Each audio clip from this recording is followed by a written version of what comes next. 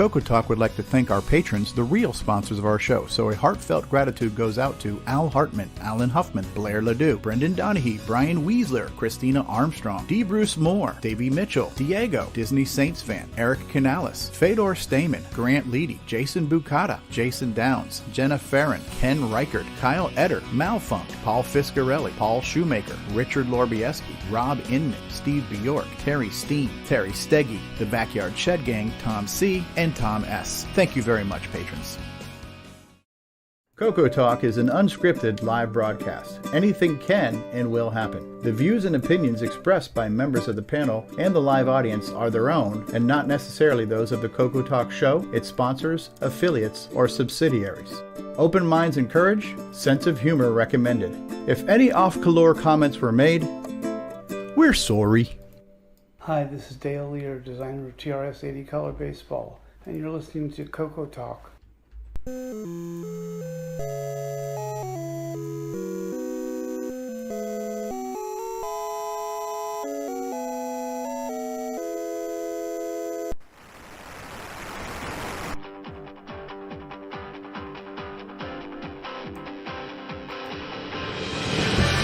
This is CoCoTALK, the world's leading live talk show featuring the Tandy Color computer. It's time to drop your socks and grab your real-time clocks, and let's rock. CoCoTALK is rocking the 8-bit world, keeping the Tandy flame alive. We may be mocked, but we'll never stop, cause CoCoTALK is rocking the 8-bit world.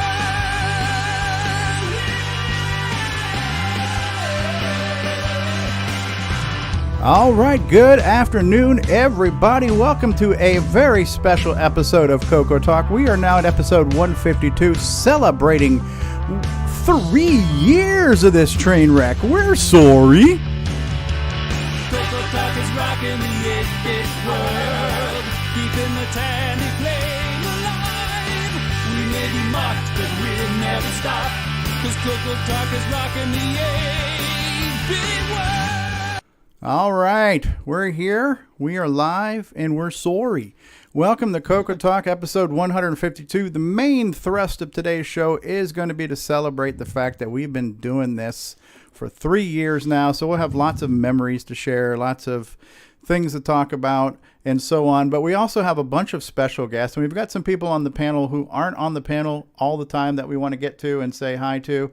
And we also have some people who are pressed for time. So we're going to break protocol, which is consistent for this show. And we're going to jump right in and introduce a special guest that we have today, who's one of our special guests that's pressed for time. Somebody who's joining us from Scotland. And and we don't get a lot of people from Scotland on this show. So we're going to play This Is Your Life, Duncan. Thank you for joining us today on our special 3-year anniversary. So how are you, Duncan? Fitzman, I'm fine.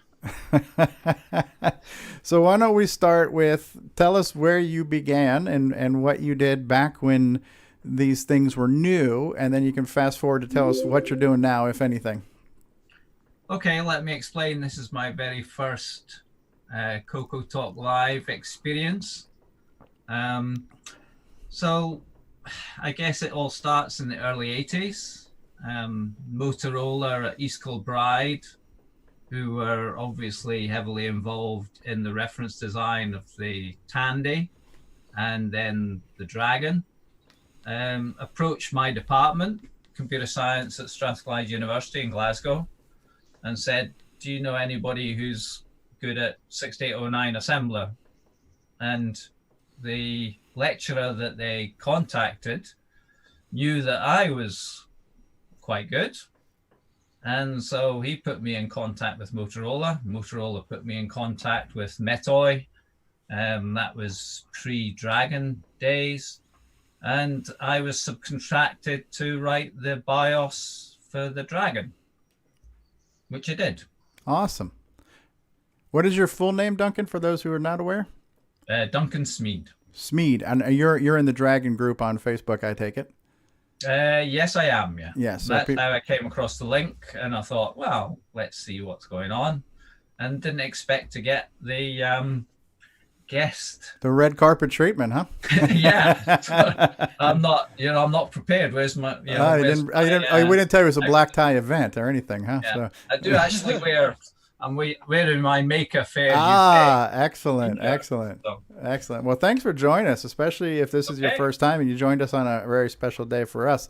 So you made the BIOS for the Dragon. Is the BIOS different than the basic ROM, or is that one and the same, or is this something that boots up before it goes to basic, or? the BIOS is the interface between the hardware and the basic and the operating system. Okay. So they flew me across for one day to Seattle to actually pick up the basic ROM image and so on. Merge that really with the BIOS image. And because I wanted an Easter egg in there, my initials are in the BIOS, but I patched those in by hand before giving the image to Motorola. Oh, that's awesome. So if you actually, there's a poke at the, I can't remember the location. It's mentioned, I think, inside the Dragon, that and that's the end of line sequence for a printer. So at the moment, it's just carriage return line feed. So it's a count, the 2. If you change that to something like 6, then you get my initials at the end of every single line. Which I thought was quite a nice way to get a Easter egg in the system. Excellent, Cool. excellent. I'm sure you're familiar with Karen, who Sixy, as he goes by, who made the XROAR emulator. He's in a live chat. It says, "Thanks for signing the inside of my Dragon last year, along with everyone else's." I'm sure I wasn't annoying at all. Or was it the year before? He says. I was the year before. The year before. I didn't Okay. last year. It's the year All right. before. Where did that time go? I know. So I devalued the value of the book. Well, that's great. So how long were you involved with the Dragon after you made the BIOS for it? I was a consultant to Metoy, latterly Dragon. Kept my job as a lecturer for a year or so. And then, of course, when Dragon spun out of Metoy, they really wanted a technical lead on the software. And so they made me an offer I couldn't refuse. So literally doubled my salary. Wow. So I moved down with my wife to Wales. My first child, a daughter, was born in Wales, not long after moving down there. And so I led the technical software department. Wow. Now, her first name isn't Tano, is it? Sorry, no, it's not. So obviously you had a background in computer science before. You didn't just wake up one day and say, "Hey, let me try making a BIOS." What were you doing that led up to that point where they reached out to you? Okay, I was a student at Strathclyde, started in 73, graduated in 77, started a PhD. Didn't submit the PhD, but still got a job as an academic lecturer, a professor at Strathclyde. And about 3 years into that job, I was offered the opportunity to work on the BIOS. That's awesome. What was the first system you started working on? PDP 1110, I think. Wow. No, we have a few other people here who've used PDPs as well. So, Very cool. Very cool. Yeah. And when did you when did the kind of train ride sort of end before the retro movement came up again? When did you kind of move on to quote unquote real life? You mean real life after Dragon? After Dragon, yeah. When did you move on? Like when did the Dragon when did the Dragon bubble burst for you initially? Well, pretty much once the commercial director predicted the pre-Christmas sales would continue to accelerate post-Christmas. So the sales curve was upward all the time. And of course, that meant that after Christmas, once everybody bought the Christmas presents, the sales dipped significantly and they were oversupplied with components and what have you. So basically, it was self-imposed. did you do updates for like the Dragon 64 or some of the prototype Dragons when they started working on these dual CPU units and stuff? We were working on things like the Dragon Beta, Okay. OS 9, and so on. So yeah. No, neat. I think one of the nice things, I don't want to monopolize, so we can move on. Otherwise, okay. No, that's fine. This is interesting. It's gonna be all right. me. So at some point in time, the Dragon glory faded. Yeah. And when did you get back into this as kind of a retro hobby to kind of get back, well, join I'm the communities? Not really back into it. I went to the Computer Museum in Cambridge for a Dragon meetup a couple of years ago. And that's why I think I'm an imposter, because I don't have a retro setup. It's something that I want to do. I only popped in to find out what was. And to be honest, that's fine. The As we were talking in the pre-show, I mean, we just had Greg Zumwalt on last week as our special guest, and he doesn't have a CoCo actively set up either. So it's the fact that you guys were part of the original history of the platform is just fascinating to most of us. Well, I don't want to brag. What I might do.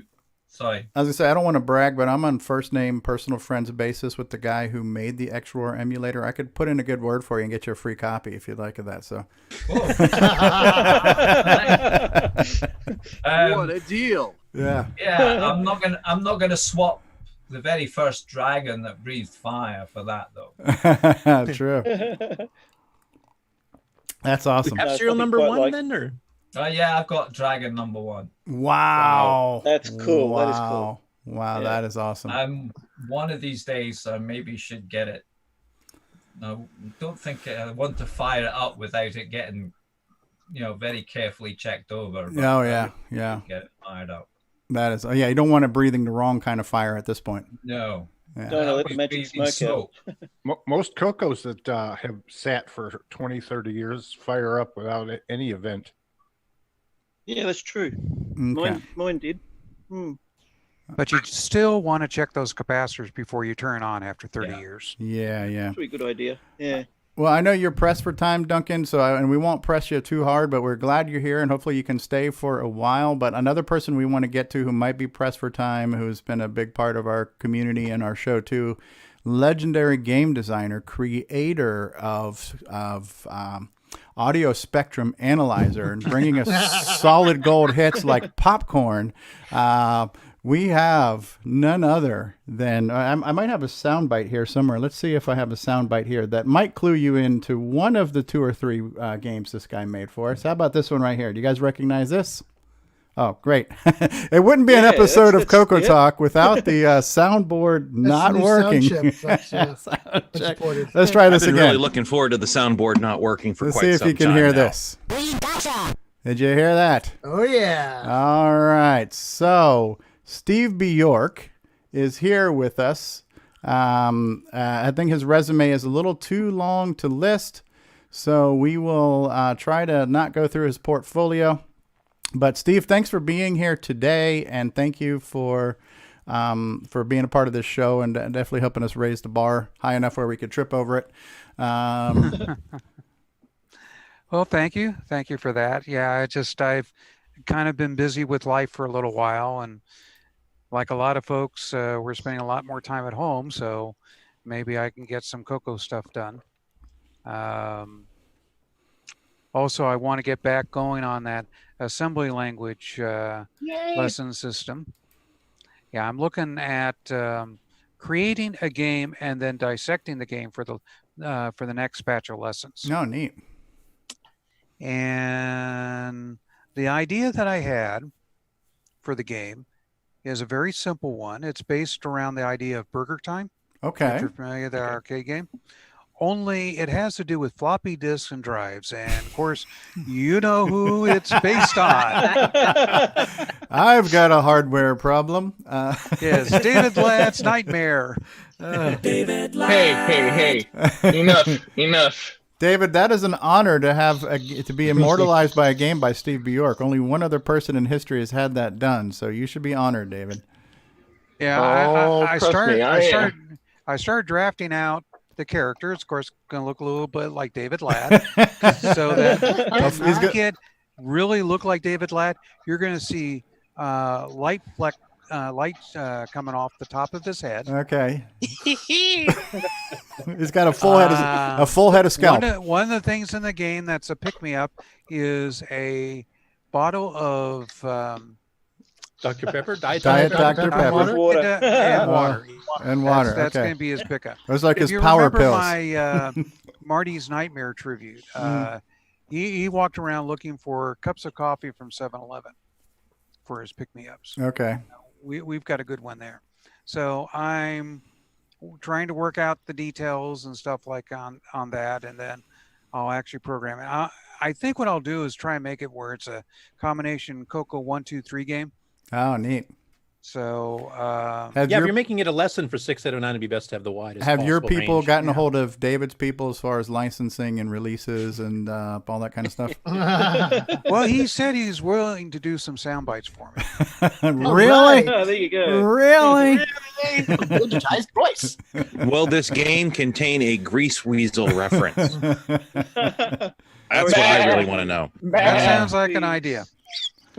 Yeah, the audio phrases that the game will say will only be in the CoCo 3 version. I was going to say, we're probably going to have to be pushing some 2 meg upgrades because we can go crazy with sound bites with David Ladd. So yeah, well, that's the thing is it'll look to see if it's got 512 or 2 meg, and if it's got 2 meg, it'll put in things like the grease weasel and stuff like that. So. Steve, another option for the CoCo 1-2 owners is if you have an SDC, you can use that new stream.io command to blast some sound right off the SD card directly too. You could do that on a CoCo 1 and 2.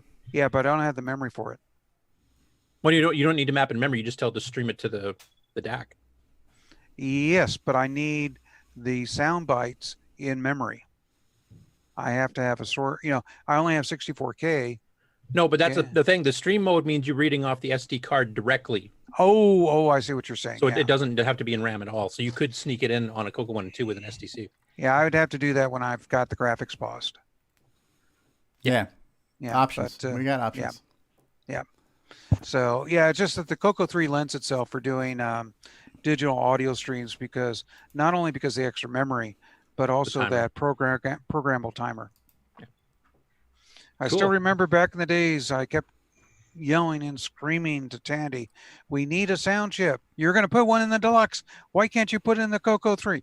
Well, we're giving you a programmable timer, and you can use that to do digital sound. I'm going, great. Really? Why did Tandy do that? No corner left uncut. I was just looking back through our catalog of shows, and it was episode 13 was the first time you made a surprise guest in our live chat, Steve Bjork. So that's definitely one of the turning points in our show reaching. And it went downhill after that. I understand that. Reaching celebrity status. Yeah. Fade into the dumpster. Yeah. So you joined our live chat one time, and I'm thinking, oh, well, he's seen the show. Because we had asked you on Facebook, would you come on and do an interview? And you're like, well, my schedule's busy. And then you watch our show. I'm like, oh, he's seen our show. He'll never be on it now. So I do have to apologize to the folks that when it comes to my picture, I was trying to get the video working this morning, but for some reason my camera just died. It's been working for years and just wouldn't work today. It's got coronavirus. Yeah, probably got to reinstall the Microsoft something. Windows Update virus. No, it's just it's a Logic virus. Nah. Tell us the truth. You're in your underwear and you just didn't want to be seen. Oh, my. Anyways, but yeah, I've been watching the community a little bit, trying to catch up on the stuff on Discord. Little plug for Discord, guys. You can't get enough of your CoCo. Go to Discord. It's almost as good as being at a fest. Almost. Yeah. And you've definitely contributed a lot to our show in content and in kind of production, steering some of the production value and getting us to focus on streamlining things and stuff like that. So, yeah, you're one of the many people who have made this show better. So I definitely want to say thank you for. Well, thank you for that. But the thing is, I've also noticed you guys have been working hard on yourself, trying to streamline the show a little bit. Yeah. I'm surprised. Wow. Yeah. I don't know if I'd call 4.5-hour episodes streamlined, but sure. Yeah. It's a smooth 4.5 hours. It is. It is. It's like butter. All the time. It's a dry heat. The only way you can get through a 4.5-hour show like that is to have your favorite brew next to you. Yeah. Jason, did you say dry heave? No, it's like a dry heat, like in okay. Arizona like a dry or somewhere. Heave, and I was Yeah. going to agree with you. No, Okay. no. We actually have about as many people in the panel today as we usually have in the audience. There's something like 23 people on our panel. We might be breaking a record here, and we got new faces, which we're delighted to have. And so it's always great to hear from people we don't get to hear from all the time. So we'll hopefully get a chance to say hi to everybody. So we might have a potential new game and some more assembly segments, which was great. That was kind of a natural evolution of things.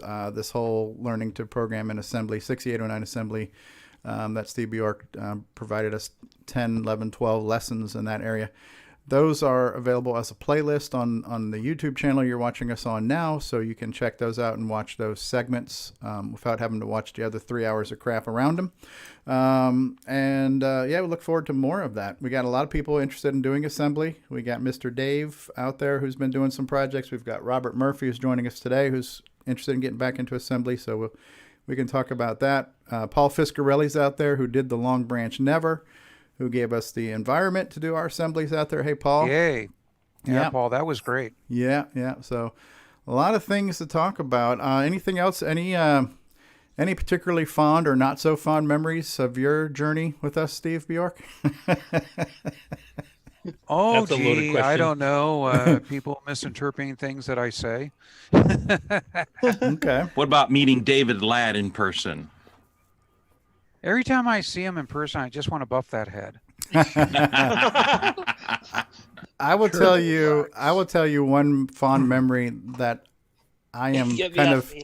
a fond memory I have that I'm kind of vicariously doing because I didn't actually get to experience it with you. But obviously, a lot of us who were kids on our CoCo played games like Zaxxon and on all the other games that Steve Bjork brought to us.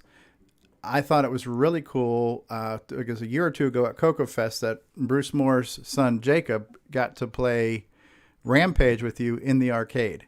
So, if I was a kid, I never would have imagined in my lifetime that I would get to play a video game with the guy who made the video games I played when I was a kid. So here we have a kid of a guy who had a CoCo who's playing with the guy who made the games that he played when he was a kid. So it was this whole big mind is blown thing. So that to me was a real special thing, even though it wasn't me, it was Jacob. I just thought that was so cool that we got a chance to do that, Yeah, that was definitely a fun afternoon or evening in the arcade.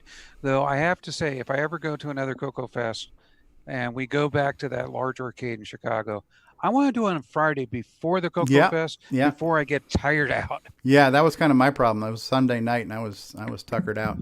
I keep saying that, but it never happens. Yeah. I'm going to get there Friday. We're going to do it. And I don't get until this time. And people need to get there early for that. I think that's the whole problem. We did do it last year at VCF, right? So we did manage to make it there. VCF Midwest. We went to Galloping Ghost. I think it was still in the evening though, wasn't it? Yeah, but we made it. We made it. I didn't make it. I didn't make it to Galloping Ghost at CoCoFest because I was too tuckered out. So. Oh, I've been there 3 times now. So. Yeah. And tuckered out every time, but it was still fun. I had a business trip the next morning. I had to drive, so I wasn't able to make it either. Yeah, of course, I will warn you one thing about that arcade. It is tight in there. The machines are so close that your butt is hitting the butt of the person that's playing the game behind you. Yeah, Not that is social true. distancing. No, it is not. Yep, definitely not. And I'm pretty sure they were not wiping down all those cabinets and buttons and controllers in between plays either. So, someone who's never been to the Galloping Ghost, the fire marshal. You have to wonder. Not a California fire marshal, that's for sure. There's a game in there somewhere. Oh, there is a firefighter, a big stand-up firefighter game where you have a virtual fire hose and something. And I think I played it once. Somebody, I don't know if that was you, Stevie, or if that was Tom C. Someone else and I played that game. I don't remember now. I don't remember playing with a hose. So. And then there was an old Atari game that they had there where the old black and white one. Drove around a fire truck. Oh, neat. I remember playing that one. Neat. This is familiar. Jason's broadcasting from his bathroom. Yeah. All right. So do we want to try to get to the panel now and say hi to the panel? And then we will. Sounds good. For those of us who are newer to the panel, we'll do a little mini life story from you. Short life story, if you feel like sharing your life. So how about right now, I'm going to go ahead and introduce the Hollywood Squares. We've got 24 people on the panel right now, which is pretty cool. This might be a record. We're breaking the internet. But our resident Apple guy, Mark D. Overholzer's here. Hello, Mark.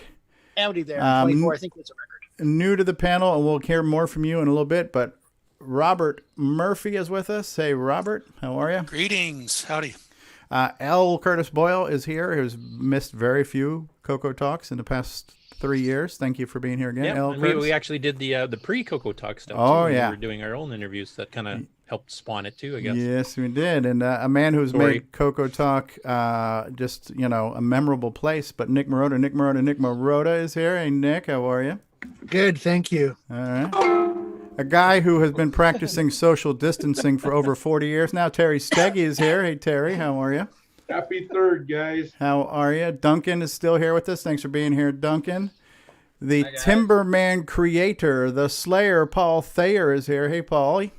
Hey, everybody. How are you? We have a guy who has made a game. Let me see. I'm trying to remember the name of his game. If I'm not mistaken, the name of his game is called Nightmare Highway. Nightmare Highway. And that would be none other than Ken Reichard, famous celebrity brother of Jason Reichard. How are you, Ken? I'm doing fine. How are you? We're doing great. I'm not sure I'm going to pronounce your name right, but is it Bells, Damon Bells, or is it Beals? Oh, it's Beals. Beals. Hey, Damon. Thanks for being here. Thanks for joining us. Hey, having fun. All right. We have our backup streamer, producer, engineer, and all-around fun guy, Mark Bosley's in the house. Hey, hello. From Arizona, Ron Delvo is here. Hello, everybody.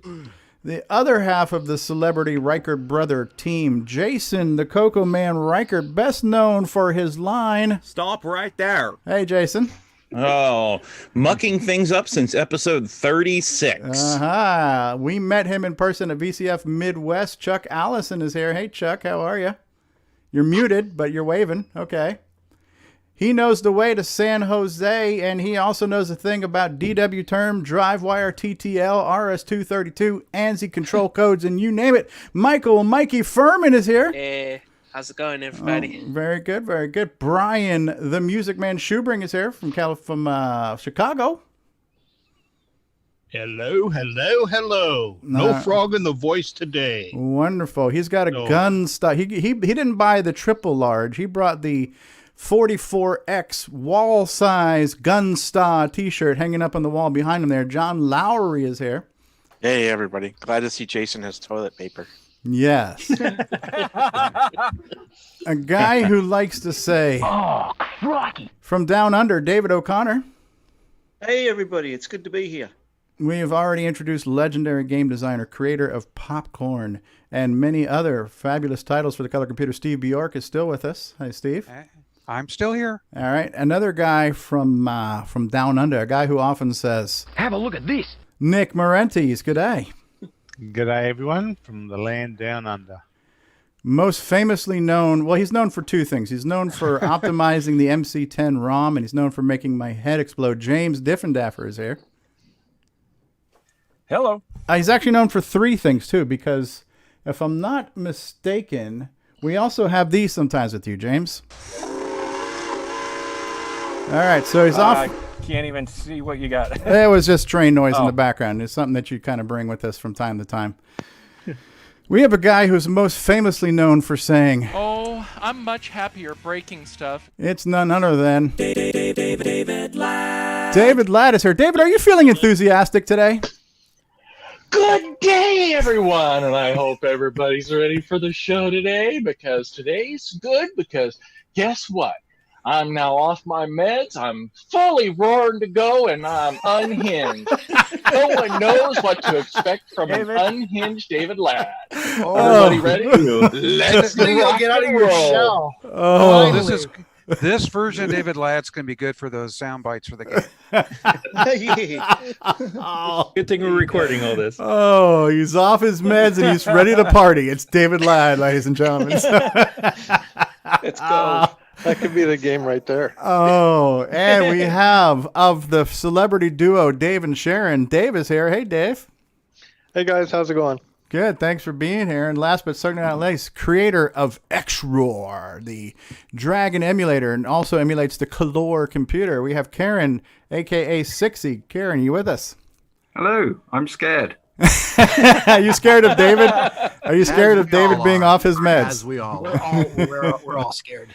Oh, Lord have mercy.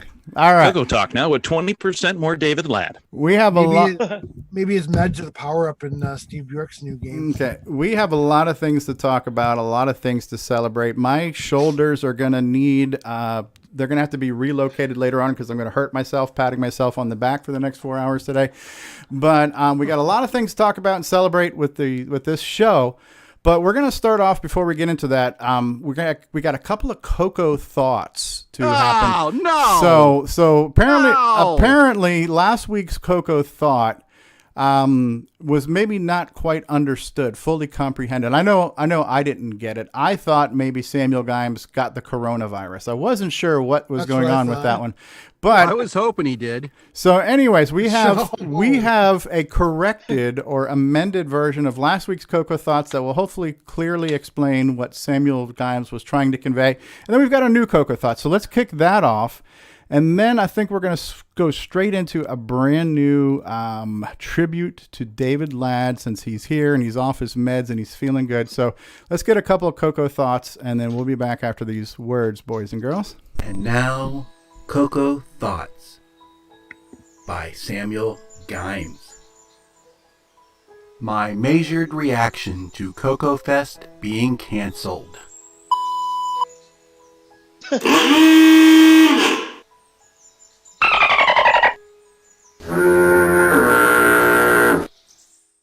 And now, CoCo Thoughts by Samuel Gimes. I Wonder a Starship Chameleon was Boy George's favorite Dragon 32 game.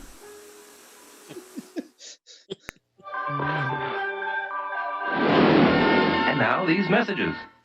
Radio Shack, America's technology store. Computer shopping has never been better at Radio Shack. Here's proof. Our new ultra-high-performance 386SX 20 megahertz computer with 85 megabyte hard drive, only $12.99. And it's from Tandy, manufacturer of the best-selling PC compatibles in America. Or get a 286-based Tandy home office computer with color monitor and hard drive, only $899.95. Shop your friendly nearby Radio Shack. Great selection, superior service. Nobody compares.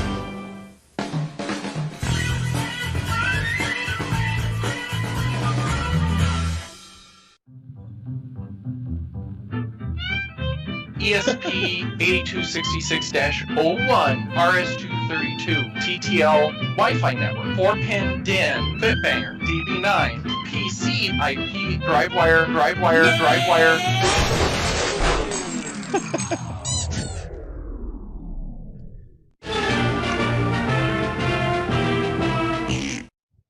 G'day, this is Nick Marionettes. Crikey, after you buy Gunstar... Stop right there. Okay, fine. After you bought Gunstar, go ahead and buy your copy of the CoCoFEST edition of Nightmare Highway. Nightmare Highway. It's a quarter of the quality at half the cost. Hello, I'm David Ladd. Thank you for watching CoCoTALK, the world's leading live CoCoTALK show. This portion of CoCoTALK brought to you by Placeblex Dietary Supplement. Placeblex, thought to help you with your floppy life.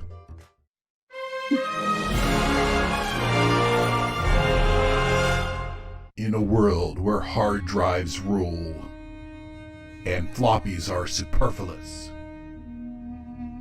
one man, one legend, one old fart dared to learn the floppy and took the brunt of jokes. Then...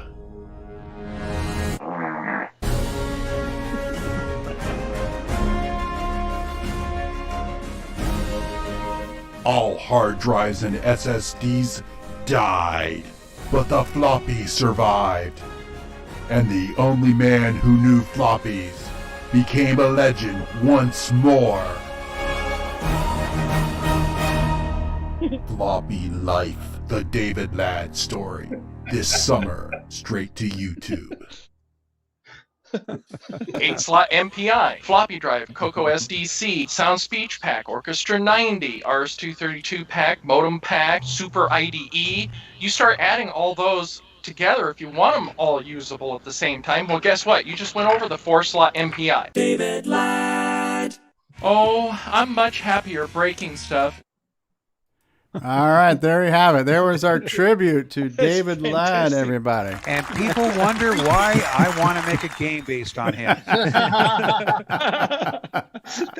in Right so there. much trouble. Make sure you have him pick up pills so that he doesn't lose it. Like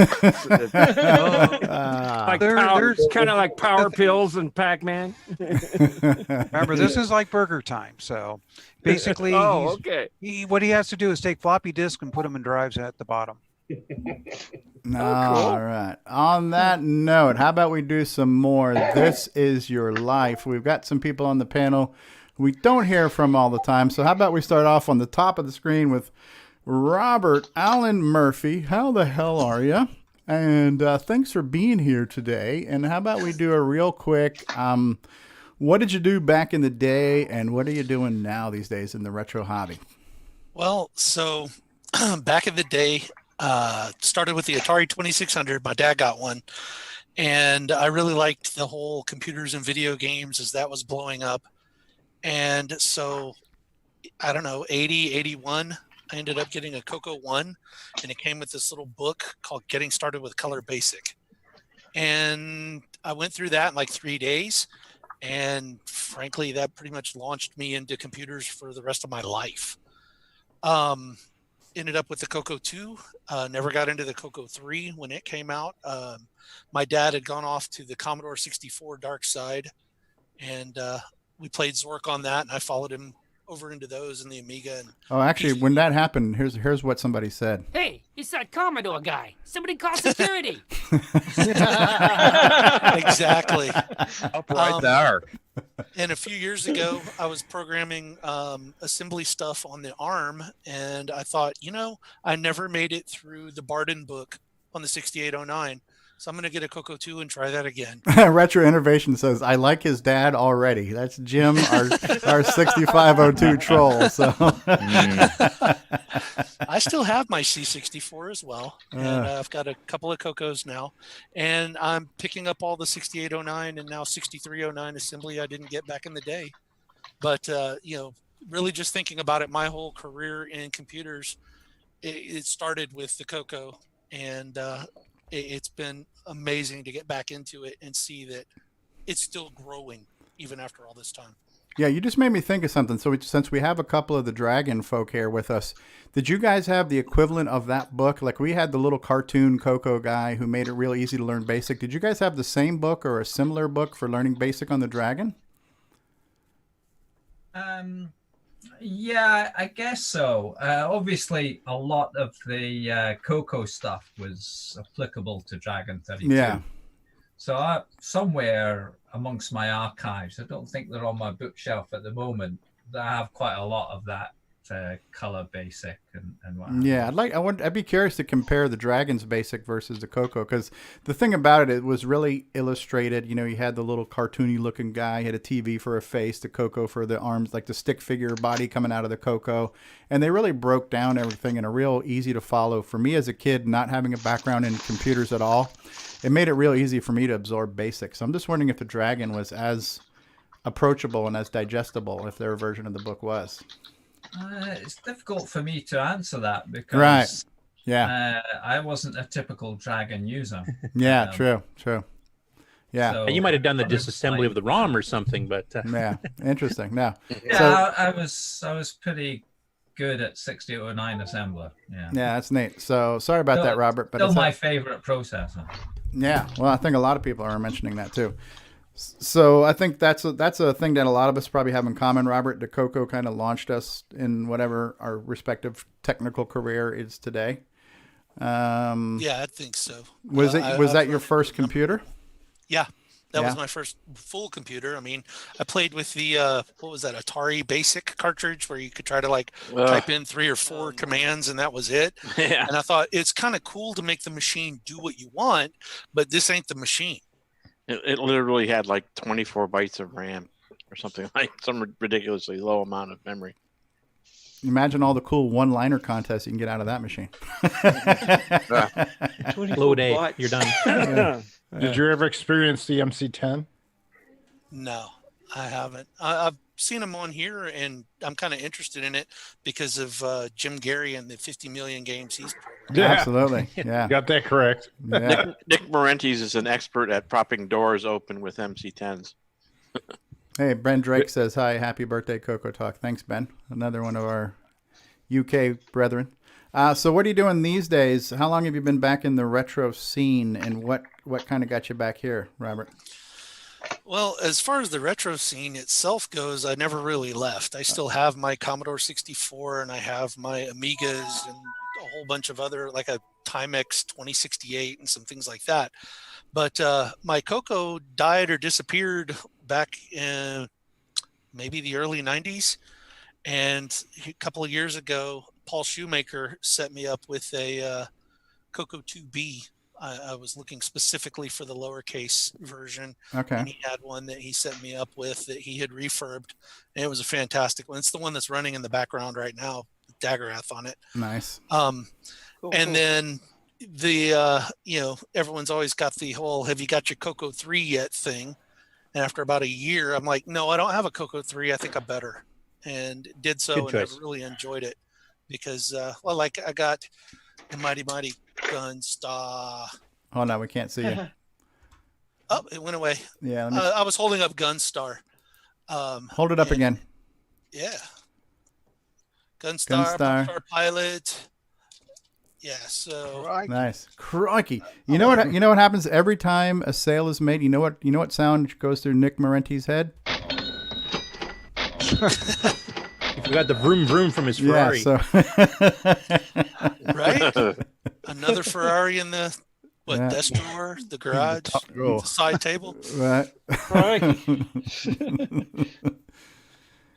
But that's, today I work on a distributed supercomputer system that's something like 20,000 machines. And the things that I've learned from just doing assembly and basic programming, I get to teach all the kids coming out of school today saying, look, you need to save memory or save cycles or whatever, just to make the dollars we spend on the computer worth a little bit more. And that all goes right back to that getting started with Color Basic book. Wow. That thing That's was, cool. It's still my example to show people, here's how you write technical docs. Just do it like this. Yeah, cool. That's great. When did you rediscover the communities, at least, as far as the mailing list, the Facebook page, or what was your first thing you found that kind of got you back into communicating with everybody? CoCopedia, actually, the wiki. Okay. Because as I was trying to pull the CoCo 2 stuff together, I ended up, Googling everything and kept landing on different articles at CoCopedia about things like DriveWire and the stuff that I was looking to get working. Is that the one that Alan Huffman's doing? Yeah. Okay. And then beyond that, the, Dennis Bathory Kitz's mailing list, I had seen, landed on pages that were from that over the years. So I signed up to that. Ran across the podcasts, and I was never really a fan of podcasts or video casts, and kind of looked at okay, fine, but as I started going through them and realizing that there was so much going on, it was worth investing the time. And so probably over the last 2 years, I've slowly just ramped up. Cool. Yeah, we've noticed you've been in the live chat for a little while now, so I'm glad we finally got a chance to speak to you. So thanks for joining us. Yeah, sure. we will run around and hear from a few more people now who aren't always on the show. Paul Thayer, we don't hear from you a lot, so we'll get to you, but we won't get to you just yet. But hey, Damon, you ready to play This Is Your Life? Sure, why not? All right. Well, thanks for joining us on our special 3rd birthday. We are almost out of diapers now in this show, so. Yeah, I've been listening in to the YouTube videos for about a year now. So I think I know a lot of you guys, but we've never met. Can you guys hear me? Yeah, we can hear you. Yeah, we're now meeting the way everybody in corporate America is meeting now too, because everybody's doing go-to meetings and not coming into workplace anymore. So this is just like a company normal work day now. So it is. Where do you live? We use Zoom at our work, and yeah, I've used it all this week. So I'm just outside of Indianapolis, Indiana. Oh, so you're close to CoCoFEST too, then, when it happens. Yep. Well, my quick history,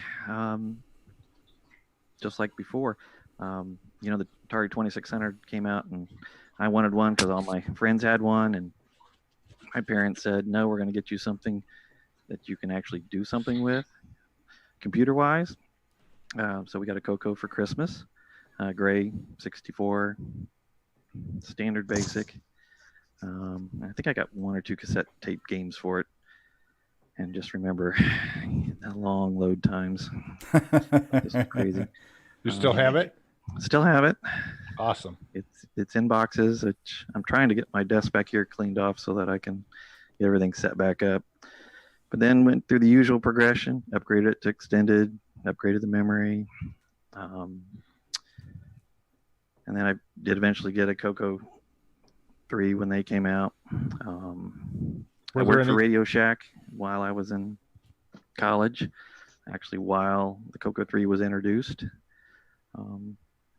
So, saw one of the first ones, unboxed it, set it up in the store. Couldn't take it home, but at least I got to do something with it. And was a member of the Indianapolis Color Computer Group, which, saw an ad in the paper for it. Went to one of the first meetings, didn't realize club is really pirate sharing software group.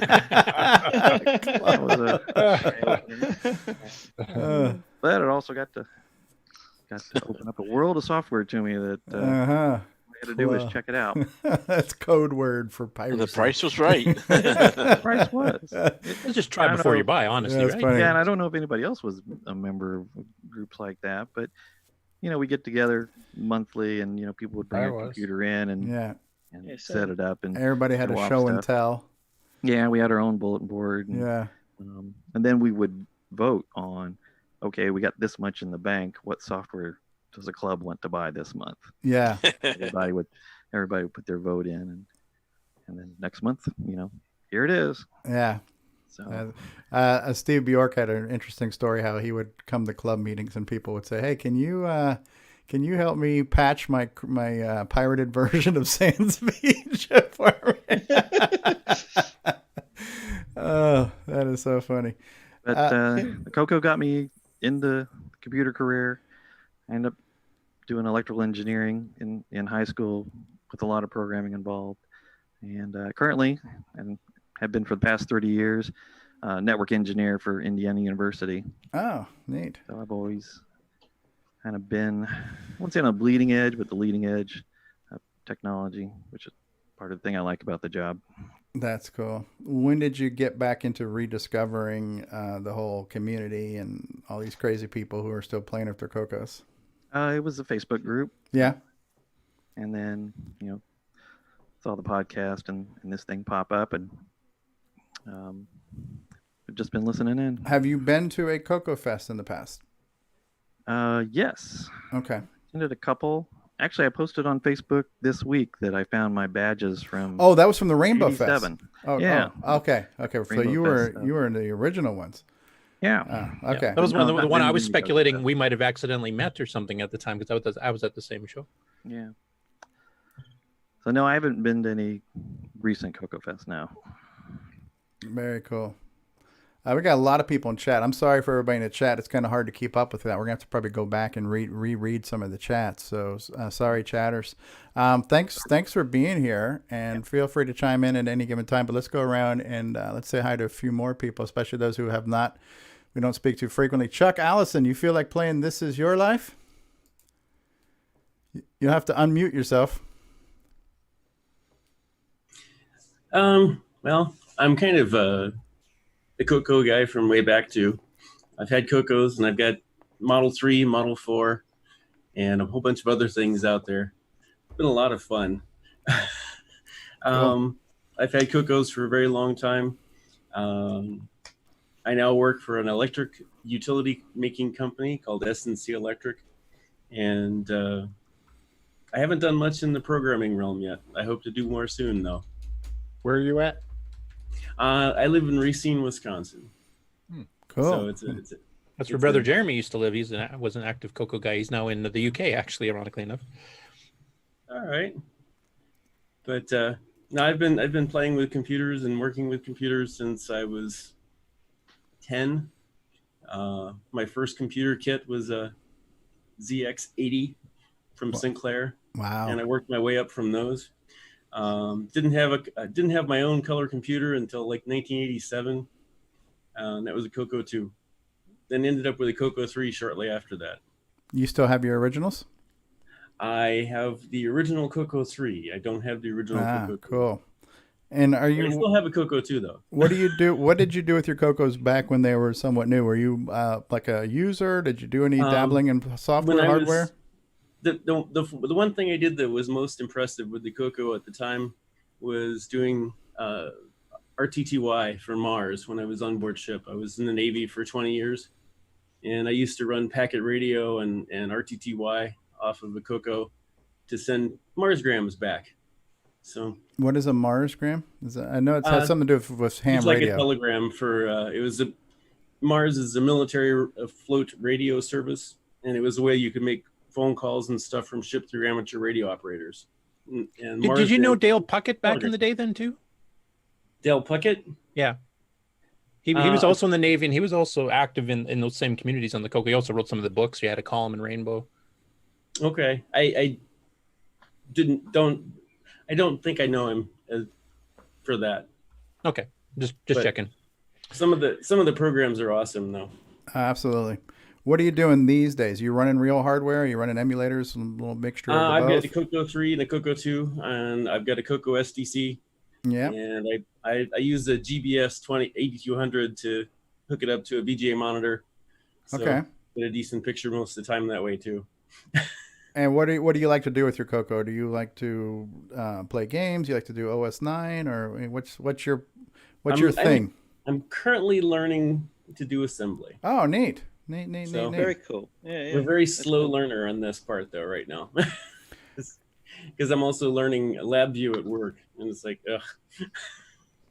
And how long have you been like part of these different retro communities and stuff? Has it been a while, or kind of new to it? Or Recently got back into it. Hadn't been in it for a while, and the Vintage Computer Fair, or the Computer Expo, Midwest Computer Expo last year. That was where I first got back into it. Pretty quick. Okay, and that's now I have a bunch of them. neat. Yeah, I remember seeing you at VCF Midwest last year. Mm-hmm. So very cool, very cool. We're glad to have you here today on our birthday, and feel free to chime in as we continue to go around and talk around. Who else is here that we haven't? Karen, can we put you on the spot? You can try. You don't have to be on camera if you don't want. You are on camera. Look at this, ladies and gentlemen. Very rarely seen live on video. The author of X-Roar. We need something like this. We need like the Nightmare Highway. Oh, that's the wrong button. But yeah, we're.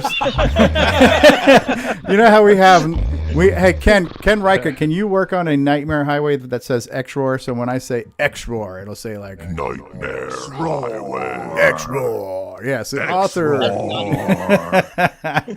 Karen, thanks for being on the show. You've been on once or twice in the past. You're probably most known for creating the XRoar emulator for the Dragon and Color computers. When did you get into computing originally? Well, early 80s. It'll be the same story as everybody else. I had a Dragon. I had a Dragon 64, so probably about 83 or 84. And very much the same story that kicked me off into the career I have. Yeah. And what do you do now what pays the bills? Oh, I'm a sysadmin to pay the bills. XRoar is not, you're not quite making Nick Marenti's pop star money on your XRoar sales? No, not what came through. Maybe if you start charging for the new online XRoar, maybe. Yeah. Well, no. Right. Well, I mean, I like XRoar. XRoar Online. Yeah. XRoar is a great emulator, very user friendly.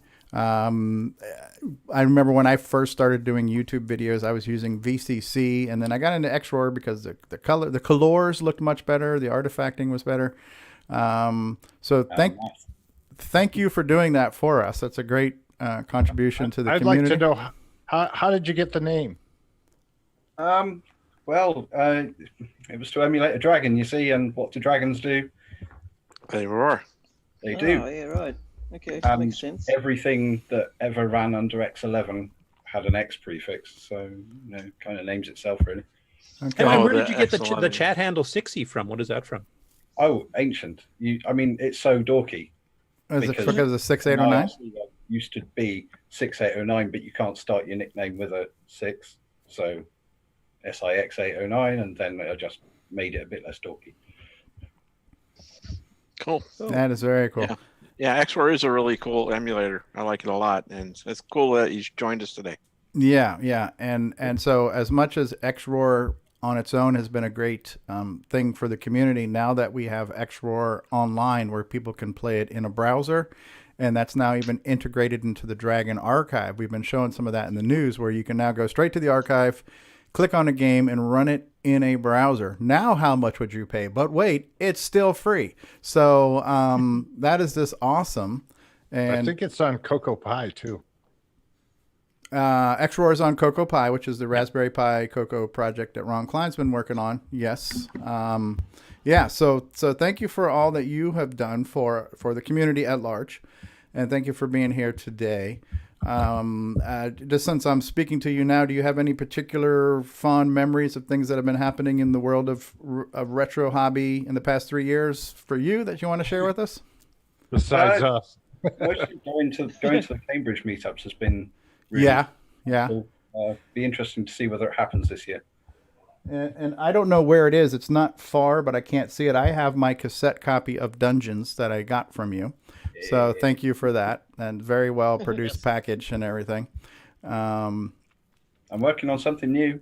Excellent. And I know part of XRoar is Bosco. Steve Bamford has been working on the Circe's Island, which is one of the most anticipated games now, next to Gunstar and Nightmare Highway.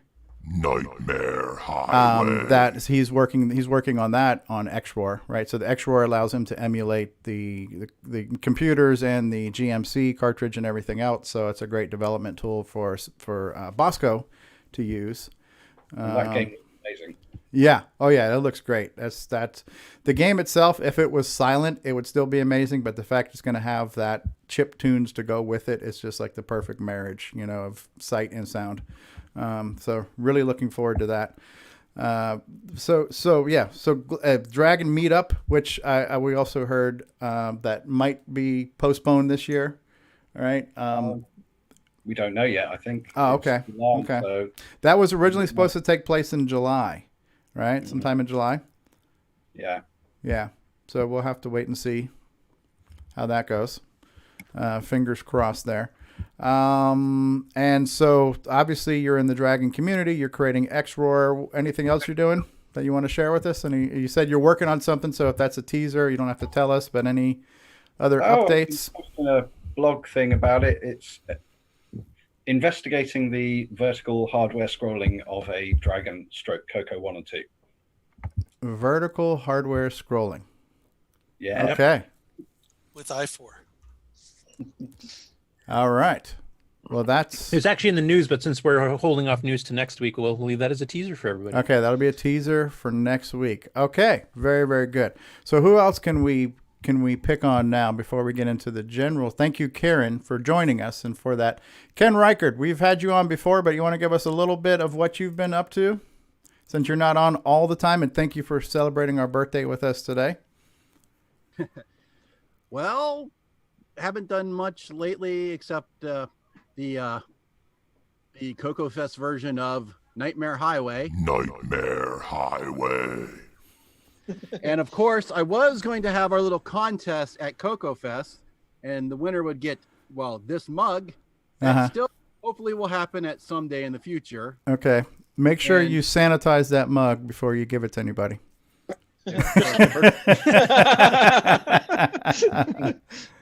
And will it go in that little chalice holder? It will. It will. I have plenty of time to fix it up now. So Okay. And also, I'm really throwing caution to the wind because I was going to sell some Nightmare Highway CoCoFEST editions at CoCoFEST. Yes. I've gone ahead and and afterwards, if there was any demand left over, I was going to make them available to buy online. But since CoCoFEST is canceled until after the zombie apocalypse. It's postponed. Don't use the C word. It's not canceled. It's postponed. Postponed until after we all get back from the Winchester, having it all blown over. Yes. They are available now, and you can get them, shameless plug, either on a DVD-ROM or an electronic version. So now Very you've cool. really paid too much. End of commercial.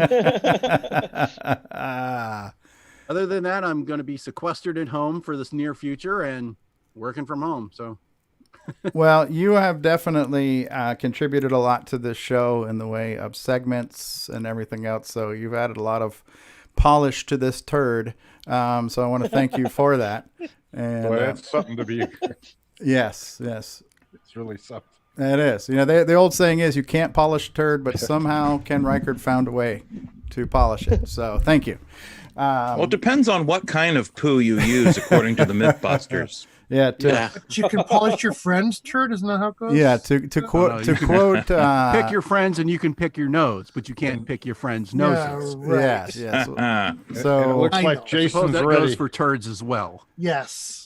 I see Ken's trying to do his thing for the killing the coronavirus. He's got microbes behind him. Yes, He's yes, he playing. does. That's good. Absolutely better than Clorox wipes. It is. We heard. Okay, David Ladd. We've heard from Dave and Sharon. Do you want to? I know we had you on at the end of a show a couple weeks ago, but do you want to remind everybody a little bit about your history and your future? Yeah, sure. Thanks for having me on. Okay, history is the same as everyone else. CoCo 2, CoCo 3, programmed the hell out of it, probably on a black and white TV most of the time. And I started hacking a lot of stuff, and I really haven't had a CoCo for about 30 years. And now I got my CoCo 2, and I'm trying to do some really good things with it. I have the Raspberry Pi in there to handle all the USB functions. I got the USB keyboard. Today I got it successfully printing on a Wi-Fi printer. So I just want to see how far I can take it on a budget. Excellent, excellent. We've just been joined by Diego from Uruguay. So hey, Diego, Diego is here. He's still muted, but hopefully he'll join us here in a second. While we're I also waiting. want to mention we have a guest from the Ukraine in the chat, Maxim Blackwell. Ah, in the chat, excellent, excellent. Well, yeah, I was just getting ready to start going through the chat. So while we wait on Diego to get here, so we started off with Mark Overholzer, Curtis Boyle, Nick Marotta, Retro Innovations. Retro Innovation says, day 5 of self-isolation. Bored enough to tune in to CoCoTALK. Thank you, Retro Innovations. Tim Franklin's out there. Is everyone within my social distance? Hey, Tim Franklin is out there. Sixie is out there. Cool. It's Duncan. He said that when Duncan first came on. Nick Marotta, Sixie, Mark Overholzer, Tim Franklin, Sixie. Terry Steggy is out there saying happy 3rd CoCoTALK. Dave and Sharon says hi, everybody. I'm obviously going back through the chat here. Tom C came in saying hi, Coco Nuts. And who else is in the live chat? Paul Fiscarelli said, yo. Hey, Paul Fiscarelli. Terry Steen, author of Balloon Fire, Gray Lady, and the inspiration for Nightmare Highway. He said, no CoCoFEST, therefore no sofas. Hey, Terry Steen. Dave and Sharon, Terry Steen. Mikey was here. Tim Franklin. Who else did you say was in there? 60, and trying to scroll through here. Terry Steen, Retro Innovations, saying, I like his dad already. That was a good one, Jim. Good timing there. Ben Drakes, our VR guy, saying, happy birthday, CoCoTALK. David Lord is out there saying, howdy. Hey, David Lord. Curtis Boyle saying, hi. Polyester Links, how are you? He said, hi, I had a dragon, so I'm kind of like a cousin. Hey, Polyester. Is that who you said is who is our friend from the Ukraine? What is their name? That was Maxim Blackwell. Maximum. So I'll catch up to that. Steve Powell's here. Hey, Steve Powell. Evan Wright on Facebook said, hi, all. Hey, Evan Wright, good to see you. David Lord, Curtis Boyle, Steve Powell, what's your next project? Who are you asking that to, Steve? Was that to Karen? Polyester Links, Ben Drakes, Maxim Blackwell. Good day, mates. Cheers from the Ukraine. Hey, Maxim, how are you? David Lord, Nick Marotta. Moat58 says, hello all. Hello, Moat. Sean Ernst is out there saying, hiya. Hey, Sean. Canadian Retro Things is there. Hey, Canadian Retro Things. Steve Powell, Dave's Hobbies, Dave and Sharon, Mr. James Different Dapper. Okay, I think I've caught up on the live chat. I think There's so. a new one, Nimble, Happy Birthday, CoCoTALK. I'm not sure who that Nimble, happy birthday, CoCoTALK. Hey, Nimble, Steve Powered. Okay, was to Curtis saying, what projects are you working on? And who else has just joined us in the chat? Diego has joined us. D. Bruce Moore has joined us. And Richek, I can't even say who that is. Rich C. Hey, Diego, can you hear us? I can hear you. Can you hear me? How are you, Diego? Same as everyone, I guess, stuck at home. Yeah. You've been part of our community for quite some time. You've been part of the train wreck that is CoCoTALK for the past 3 years. So thanks for being a part of it and sharing your projects with us.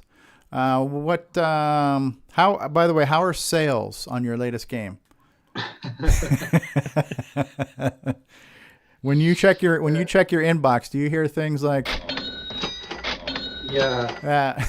Actually, I need a bigger monitor to go to my bank account. Because zeros run off the end. Yeah. Awesome. So now I got a 14 inches CRT. And that's huge. Wow.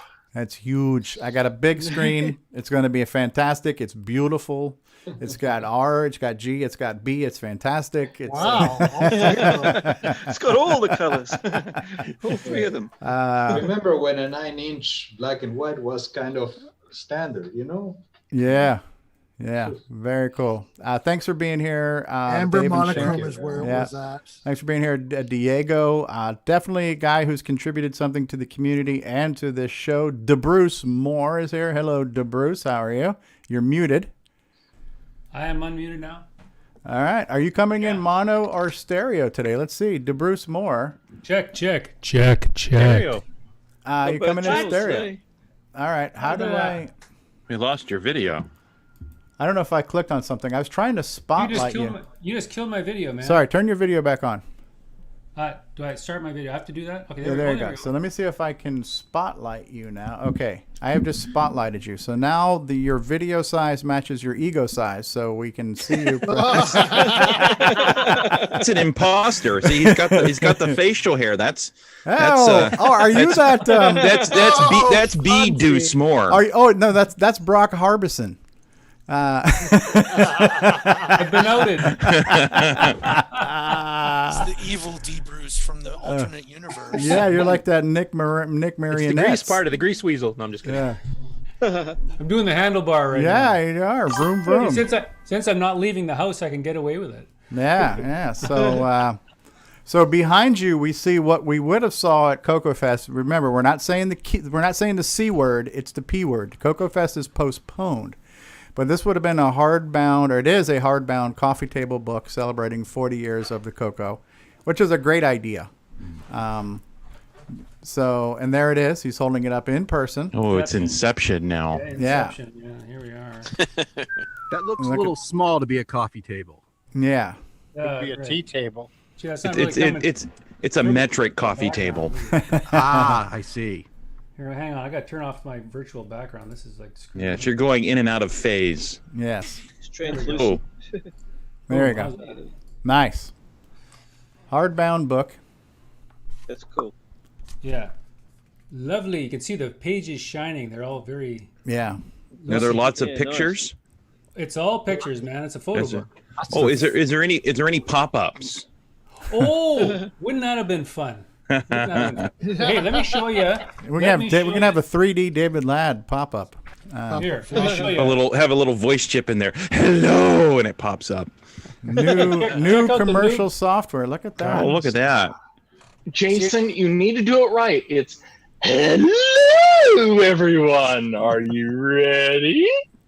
Well, my impression there is pre off meds. Yeah, it was still Yeah, he was doing subdued. medicated David Ladd. So yeah. Yeah. You see any games you recognize here? I do. I see Bomb Threat and Pop Star and Nightmare Highway. Nightmare Highway. And Flood It, Bomb Squad, Timberman, Gunstar. You name them, they're there. All kinds of games. Yeah. What's between Bomb Threat and Popstar? What is that? Flood It. Flood It, Evan Wright. Yeah. Oh, that black and white picture? Okay. No, That's the new commercial software is what he's saying. What a game. Oh, no. across Between the across the bottom, between Bomb Threat and Popstar, there's a black and white. Dungeon Crawl. Yeah, that's Dungeon Crawl. Okay, Dungeon Crawl. Oh, Okay. Oh, yeah. Sorry, yeah. I didn't recognize it. Hey, Bruce. Yeah. I got something that you just showed a little bit ago. What's that? Terry, hold on, Terry. We gotta switch things around so Terry can show his thing. Hold on, where are you, Terry Steggy? Book. I think you just showed that. Hold on. Oh, there's the Tandy. Let me spotlight you for a truck. second. Hey, you've got that? Yeah, No that's the way. Tandy truck. Look at that. Here, I'll put it back up. Yeah. Oh no, that one says Tandy, so that's a newer model. This one has Radio Shack on it. There's if you turn it around in the box, it says Radio Shack. Okay. No So way. it depends on what side you're looking at, huh? Okay. $10. I was supposed to get one of those from eBay and it fell, or from Kijiji and it fell through. Yeah, silly me. I only have the Hess gas tank truck from my childhood. I don't have my Tandy. Yeah, what a loser I am. So, very very cool. So I got another picture for you here. Oh. Hold on. Let me maximize that 1 second here. Spotlight video. Bring your biggest bang for Okay, your CoCo CoCoTALK community buck. stronger than ever, right? Look at that. We got Facebook, we got Discord, we got the archive, we got Glenside, we got CoCoTALk, CoCo Show, CoCo Crew. Yeah, we got lots of media coverage for this little machine, which is amazing when you think about it. Yeah, it's pretty amazing what we got now. Yeah. That's a really cool looking book. I like that. Like one of the more recent people we had on was Reverend Fuzzy, Chris, who did the original public access CoCo tutorial videos back in the '80s, right? Oh, those are awesome. So can you there's no way he or any of us would have imagined back then that 40 years later we'd still be using this machine and passionate about this machine, so that's so cool. Cool stuff. Who else have we not spoken to? There was somebody. Oh, Rich. There he goes. It's Richard Chrislip. Hey, Richard. How are you? A member of Glenside. How you doing? I'm good. I finally figured out how to operate my equipment. It's been All right. so long since I did it. Hey, welcome. My camera and mic are well over 10 years old. Okay. It's been long since I used them. Looking good. Yeah, it's good to see you. So you're still in the Chicago area. I know I've met you at CoCoFEST. You are a Glenside member, longtime member in good standing. We lost you. You're muted. It's west of Akron. Oh, just west of Akron. Okay, so you're not in Ohio or not. Where the hell is Chicago? Illinois. Yeah, whatever. Shows you what He's I in know. Yeah. Ohio. He's in Ohio. Listen, He's kind of centrally located between myself and John. There you go. All right. Yeah, Akron's just. For the Candy Assembly. Unfortunately, that's not happening this year either. Or postponed, or when was it supposed to happen? November? Do it in November, but maybe it'll still happen. It depends on how this crap. Yep. Yeah, we're hoping. We want to remain optimistic, but we also have to play it safe. So as much as we'd like to get together, we kind of want to make sure we do it in a way that's not going to jeopardize anyone's health or well-being. So so thanks for being here, Richard. Glad to have you. Have we said hello to everybody on the panel? I think we have. We got a pretty big panel today. We'll get into just talking about the past 3 years of celebration, but I'm going to run another commercial and then we'll be back. We have an updated commercial for Nightmare Highway, so I got to find it. We'll run that. Way to make a cup of coffee. Yeah, you're going to do that. All right, so we're going to run an updated Nightmare Highway commercial. We'll be back after this, and we're going to be talking about CoCo and 3 years of CoCoing and all that good stuff in about 3 minutes. See you then. We will return after these messages. CoCoTALK is brought to you in part by Placeblex Dietary Supplement. Placeblex. We think it works, so will you. It's a Radio Shack Merry Christmas. Oh, I remember that Christmas. Dad gave me my first shortwave radio from Radio Shack. What memories. This Christmas, we got our son's Color Computer 3 from Radio Shack. It hooks right up to our TV and was on sale for less than $130. The Color Computer 3 makes learning fun. Jimmy even lets me use it for word process when he isn't playing computer games. Lucky I still got my shortwave. Save $70 on the sale-priced Color Computer 3, only at Radio Shack. Hey, this is Bruce Moore, author of Force of Doom, and you're watching the Original Gamer's Stevie Stroke. Only the bravest souls enter. Only the most cunning return. Defeat innumerable monsters to ransom the king's scepter, stolen by the evil wizard. Your sword, shield, and wits are your only allies. Pray you find a magical inn as your only respite in the forest of doom. For the tiny color computer 1, 2, and 3. November 2017, if you dare.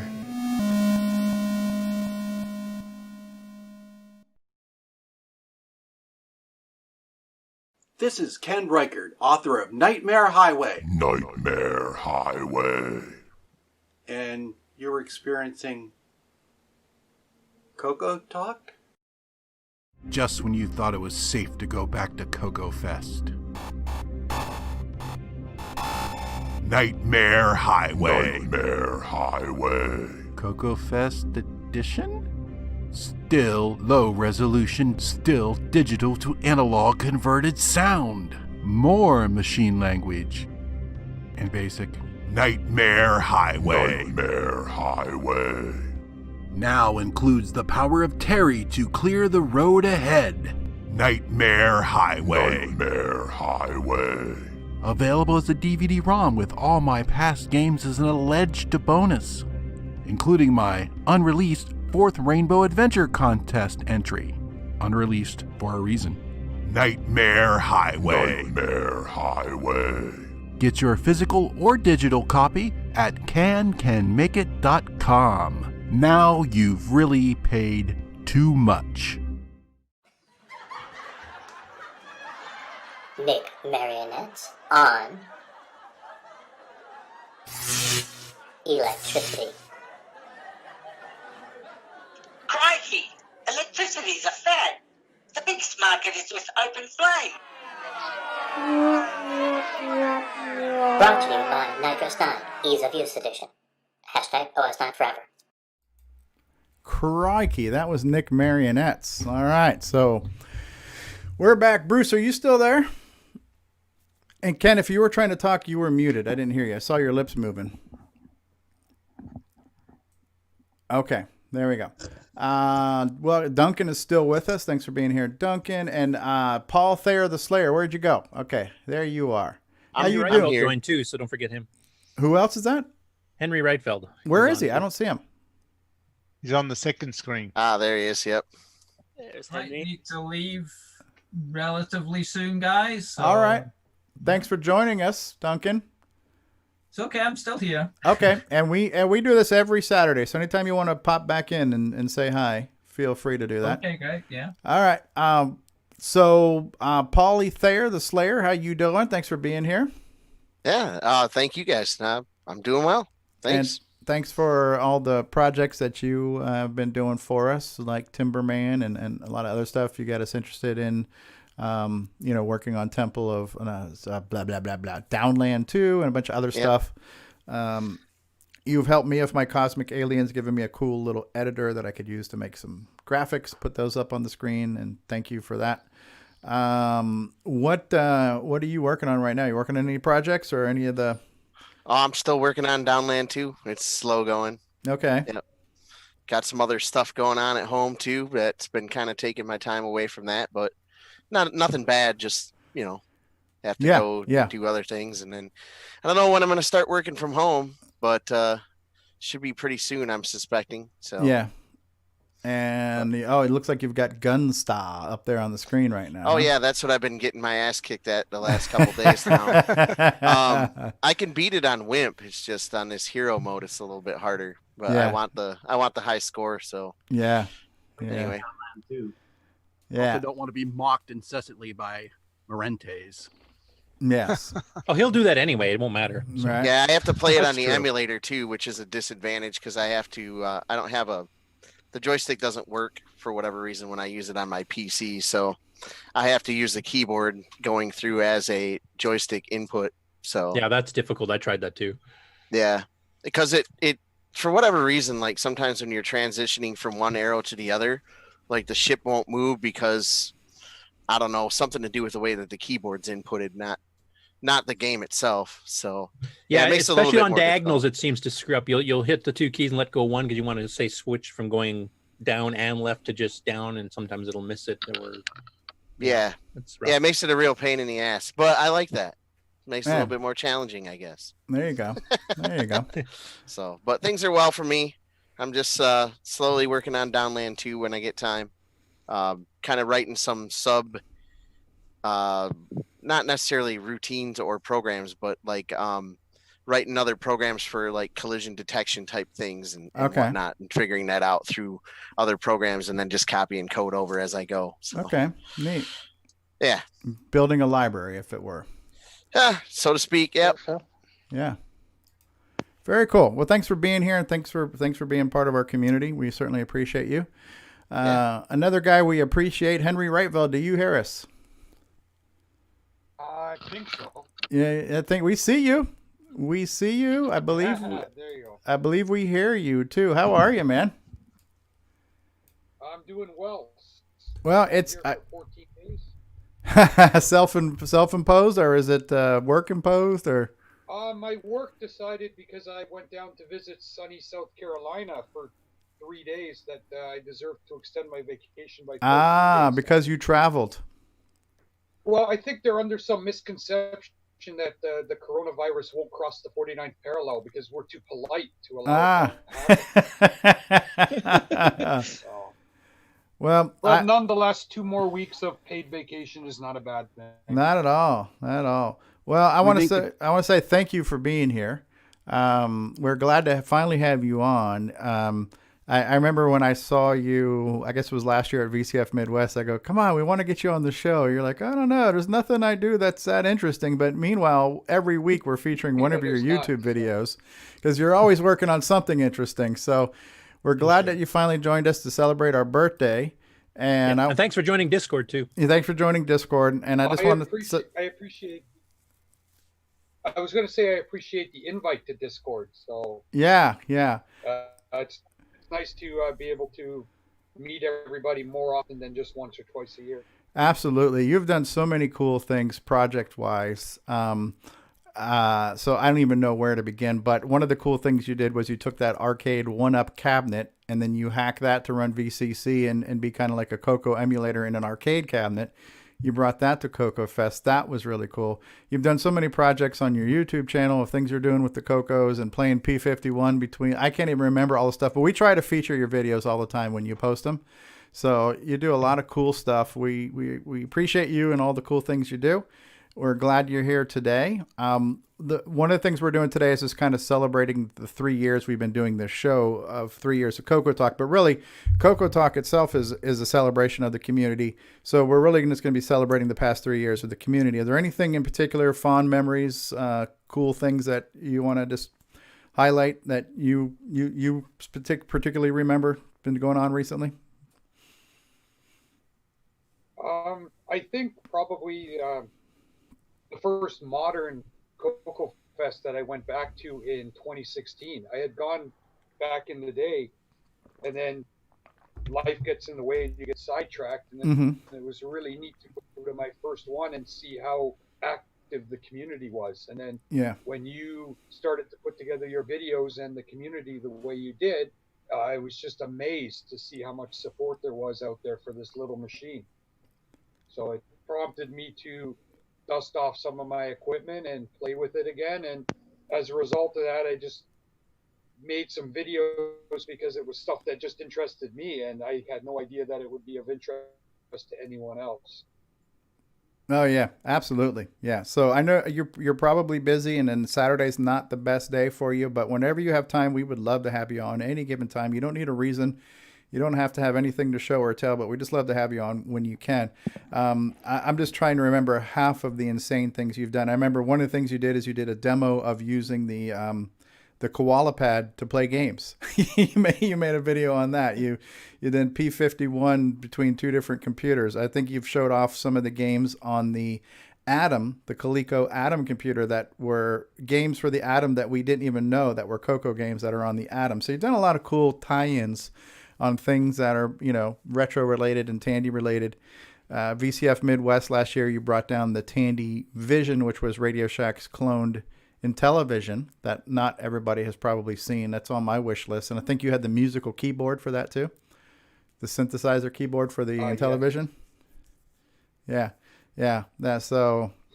And your latest video, which we normally would have been covering in news, but we'll be postponing most of their news stories till next week, was the one where you're doing the speed test loading Gunstar, because you just received it between a real floppy drive, the CoCo SDC, and HDB DOS, I believe it was, hard drive controller. I did the physical disc just because I'm a sucker for physical media.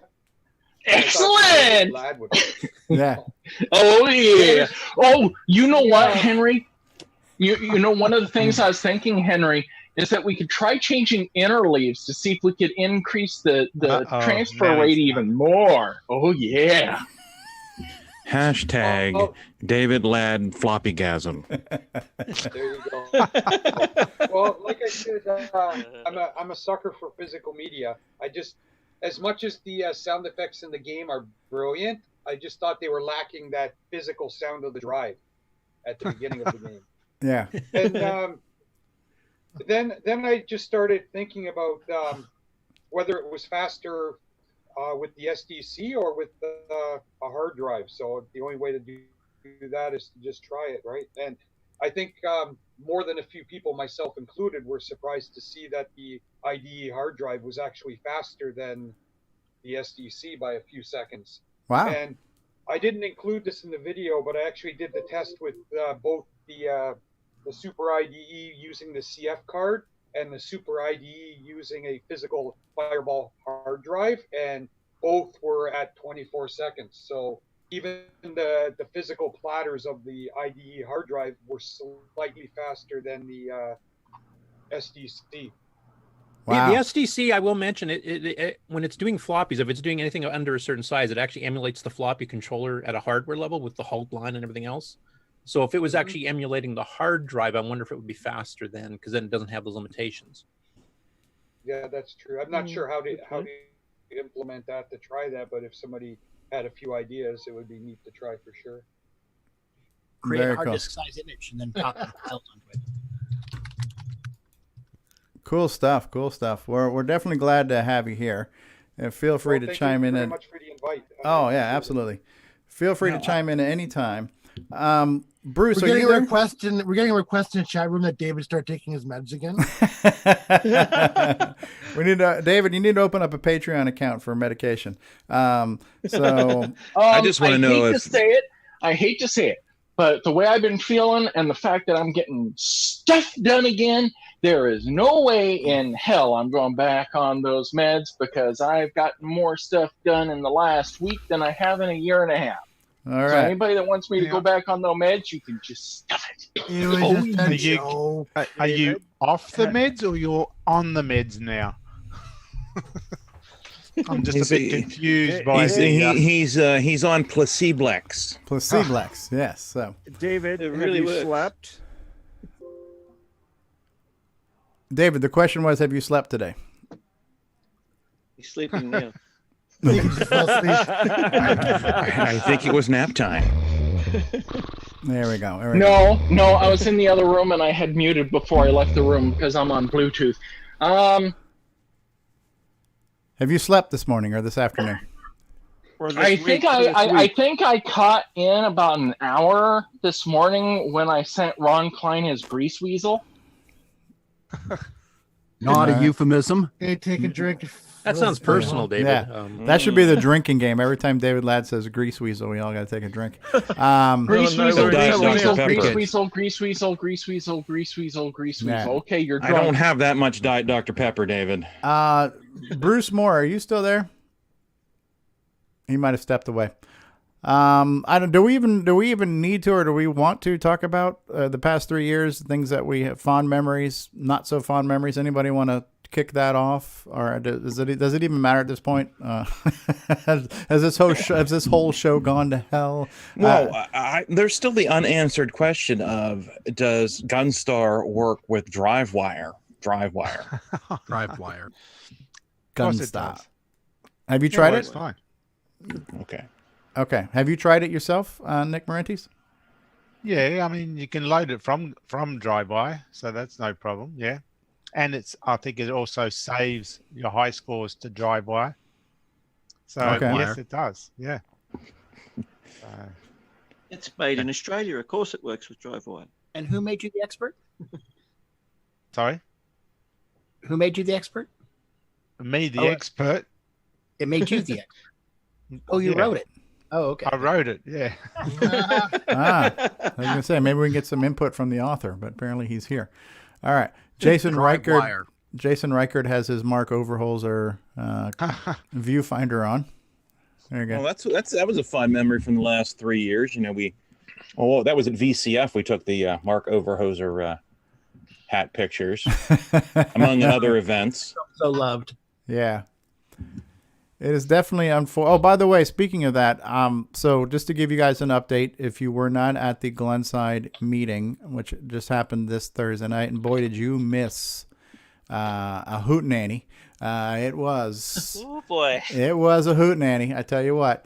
But right now, so as you all know, CoCoFEST is not canceled, but it is postponed. Right now, they're canceled. Don't say the C word.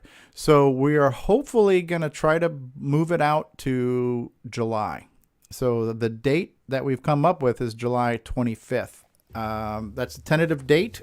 There is not a venue yet. Eric Canales, the president of Glenside, will be looking for a venue. And hopefully they'll be taking reservations, because just the way things are right now, these places might even say, listen, we can't book you because of uncertainty. But we're looking at dates right now. That date, tentatively, Lord willing, will be July 25th. We don't want it to be too far out to where it's too close to the next CoCoFest, as well as trying not to collide with lots of other events like K-Fest and other VCFs and whatnot. So as details become available, we'll keep you updated on that. But that's kind of what we're hoping for right now, is July 25th will be the date for CoCoFest, Lord willing, and location to be determined. Are those meetings conducted via Zoom? What's that, Richard? Can we attend those meetings with Zoom? It's not Zoom. They're using Blue Jeans. It's the similar thing. Do you get the emails, the invites to the meetings from John Mark? Right, but the trick is I got to read them. Okay, well, in the body of that email is the link to launch Blue Jeans, which you can launch in a browser, which is what I did. And it's just like Zoom. It's an audio video client that you can run in a browser. And that's how I joined. You can install Blue Jeans just like you can install Zoom, but I just ran it from the web. Okay, thank you. Yep, it's in there. And if you don't have it, we can get that to you. All right, fond memories of the CoCo community at large and things that have happened the past 3 years. Anyone? Well, I can say a few things. Please. I started with the MC10, and then I got a Model 1 CoCo, and then a CoCo 2 and a CoCo 3, and then I collected a whole bunch of stuff. And I've done the DS69.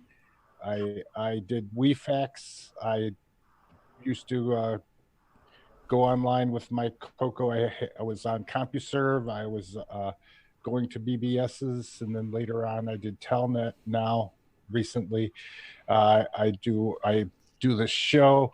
I belonged at one time to a color computer club.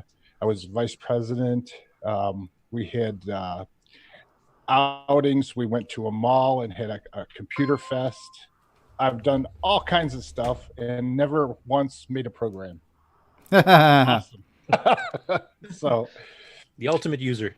If you guys, do that kind of thing, I've had a lot of enjoyment from my machines over the years. I've used a multi-pack on my CoCo 3 for 30 years and never blew it up. I've actually used more than one, but I did get them repaired since then, or upgraded. So it's been loads of fun. I've had lots of a heck of a lot of friends that have gotten the machine because of me, and have either gave it away or left it. But I have a brother-in-law that's currently back into it, and cool. Yeah, it's been a lot of fun meeting with you guys. Absolutely. And having a couple of Facebook groups that I've authored, and to have a whole bunch of people on them, and it's cool. Yeah. How many CoCos does Pearl have? Pearl does not. Pearl is a sleeper right now. In her lifetime, she's mostly always sleeping. At 13, I can understand why. Just turned 13, and now I got another dog because a friend of mine passed away. So this dog here does not like me to stay at the computer very long without bringing a toy and wanting me to tug at it. Thanks, guys, for being here and having the thing. It's been a great thing, and I've even enjoyed the other guys, CoCo Crew. Absolutely. I've been on that a couple times, and I know those people, and they're nice, and that's a great community, and we're all over the world, aren't we? Absolutely. Yeah. Yep. Even on the panel today. Yeah. And you're a great you're a great part of it, Ron. I mean, having you be part of this with us has been really great. You bring a lot of enthusiasm and just positive energy.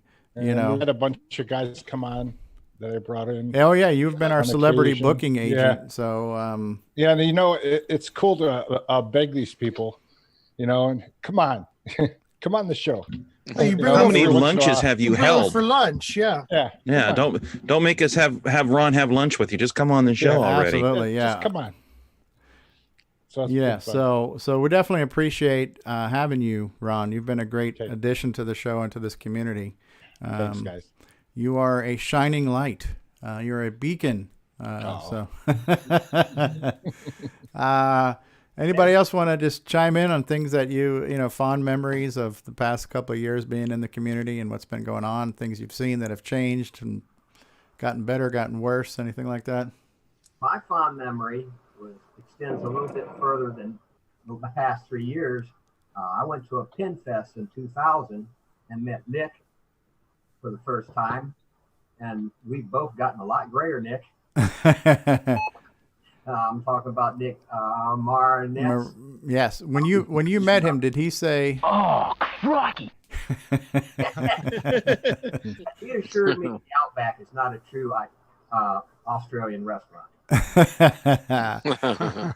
No, when I heard about that the next day, I thought that was hilarious. You took him where? You took Nick to the Outback? Yeah. It was about time he tried some authentic Australian food, right? Yeah. Australian American food. Well, that as crap Australian as Outback Steakhouse. Are you having a blooming onion tonight, Nick? Foster's. It's Those are some awesome. Foster's. First time I went to one of those, I looked at the menu. I said, "What are these? I've never seen these." Even I thought they grew in the Outback. The blooming onions is like a tumbleweed. It just rolls on by. So yeah, it's authentically Australian if you pour Vegemite on it. I think. Yeah. So. But not too much. And I had a friend of mine. I had a friend of mine go to China. He goes, "You know what?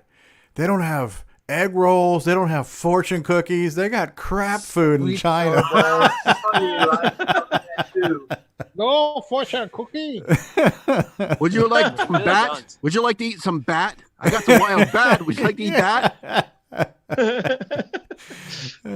Snake on a Corona stick. Yeah. So. Yeah, it's Chinese food is very Americanized. Oh, yeah. That's true even to a degree. Like I'm of Italian descent, and my grandmother, cooked a lot of great Italian foods. But I can't hear you. Can you lift your hands up a little higher? You're Italian. Hey.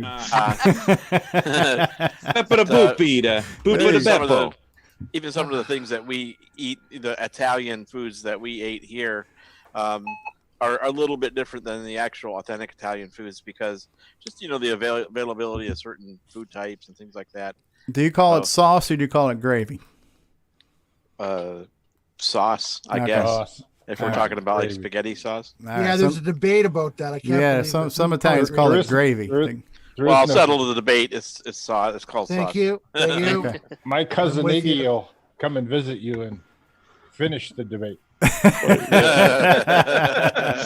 You've been hitting the sauce. Yeah, that's a different kind of sauce. Yeah. I thought gravy was that stuff you put on mashed potatoes or in some parts of the country, French fries. Oh, that's disgusting. That's disgusting. We gravy should all on share French fries? cannoli. Oh, I knew that was going to take. That was going to be cheese curd. You got poutine. Oh, that's like that must be a regional thing. I don't really partake, but I see it happen here all the time. Common across Canada. Poutine started in Quebec and kind of moved around from there. Common here in Australia. It's got to be chicken gravy, though, right? No, brown gravy. No, brown. Tastes better on, with gravy. On fries. Yeah, brown gravy. Yeah, absolutely. It's good. Actually, mayonnaise is good on fries too. I heard that was a European thing, dipping the fries in mayonnaise. I don't know. If Welcome to Pulp Fiction. Get him off the show. Yeah, right. Crafting everything. Did he say pineapple on a Yeah, pizza? did you also put pineapple on pizza, you bastard? Oh, I've done that thousands of times. I spent 25 years. Don! Cast him out! I spent 25 years in the what do they call a quarter pounder in Canada? Oh, that's pounder. Is that a Royale? It's called a quarter pounder. It just got a little maple leaf next to it. Yeah, doesn't it's not a Royale with cheese. That's like one of the coronavirus memes. There's like an empty freezer in the grocery store, but there's still pineapple pizza there, saying even in the apocalypse, pineapple on pizza is still wrong.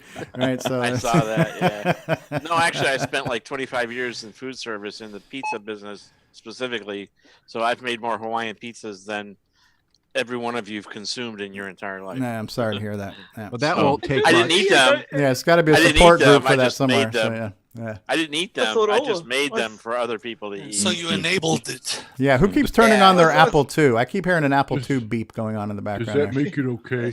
Not me. I'm going to blame the Apple guy in the upper left-hand corner. Yeah. Let's play Oregon Trail. I knew things had gotten serious when at the vending machine at work. I knew it had gotten serious when there was a lack of beverages, but there was Royal Crown Cola. Oh wow! Like things are getting bad. Number 3 cola in the world. Killed her. Yeah, we went somewhere recently that had RC Cola. I like RC. Yeah, Royal Crown, RC Cola, and a Moon Pie, right? So Ken Reigard probably radio-controlled cola had Werner's. Werner's. Yeah, Werner's. I'm not a big fan of that. Werner's ginger ale. Right now. It's too harsh. It's too harsh. Well, it'll take the rust off your tires. Yeah, and the lining off your stomach. Oh, Henry, you don't have to raise your hand. You can just speak up when you want to say something. Yeah, we all too. talk over each other the whole time. So What? it's, RS-232. RS-2. Oh wait a minute. Drive wire. Drive wire. Go ahead, Yeah, I Henry. was just going to say we can add the drive wire to those results. It's 25 seconds to load Gunstar from drive number 250 of my drive wire, and it runs well. So nice. Cool. These are Still the doesn't beat out important the things. IE, though. Hey, speaking of drive wire, did they fix it? Has that ever gotten fixed for the new latest releases of that program that runs on Python? Yeah, Mikey's here. Mikey Furman is the guy who's working on Pi DriveWire. Yeah, that's still in progress. The right now still need to use Python 2. Okay.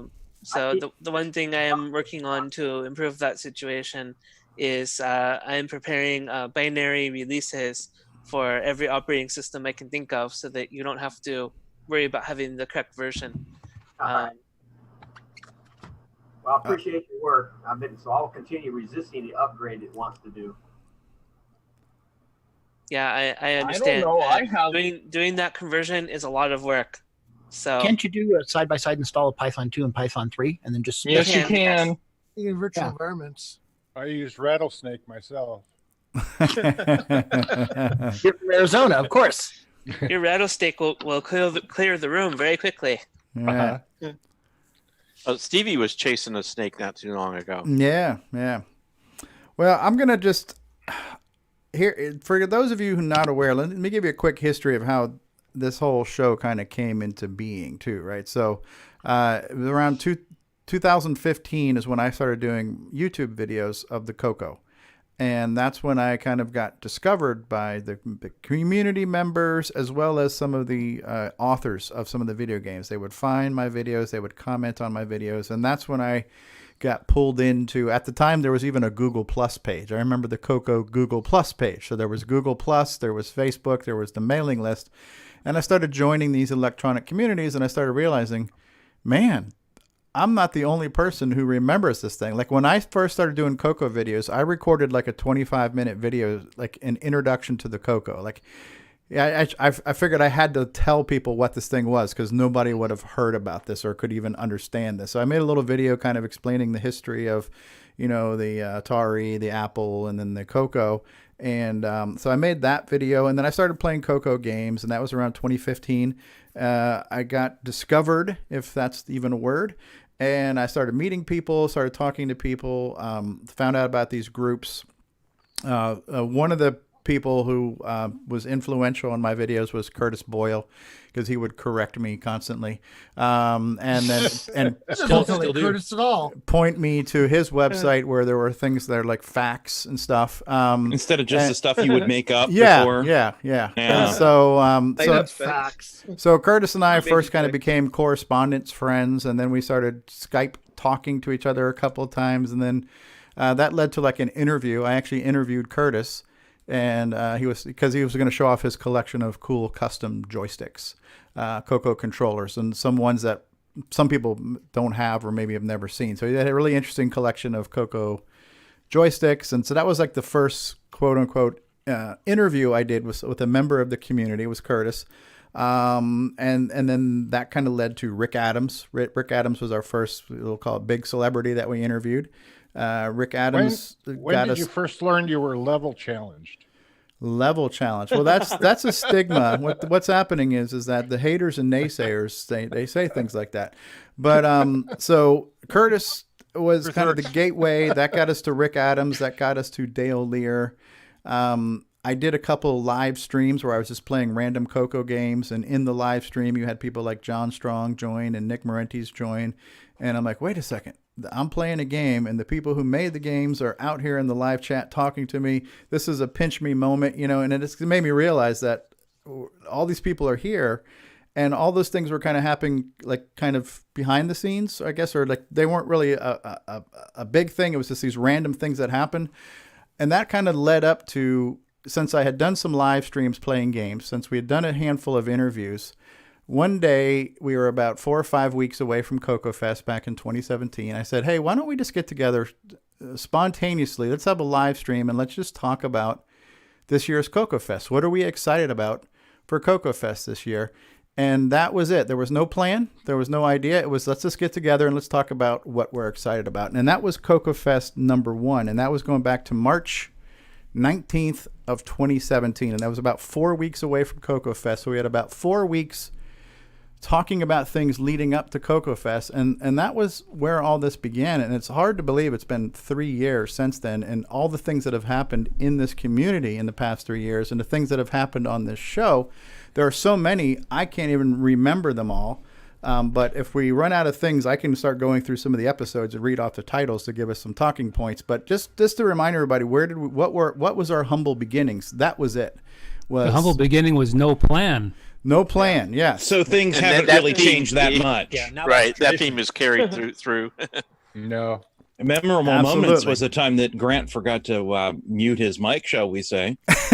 Taking live streaming to literal depths. Or Bill Noble letting the nuclear bomb on the boys that was for great. one time. The EMP, the fart heard round the world. That was great. I also love hearing Bill's wife in the background, whatever soaps she's watching that day. Turn it down, Bill. I'm watching my stories.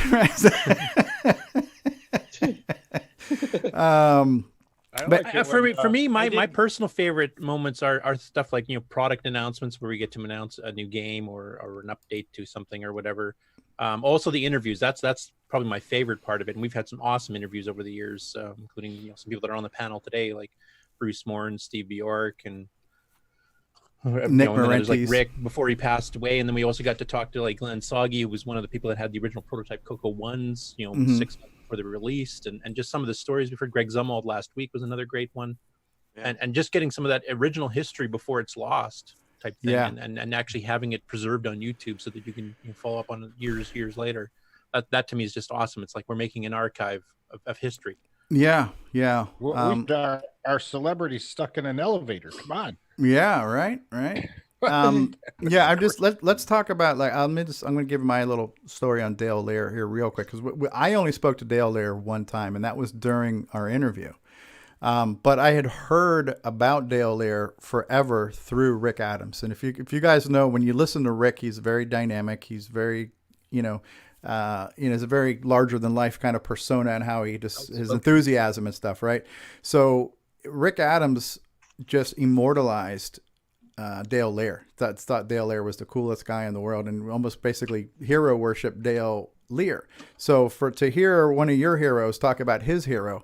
So in my mind, Dale Lear was always larger than life too, before I got to meet him that one time on that meeting. And we had a really great interview, and Dale had mentioned, he was a cancer survivor and everything else. And that was actually when he made the double back for the iOS, was when he was recovering from cancer. He had some downtime and he ported double back to the iOS. And so we got to speak to him, and luckily, like Curtis was saying, to preserve history, we didn't know we were going to lose him, that he was going to pass away. I mean, obviously it's going to happen to all of us eventually, but we got a chance to get that interview. And what had happened was he was supposed to come to CoCoFEST that one year. And he was saying something like, yeah, well, I had remission. There's something going on. I got to get this treated. So I have to get this treatment. I can't make it to CoCoFEST this year because of the treatment. And then unfortunately we lost him that year. And if I'm not mistaken, I think it was it September 1st or September 30th? I think it was sometime in September when he passed. But because of the one time I had spoken to him, and because of how Rick Adams had just, kept this guy's balloon in the air all this time, I really felt like I knew him more than I did. And I really felt a close personal loss to somebody when that had happened, just because of just the combination of things. So maybe we have a quick moment of silence for Dale Lear. Okay. So maybe not a moment. But yeah, that was one thing that happened, that we're lucky, that we're thankful that happened, Yeah. And that was a really great interview too, because Rick became a co-interviewer, and Rick and Dale, they carpooled together at work when they both lived in California, and they both had moved elsewhere by the time we interviewed them. So they were reminiscing old stories, and they would prompt each other to remember something none of us would have even known to ask. So it ended up being a nice, multi-interviewer with one interviewee type thing, but they were sharing stories and stuff. It was awesome. One of the best episodes we've done, I think. Yeah, that was cool. Get morbid. I know what you're talking about, Steve, because I had a relationship with the crew of that B-17 that crashed last fall. Oh. Well, that hurt. Yeah, I bet. And also just a quick piece of trivia too. So at the beginning of our show, we have a soundbite from Dale Lear where he says, "This is Dale Lear, author of TR Sadie Color Baseball. You're listening to CoCoTALK." That was probably one of the last things he recorded before he passed. And that's kind of why I play that all the time, is just kind of to honor him. And I didn't know at the time he sent that might have been one of the last times we were going to hear from him. But that's when I first started converting our show from video only to podcast. And I had posted his interview as an audio podcast, and I had put out a message on the mailing list saying, "Hey, does anybody want to record a bumper for us?" He emailed me the bumper, and that was the last time I heard from Dale. And that wasn't too long after that is when he actually passed. So I'm grateful for the opportunity we did get to meet him. Don't play it. Well, it's at the beginning of the show. I don't have it now. It was at the very top of the show. Oh, okay.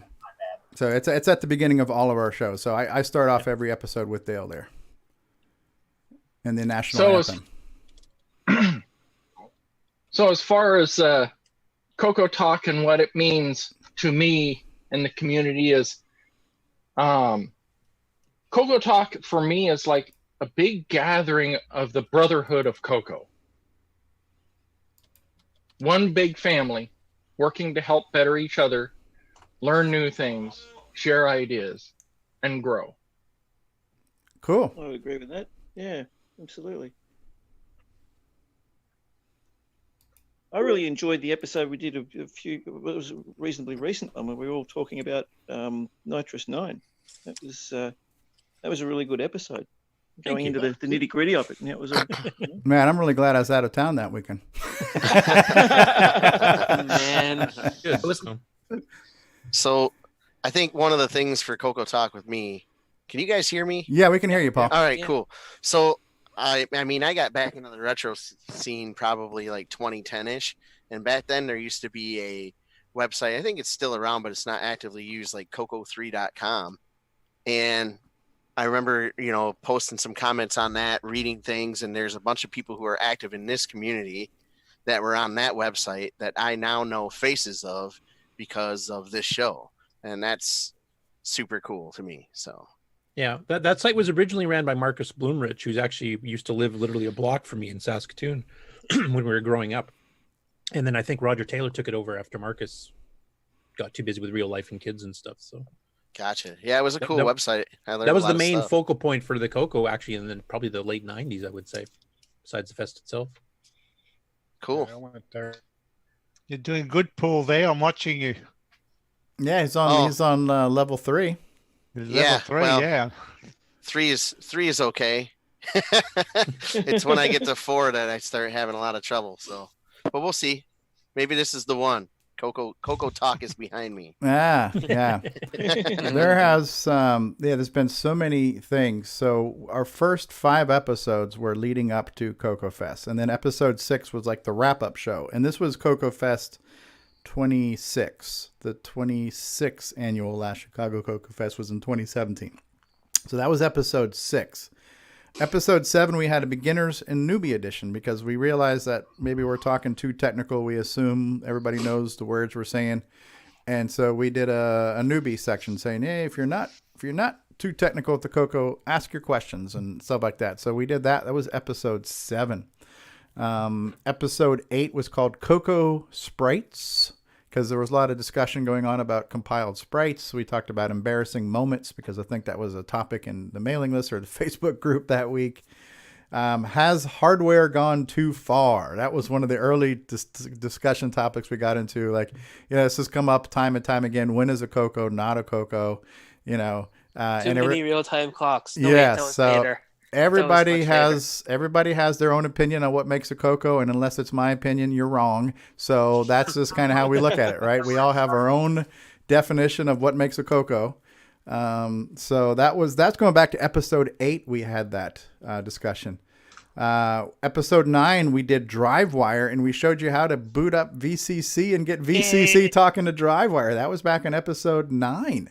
That goes Guess way you forgot back. everything, right, Steve? Yeah. Oh, yeah, absolutely. You mean in one ear, not the other? Yes, exactly. Did you say episode 9? 9. Episode 9. Episode 10. What is your favorite CoCo game? Episode 11 happened around the time that this is when the speech and sound pack just got emulated in MAME.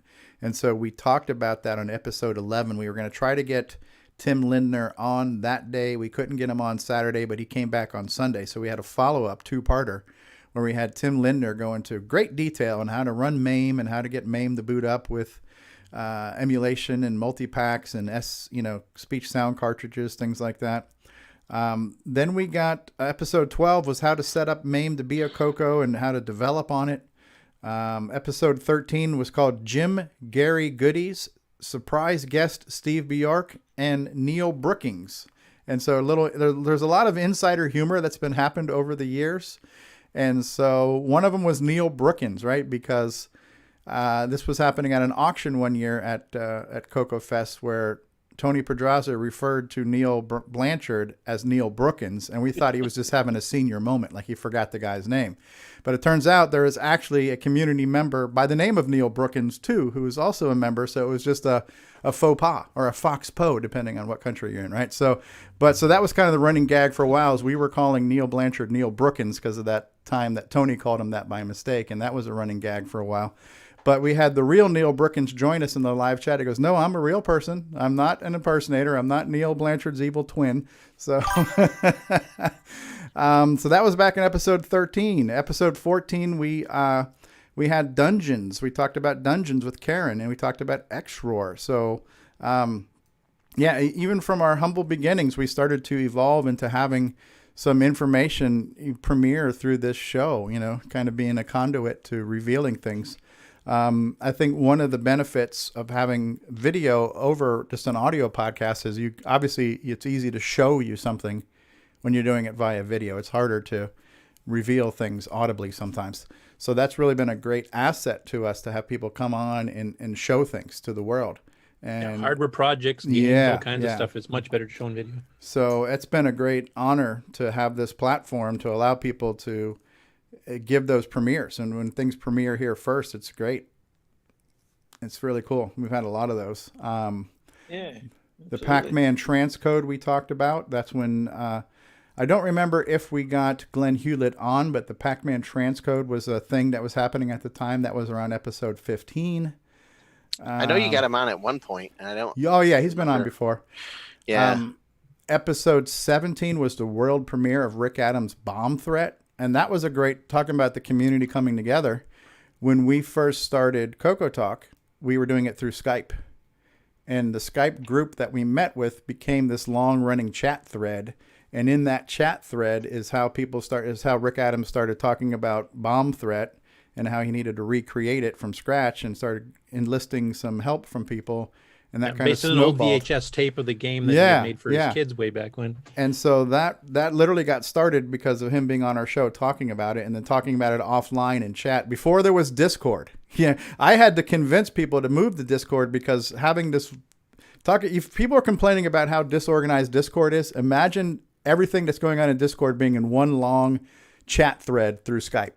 Yeah, imagine, if you will, because we had that for a while, and I tried forever, dude. We got to get something. We've got to get a little bit more organized, and there was a lot of resistance. I don't want to install something new on my computer. I don't need this. I don't want to do that. Rah rah rah.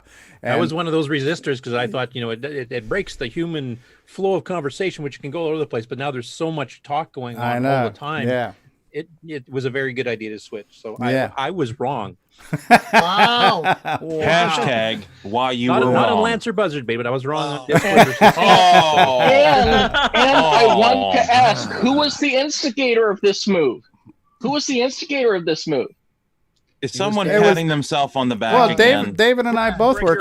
David and I were using Discord for our gaming chat. We had our own little community for our PC gaming stuff going on. So we were pushing for it, and we were getting a lot of resistance. Is that what Including it is? me. Site? What's that? Is that what it is? A gaming site? I just joined it. It's not a gaming site. It is it's a voice and text chat platform that was it was developed original for people who did PC gaming, where you could have a group party of people chatting together while they played a game. That's what it was developed for, but a lot of people use it as online communities. Okay. Like instant messaging. Hey, speak of the devil. Rick Adams is with us. Thank you. Rick. Yes, you're too kind. And Legendary game designer. Paul's on level 4. I see. I've never seen level 4. Yeah, take a close look, Stevie. Yes, this is level 4 of Gunstar. Spoiler alert. Rage quitting. Look at those grinders on the floor. Oh, he's got a little flippy thing. Is there any hoagies? Some pierogies, maybe. Poor boy. Grinders. Boogies and grinders. Oh, look at that. See, level 4. That's cool. Yes. Looks like a crime scene down there. It does. Absolutely does. People. It is. Crime against humanity. Oh, there's a coronavirus. Oh, you just shut it. Look at Paulie. 23. Speaking of high score screenshots right there, he's got 23,000 in Gunstar. That's got to be doing pretty good, right? Where do we order this game from? NickMorentes.com. Yeah. Thank you. Gunstar. 609 required, just so you know. Look at Paulie. All right, let us know how you do it there. We'll keep that going. Nick is still talking to us, but a few more sales and he may be. Yeah. Yeah. He'll be on his I wanna see way if to he the gets Lambo through the end. dealership. I want to see him get to the end. Hey, Rick Adams, thanks for joining us. We were just talking about, as we're reminiscing, how we got the bomb threat kind of evolved from you being on CoCoTALK and how it started in Skype and moved over to Discord and became a thing. Thank you. You're too kind. I was just laughing about the toilet tissue on top of somebody's monitor there. Yeah, that's crazy. Well, you're selling subtly, just there, not mentioning you it, letting other people. You were supposed to it. save that for acquisitions, so to reveal. Order. Well, Yeah. I bought this big 36 can case of Diet Dr. Pepper too, so I have that to show off. That's your apocalypse supply. And, Rick, and some SpaghettiOs. We're good. Rick, are you still selling Bomb Threat? Yeah. Because I recommend it. It's a really good game for those of you who don't know about it. It's RickAdams.org. 80s retro style game. So, Nick Marotta, you're insinuating that Rick Adams is still making bomb threats? I plead the fifth if I can. Watch it now. Imagine that. One more hit. What is the fifth in Canadian? One more hit. Yeah, I don't think you can do that in we have Canada. that. I think that has something to do with. We love self-incriminating ourselves, if that's sort of redundant enough. I think the fifth in Canada has to do something with Tim Hortons. Oh no! Look at Paul. Oh, he just blew it. There he goes. He blew it up real good. Blow it up real good. Good job there, Paulie. Blew it up real good. Yeah. Yeah. That last level is brutal, man. It's all good. You haven't seen the boss after this. Dun dun dun. Yeah, you kind of want to say it. You don't want to. You don't want to give that away. There's a second one for hero mode or what? No. You would have seen it in Wimp mode. Oh, I did. Yeah, I played him. I can't wait to see how much more difficult this is going to be. Australia is on a whole other difficulty. People grinders, man. It's pretty graphic. Woo. I think that may be the first CoCo game ever to feature people grinders. Yeah, NC7, first NC17 people. Yeah, right. It was very distracting the first time I saw that. There's a lot of animation on Nice- level 4. nice It's pretty touch. impressive. Absolutely. Yeah, a lot of nonstop. So my David Ladd story is I met David Ladd at my first CoCoFEST, but I only met him briefly and we didn't talk too long then. And you've been in recovery ever since? Yeah. But we became better friends in the year following that because we started playing games together, playing Minecraft and stuff like that. So David and I became. Out, he's a hugger. Yeah. We became really good friends our second year, and then obviously now meeting him in person when you know somebody better. Like Curtis, I felt like I knew you because we'd spoken a handful of times. So when I met you in person, that was great. I'm sorry. But David, like on my first CoCoFest, I met a lot of people, but I didn't know a whole bunch of people. But there was, like you say, I felt like I knew John Linville and Neil Blanchard because at the time they were CoCo crew. It was those two guys, right?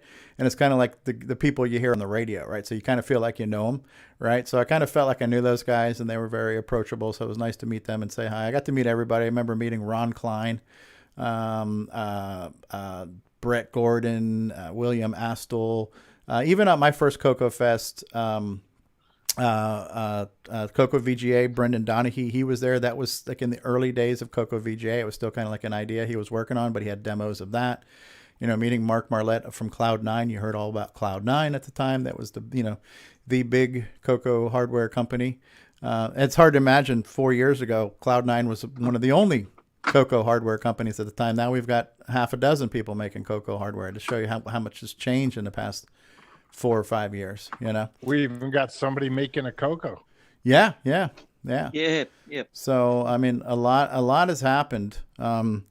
There's like this critical mass, right, where it's just the snowball keeps growing. This community keeps growing. It's moving so fast that even I never would imagine we can still have something to talk about on a weekly basis, but we do.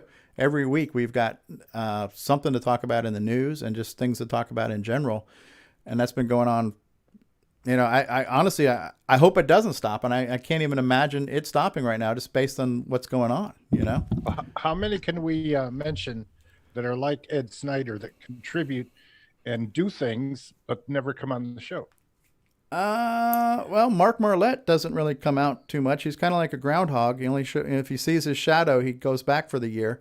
But Mark Marlette only shows up at CoCoFest. Yeah, he shows up at CoCoFest and Tandy Assembly. Tandy Assembly. And Jim Brain is pretty much sound, or he doesn't really put his face on, does he? Not too much. He's been on a few times with video, but he's usually if he's showing some hardware.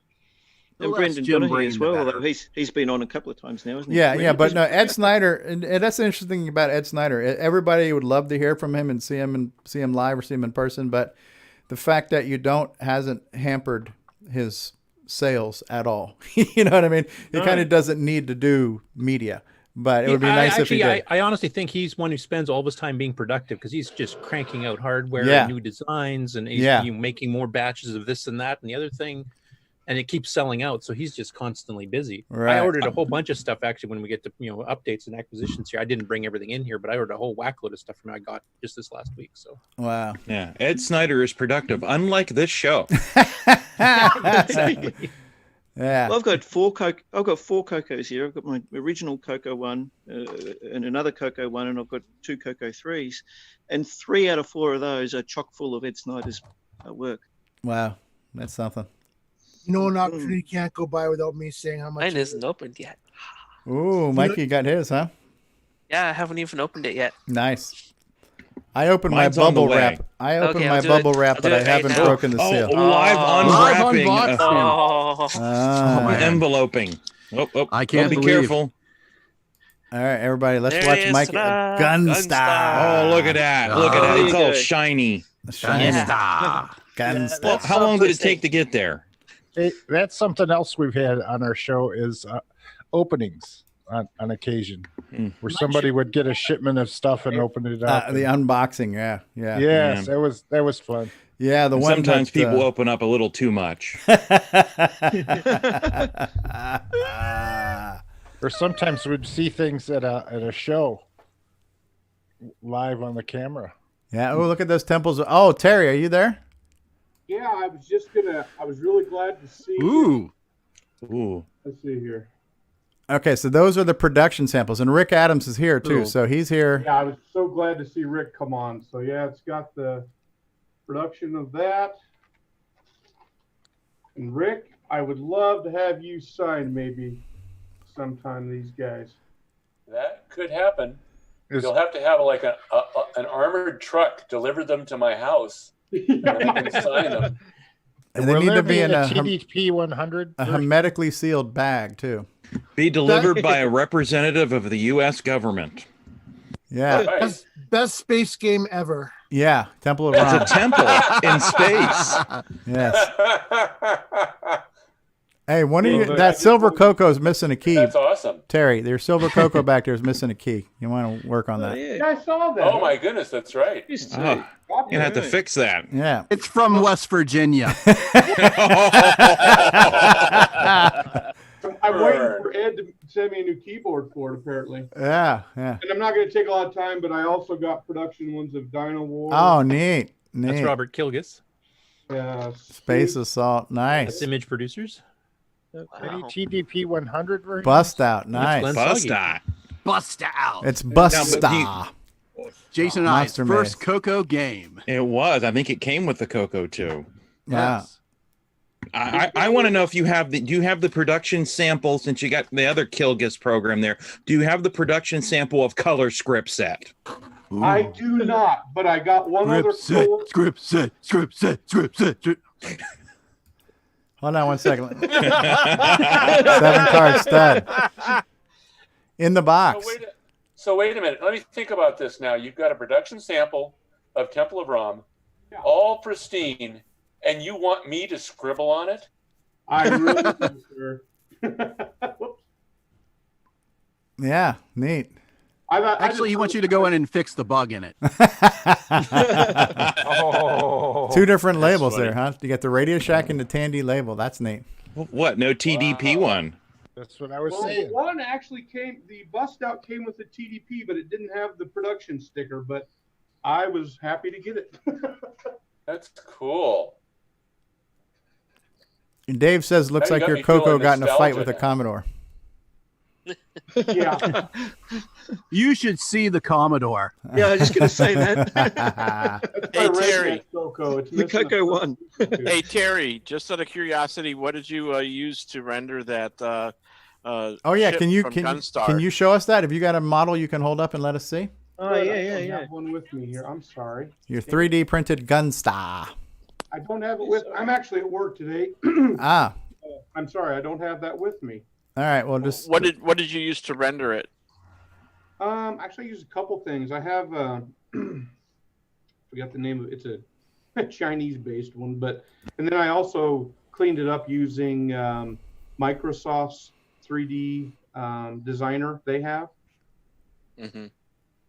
But yeah, it worked pretty well. And then I put it on Thingiverse. I think it's had 68 downloads so far in the last day. So wow. I thought that was pretty cool. Yeah, I'm one of those 68 downloads. I was playing around with the model in Blender a little bit. Everything's okay with you?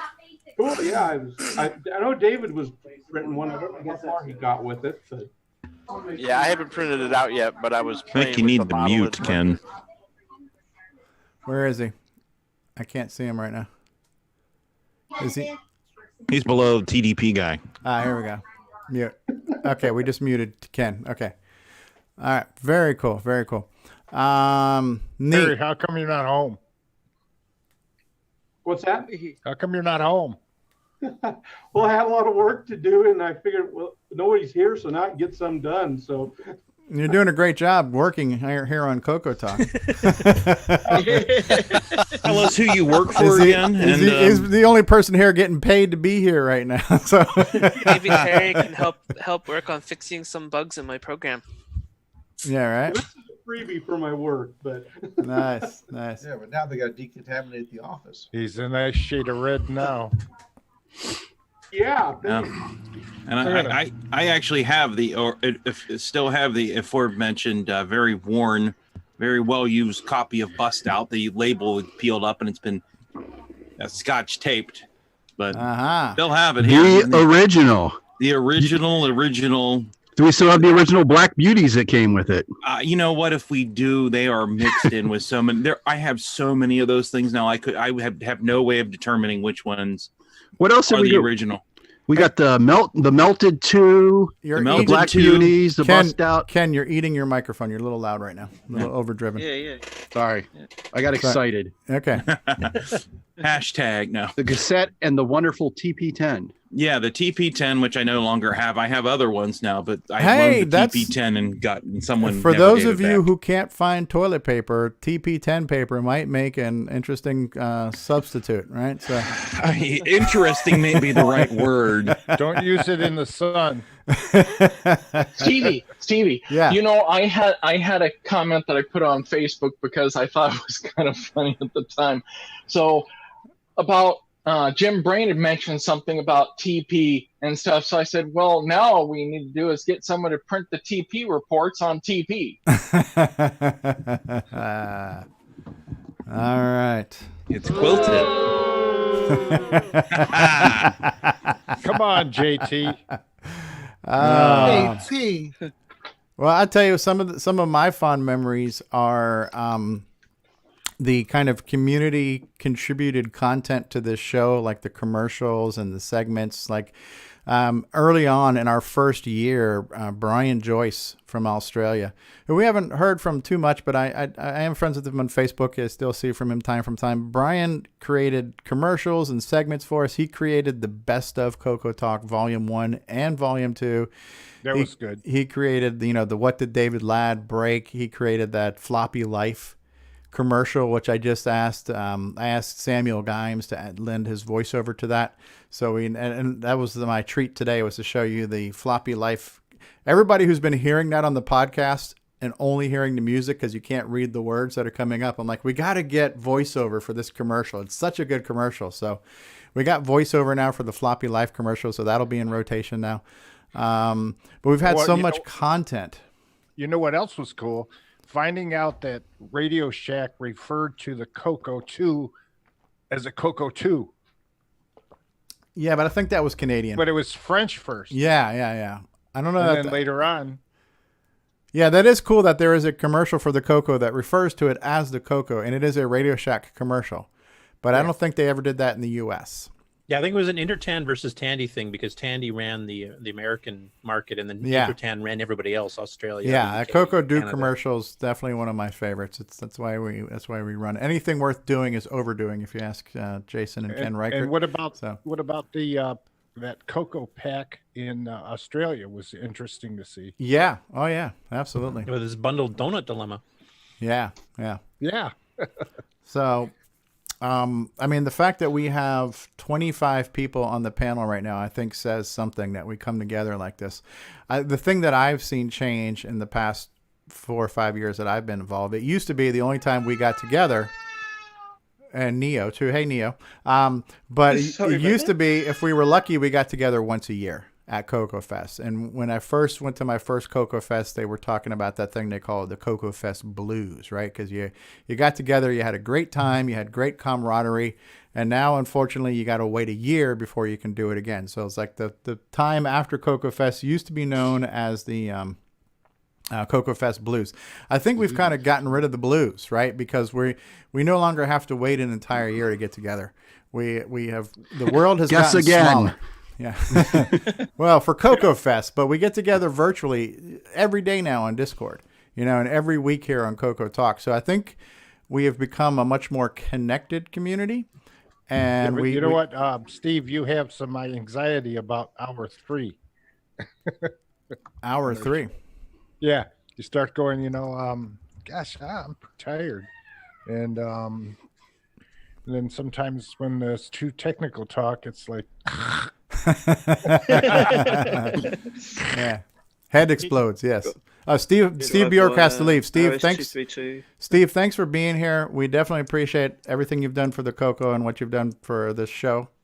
So thanks for being here, and Steve. look forward to the newest semi-language tutorial stuff there. I'm really looking forward to that. Yeah, absolutely, for sure. I'm definitely drafting it up now, and when I get 2 hands again, I'll start typing. Nice. Very Okay. cool. Thank you. Catch you later, guys. Thanks for being here, Thank Steve. you, Thank you. Steve. Yeah. Bye. Yeah. But I feel like we've definitely become a more connected community. So we're definitely communicating more. We've become, friendlier with each other. We're sharing ideas at the speed of thought now between Discord and everything else. So that's why I think things are happening more exponentially than previously. You know, Yeah, I agree. Discord, as much as I poo-pooed it at the beginning, has actually been a great asset for the community as a whole. People doing hardware projects have got, special channels where all the hardware guys are talking to each other and helping each other with ideas and, how do I do this and that type of thing. Same with the software side of things. It's been good for promotion for new products like Gunstar and Force to Doom and everything else too. It's been a great asset. I was completely wrong on that one. I will admit that. Ha. And Stevie using big words like exponentially. Exponentially, yes. Do you have one of those word a day calendars? Is that where that came from? There's been a lot of synergy. We have lots of synergy. His vocabulary is increasing exponentially. It's exponentially because of the synergy that's been happening. We've gotten a lot more communicative and collaborative, and things are happening on an exponential level. I'm still waiting for updates and accusations.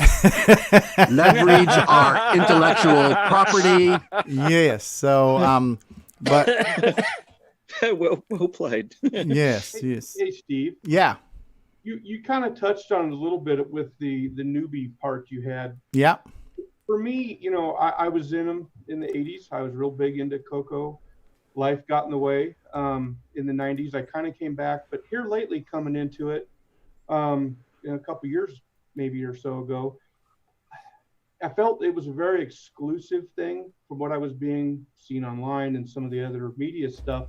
When I found CoCoTALK, it's like, man, these guys will talk to you. You can ask questions, not feel like an idiot, because there's some things you just kind of forget. So I really appreciate what you guys have developed here, and I just want to say thanks as a newbie, and will be a newbie forever. All right. I appreciate it. Well, I have to agree. The social aspect of CoCoTALK, I think, is one of the best things. Is that we've always been, come on in, guys, join the fun. Join in the chat on YouTube and Facebook. Come in and join in on the panel. It's not like an exclusive thing. It's not a bunch of people, talking and then sending stuff out for people to just view. It's an interactive show, and I think that's one of the best things about it. That blew me away. It's exclusively inexclusive. It's got a lot of synergy. Boss Alien 1. What? Oh, Boss Alien? Who's got I'm here, so I know it's not exclusive. Let's face it. Oh, Paulie Thayer the Slayer has got one of the bosses. Oh, look at that. We now join live. The Rescue of Earth in progress. Yeah. It looks a lot like the boss from Space Intruders.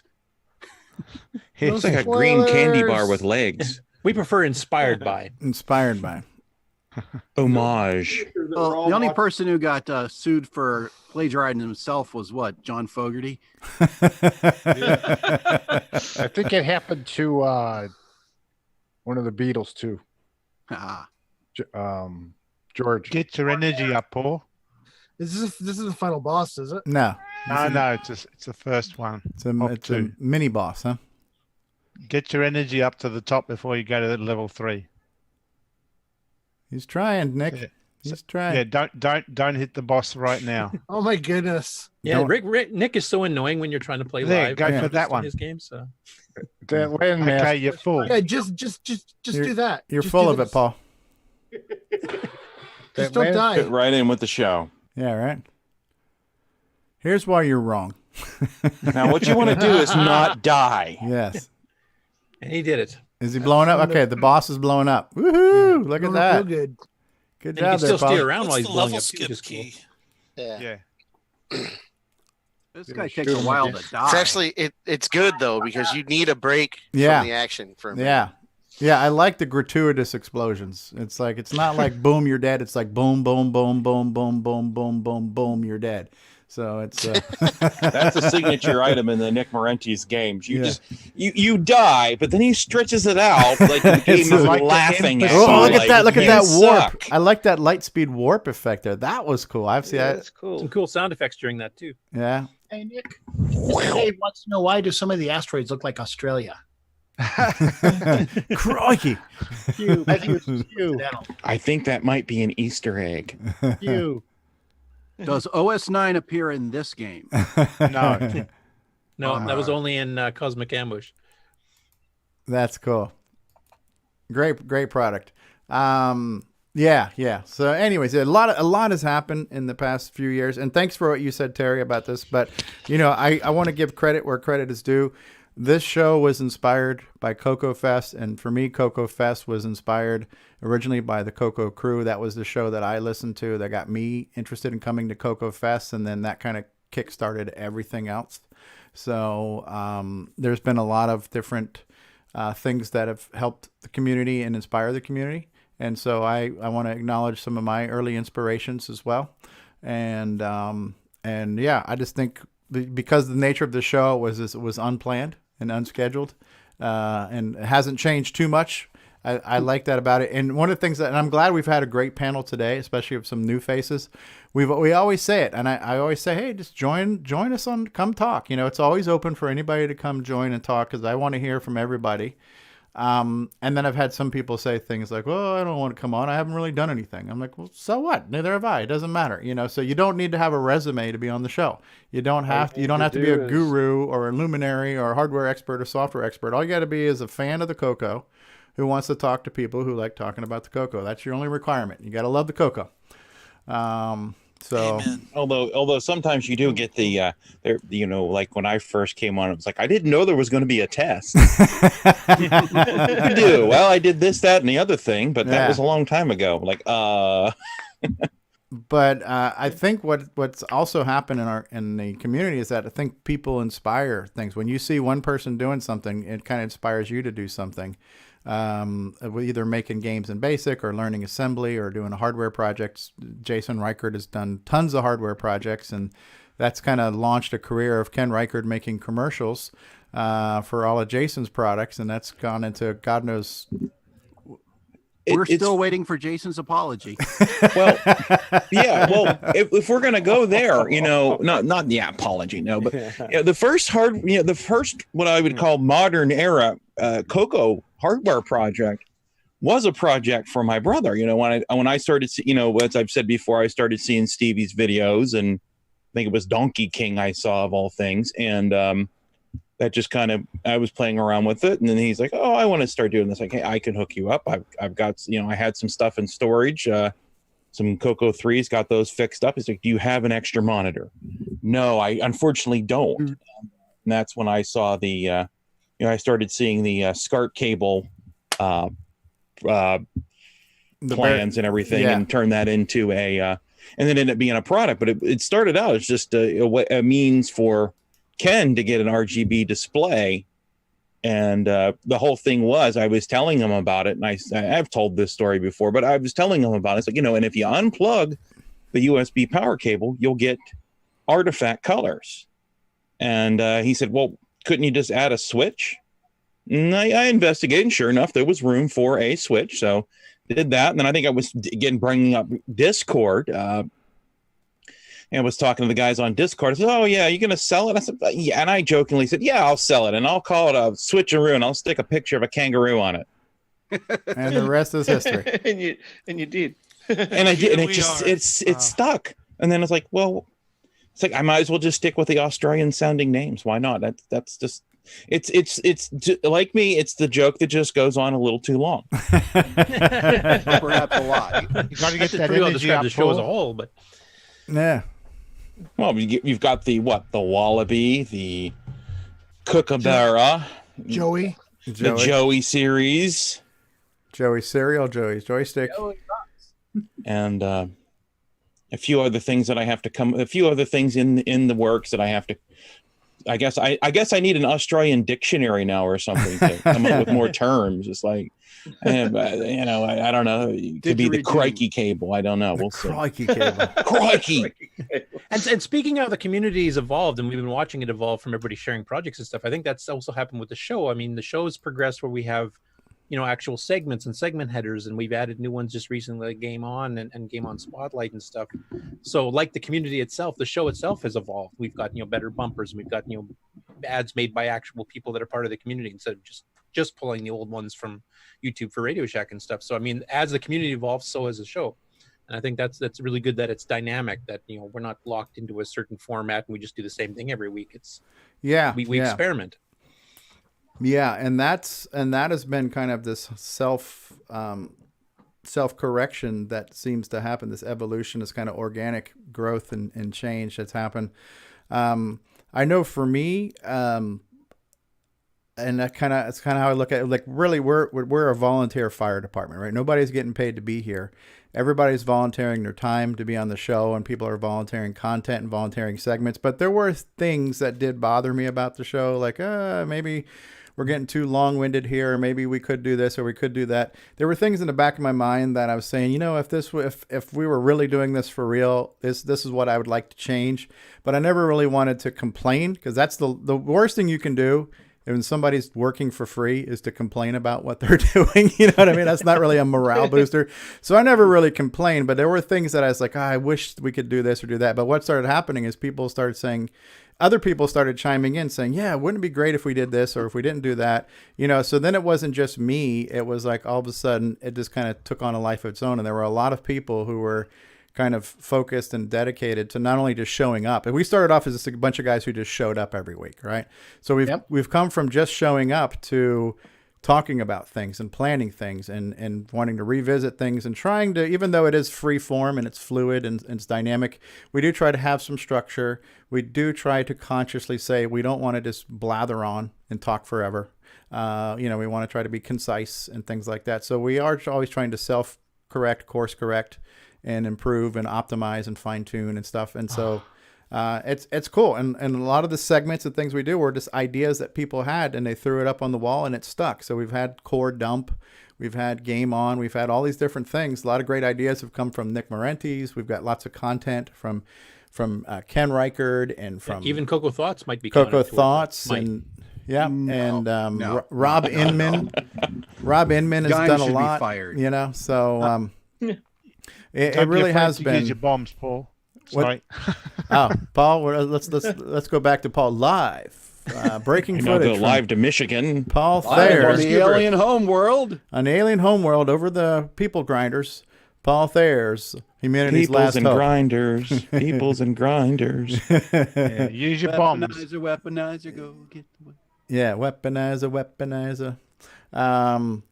Use your bombs. You're hearing from Nick Marentes. Use those smart bombs, Paul. Yeah, he might know a thing or two about it. Yeah. All you don't need is a bunch of backseat drivers right now, right, Paul Thayer? Yeah, no pressure, no pressure. Other way. Look out.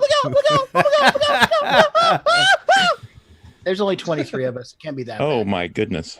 He's doing good. He's doing good. What I like about Nick's advice is it's always the obvious stuff like shoot or don't die. Dodge. Use your bomb. Shoot that. Don't die. It's like The guilt highest free. scorer. Don't do what Donnie don't does. You get to see Boss 2 if he gets through this. Oh, no spoiler. There's a pick-me-up. Pick it up. Look out for the grinders. Hell, he got hit. His health bar is still good, though.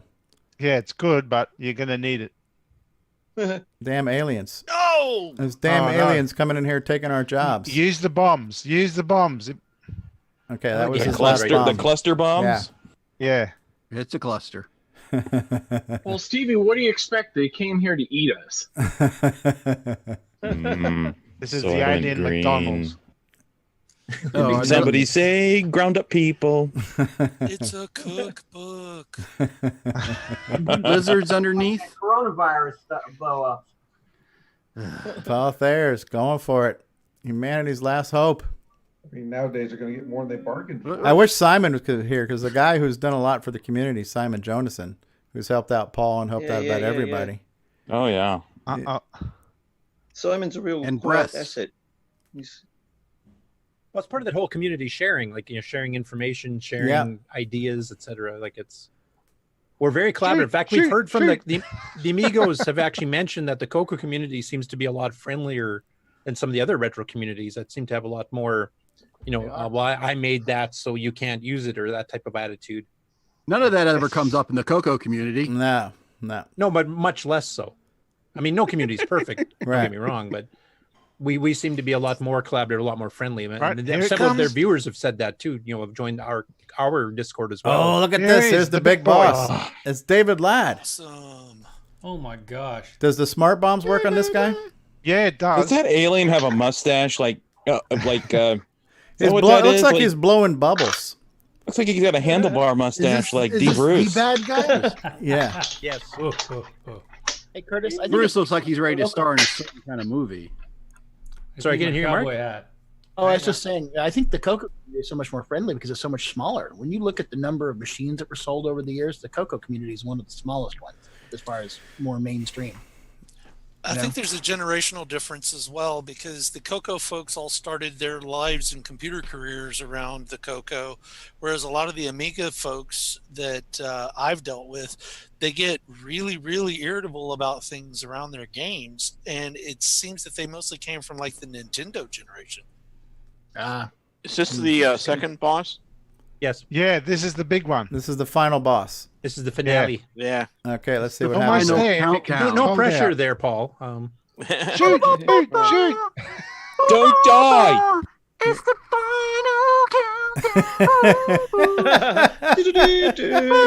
Yeah, that sounds helpful, doesn't it? This is exactly what Paul needs right now. He's probably muted us a long time ago. Yeah. If he's smart. I need this He's like I almost need a there. hernia operation, right? So come on, Paul Thayer the Slayer, you can do it. You can do it. Pick up that thing. You can do it. Oh, smart bombs. Do it. You can do it. There he Use is. the smart bombs. You got it. Yeah. Look at He Get got him a it. mug. For saving Earth. It's surprise. You get to see the little bonus content at the end on the All outro. right. Yeah, you get to see the bonus. Oh, not the bonus. Should we turn Not it off? today, alien fiend. That's all right. Let it roll. Good job, I Paul. wouldn't taste good anyway. The Get battle away for from her, Earth you- is won. Congratulations. A winner There's is more you. coming yet. Hey, and Hey, you spelled congratulations right. What's up I with was that? that's what I was going to say. You spelled everything right. Well, I didn't get over 40,000 like that one guy did. That is awesome. Don't press any buttons. Don't Just press let it any Don't roll. hit buttons. anything. Let's let it play through. No, you guys have been telling me what to do this whole time. Shoot! I did win though. So I gotta take notes because I don't have an end game for. Okay, there's a Omnistar yet, 6. so- Is that a so, 6? so I get Nick to see kept how it's telling really me to done. use. Nick kept telling me to use the Six. bombs. Oh, is it final a 6309? Yeah. Oh, yeah, 6, right. 3. Yeah. My strategy was to wait to use the bombs until I had a pickup, but that doesn't always work. 6, 3. Oh, what's going to come next? What's going to be next? What's going to be Jenny? next? Wait for it. Thanks. Wait for it. Is it a 9? Is it a 9? Happy 6, 3. Thanksgiving from Oh. Yay. Oh, sorry. 9. Why does it have Be 65? sure to drink your Oh, Ovaltine. Yes. Perma-shave. 9. 6309. 6309. 9. And then it spells out crikey. That's what it should say. Yeah. Look at the size of that 9. Ah. Oh. So is that the big ending? 6309? Yeah. 9. 9. Excellent. I Excellent. thought it We was saw going it to say here. always drink your Ovaltine. We saw it here. Hey, Vegemite. Paul Shoemaker's out there. Hey, Paulie. How you doing? Drink more Ovaltine. Cool. Right. Cool. Yeah, there's been so many memories, right? Our first introduction to OS 9 was on episode 18, where Bill Noble showed me how to boot up OS 9, and I took my first look at it. That was on episode 18. Steve, you had mentioned. I'm sorry, I've been playing the game most of the time, Yeah. so this is like way back. You talked about the sprites or whatever. If it wasn't for this show, I wouldn't have learned about compiled sprites, and I probably would have never got Timberman done. Oh, wow. Cool. I mean, yeah. Hey, who's Moto G5 who's just joined us? How are you, Moto G5? Hello, Moto. How are you? Moto G5. We just got joined. I got all kinds of people join us. Duncan. Is Duncan here? And who is Duncan? Has he spoken yet? Did we speak to Duncan? Is that the yo-yo guy? Duncan Smeed again? Or? Oh, Duncan's still back. here. Okay, Duncan's here. All right. They're a more Scottish name than Duncan. Yes. So Duncan Hines? Duncan Hines. Hey, Nick. I don't know if this Yeah. is the emulator, but every once in a while, when I type in my new high score, it completely locks up. But my high score will be there when I load it back again. So that's That's strange. Maybe it's the emulator. yeah, it might be the emulator. So You're just typing Which one it do you wrong. use? VCC or main? yeah, I'm using an old VCC too, but yeah, I'm using All VCC. So yeah, just to let you know if you Very, hear very about cool. it again. It's probably just the emulator, though. Hey, Scott Kelly's here. Paul Well, the old Shoemaker's here. VCC, the old VCC doesn't have the updated 6309 core. Ah, yeah. So that's a patch for a VCC. So right? it could be, if you running the upgrade your VCC. Yeah. Well, I do have 6309 on this one, so. Yeah, but it's incomplete on the older versions of VCC. Yeah. Oh. The 6309 emulation was spotty. Oh. Spotty at best. Your software. Sounds like this show. Hey, Yes. found one of the spots. You know, and Jason was talking earlier about watching Stevie's videos on YouTube, as I remember him doing those before the show, right? And I used to get so frustrated that he would do, no offense, Steve, but such a crappy job, like through the first or second level, and then you're like, I want to see more. So, Hey, Paul. Steve is about to announce this is the last CoCo talk. Paul, I'm holding up 3 fingers. One of them's for you. Take a wild guess. Oh, we've lost Take the one on the someone left. here. How many fingers do you use in Australia? The one or the 2? Crikey. Well, the thing about it is like I have a teenage son, right? That I watch YouTube videos of people playing games all the time, and those guys are always like awesome at it, you know. Ah. So you had your niche, man. Yeah. You just weren't. Gotta have a gimmick. Yeah. No, it's been great, man. Stevie, dye your hair and give an Irish accent. See if that helps. That might do it. Why don't so you talk Who about who's joined here? Because I see some new faces. Farik. Farik, are you there? Do you hear us? I think some people are trying to join us. Maybe can't. We're not getting the audio working. I'm not sure. How about we jump into we can continue to reminisce forever, but let's get into our game on segment and our game on Game on, man. contributors. Nick Marotta, are you prepared for game on? Yes. Do you have the video? I do have the Rob? video. We're gonna do the intro. Yes. We'll do the intro. We'll let Can't wait you to talk find out about the what that game. We'll reveal the winners, and then we can talk about tips, tricks, etc. Does that sound good? Yep. All right, I'm here gonna- we go. All right, everybody, it's time for Game On. It's where we talk about CoCo Gaming. And we're going to bring you over to the internet's own celebrity whose name is so nice, we must say it thrice. Give a warm welcome to Nick Marotta. So, Nick Marotta. Calm, cool, Canadian.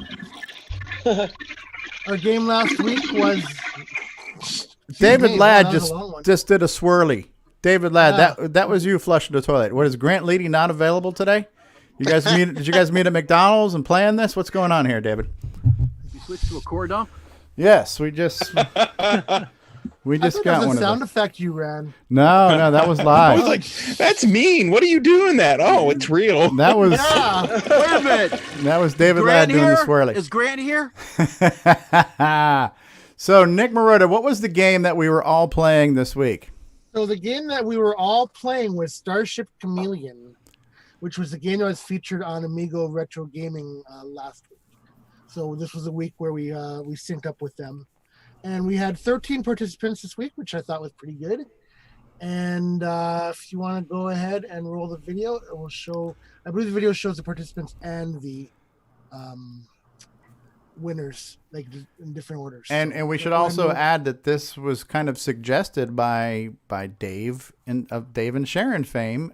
So somebody who was watching the show gave us the suggestion, and we've now incorporated it into the show. So this is just an example of the community in action, giving us ideas to help make the world a better place. All right. So thanks, Dave, Mr. Dave 6809, for that suggestion of us doing our weekly games. And here's You're welcome. It's a lot of fun to see it in effect. Absolutely. So here we go. Here's the results from this week's Game On Challenge. This video production is courtesy of Rob Inman.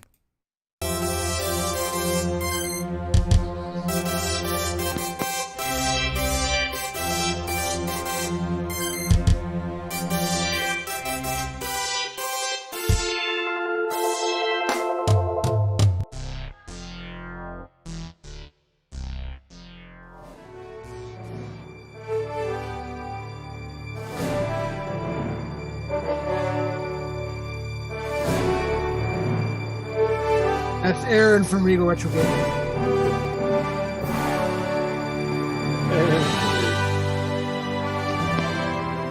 Turn the music down.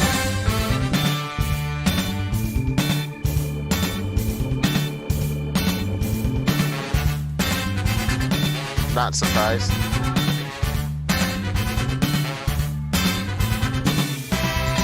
Ah, who's this 69, guy? dude. Who's this guy? Yeah. Had some KD. Jason time. Rygaard, number 1. Shocker! And a shocking upset. You know, I'm glad you did okay on this game. Sinner comes before you. Sinner? Shame! You've been called out.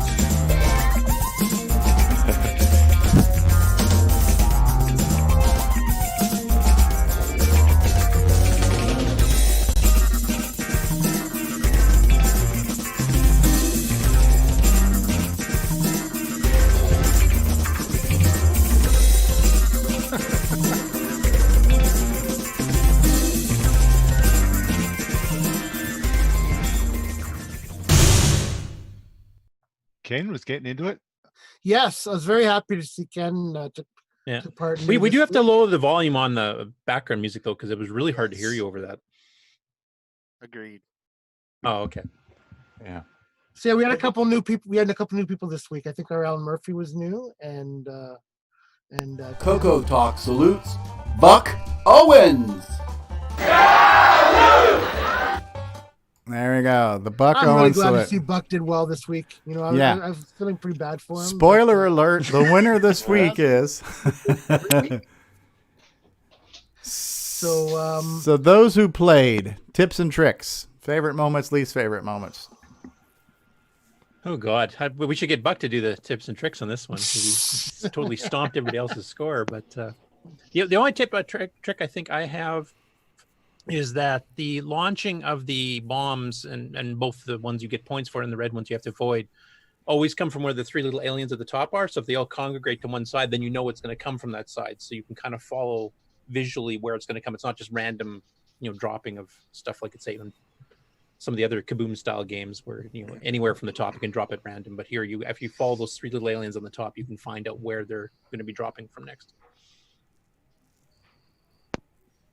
Very cool. I liked Black Beauty with this one again. I have to Yeah. say. Black Beauty for the win. Yep. Black Beauty Bambalam. Now, Getting it. this game did make its way to the dragon, I take it, right? What's that? This game did make its way to the dragon? Yes, it was actually officially sold for the Dragon. Yeah. Was it Ben Drake's? I think he actually owns a copy of the original Dragon version of it. Okay, probably on cassette. And Boy George. And Boy George, yeah, that was He's great. playing it with the Dragon controller, right? He's the one that showed the picture of the Dragon joystick. Yeah, that really controller is compensating for something. I don't know what. Big hands, big joystick. So, do you want Big to feet, announce big what shoes. what the game is next week, Nick Marotta? All right. So I'll go ahead and share if that's okay. Let me stop sharing so you can share. Ladies Sharing and is gentlemen, caring. Nick Marotta is going to share. So this is a lesser known game, but I think you guys will have a lot of fun with it. It is. Oh, jeez. I haven't heard of This that suspense is killing me. It is. Drum roll, please. Can you see that? Gunstar. Gunstar. Already played that. Oh, this seems like a Nick Laurenti's shameless ineligible. tie-in. Been playing that for the last 2 years. We've been trying to get Nick to actually participate and play a damn game on the show here, Nick Marenti. So we finally picked one he might actually try. Yes. Yes. I'm anxiously awaiting the updated version of Donut Dilemma. Yeah, I just got my package in Yeah. the mail today, so we can look at that. Very cool. Gunstar. So a CoCo 3 So game. obviously hero mode. So you get a score. Hero mode to get the score, right? And this is showing you that you can play it in an emulator because you're running this in VCC. I am. So you don't have to have, if you don't have a 6309 in your real CoCo, you can play it in the updated VCC with the 6309 patch, or in MAME with the 6309. The machine for that's called CoCo 3H for the Hitachi version. And I'm expecting a score by Grant this week. Grant Leedy. Yes. Grant Leedy is a sinner. Sinner. Yes. Shame. I love that tie-in to Game of Thrones. Shame. Shame. Yeah, Rick Adams in the Discord chat mentioned I also own Gunstar and haven't fired it up once. Probably won't play it much. I'm a terrible gamer, but I wanted to see it in action. Yes. And if you don't have this game, of course, go to nickmarentes.com and pick yourself up a copy. While supplies last. Operators are standing by. And Rick Adams, I feel your pain. That's why I buy games. Yes, because every time a new order is coming in, this is what Nick hears. And I have to say that from what I played of it from the digital download, it plays like butter. Man, if I had to hear that every time I sold something, I'd be taking it off the market. Is everybody excited to play Gunstar? I know I am. Ferrari. Hello, everyone. Hello. Hello. It's me, David Ladd. I'm off my meds. Check out my grease weasel. Hello, Margaret. Next week, we're going to have a David Ladd sound-alike contest. Are you ready? Are you excited? I know I am. So thanks to everybody who took part again this week. And I hope you guys have fun with Gunstar this week, and looking forward to seeing what you guys can do. And I'm going to be praying for Buck Owens. Hopefully he'll... we'll pray for you. Bless your heart. We'll pray for you, Buck Owens. We know you need the help. And Curtis Boyle might get another 5 minutes before supper to have time to... Well, I've got lots of time now. I mean, both my major clients are shut down now, so for the foreseeable future. What are you playing there, Paul Thayer, where you're shooting falling helicopters? It's Mega Tank from a Rainbow magazine. Ah, that's cool. Mega Tank. Mega Tank, yeah. I saw him playing a solitaire game a little bit ago. I'm not familiar with that one. Yeah. I was trying to showcase a Ken Reggert game. Yeah. But you see where that got you. I didn't know how to play it. So the instructions for it in the Rainbow somehow got messed up, and it doesn't tell you any details on how to play that game. It's really interesting. I like this game, how you kind of move. It's kind of like Demon Attack. Stevie, so we can see it? Yeah, we could do that. Hold on. Yeah, I'm sitting here staring at a small screen. I think this was July 91 Rainbow. Yeah, this it's in basic. It's in basic? Yeah. Is it on the archive? Yeah, it's basic. Yeah, it's in the archive because that's where I got it from. Yeah, that's a really good job for a basic game. Yeah, well drawn sprites and stuff. Not bad. Animation. What's that? CoCo 1, 2, and 3, or yeah, 3. Like animated explosions there, and you get the flapping wings of the bad guys. And does this one require a 6309? I believe it does. Yeah. 512K 6309 required. And if they hit the ground, you don't die, so there's no penalty for letting. You can just ignore them if you wanted to. I don't know about that. Or do you lose points? I don't know. There's a misses counter there. Oh, okay. Yeah, I think you get a certain amount of those. Yeah. Oh, how much do you get for hitting that arrow? So this is a game where you have a wife? Is that what the misses thing is there for? Or? I was just going to say, leave your misses out of it. Yeah. Leave the misses at home. Oh, you know what? And I lost the ship too. I've been damn it. You have no ships. So this is all basic. You guys hear the sweet music too? You are bored shipless. Yeah. We don't hear the audio, but that's fine. It looks cool. Oh, good. I love how you got the helicopters coming down. They're not that hard to hit because they don't really do anything but just slowly come down at you, right? So Hey, Strickyak is here. He says hello from the center of Santa Clara County. Is that where you're at too, Mikey? You in Santa Clara? No, that's neat. Neat looking game. There's just and that's what I love about the Game On Challenge now. There's so many games that we might not have played before or might not have been interested in playing. Like I didn't or think not learned to play back in the old day that you get some tips and stuff on how to play. I didn't think I was going to enjoy like Amazing World of Malcolm Mortar, which a lot of people didn't really understand back in the day and now know how to play the game. Yeah. Oh shit. Do we want to go ahead and do project updates and acquisitions now? We can do that. Do we have? We're only 3 hours in, so we got time. We got Let's do it. We got an hour left. Let's do it. We got an hour left. We have to do. Yeah. I've got all the time in the world today. Oh yeah, baby, let's do it. I am going to predict. Off the game on segment though, Nick, did you want to share your sales figures so far? Hey, yeah, I sold 3 copies. It's pretty good. Yeah. So all the rest we've been watching here have been pirated. Good to know.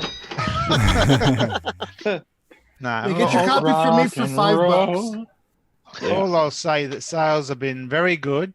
I'm very happy with the uptake of Gunstar, and thank you to all those people who bought a copy of Gunstar and supporting my work.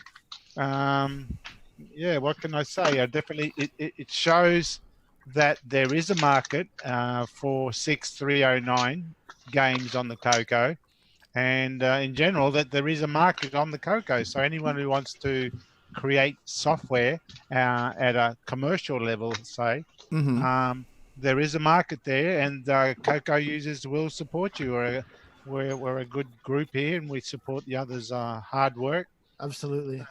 And yeah, so I have started another project. It's not a 6309 one, but after this, yeah, I might go back and look at 6309 again. Nice. Now, I have a question, Nick. Now, is this just a RGB color set for the North American CoCos? It supports composite as well. Okay. Yeah, so hit F1 on the title page. It toggles between the 2 color sets. And if we're using a PAL CoCo 3, obviously you it's just not leave going to make it on any difference. RGB, yeah, it makes no difference. Yeah. Yeah, but yeah, no, the sales have been very good, and it certainly shows a healthy market. Excellent. Maybe you've blazed the trail.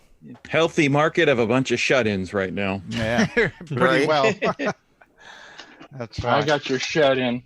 So who wants to talk about what they've acquired this week? I've actually got. Yeah.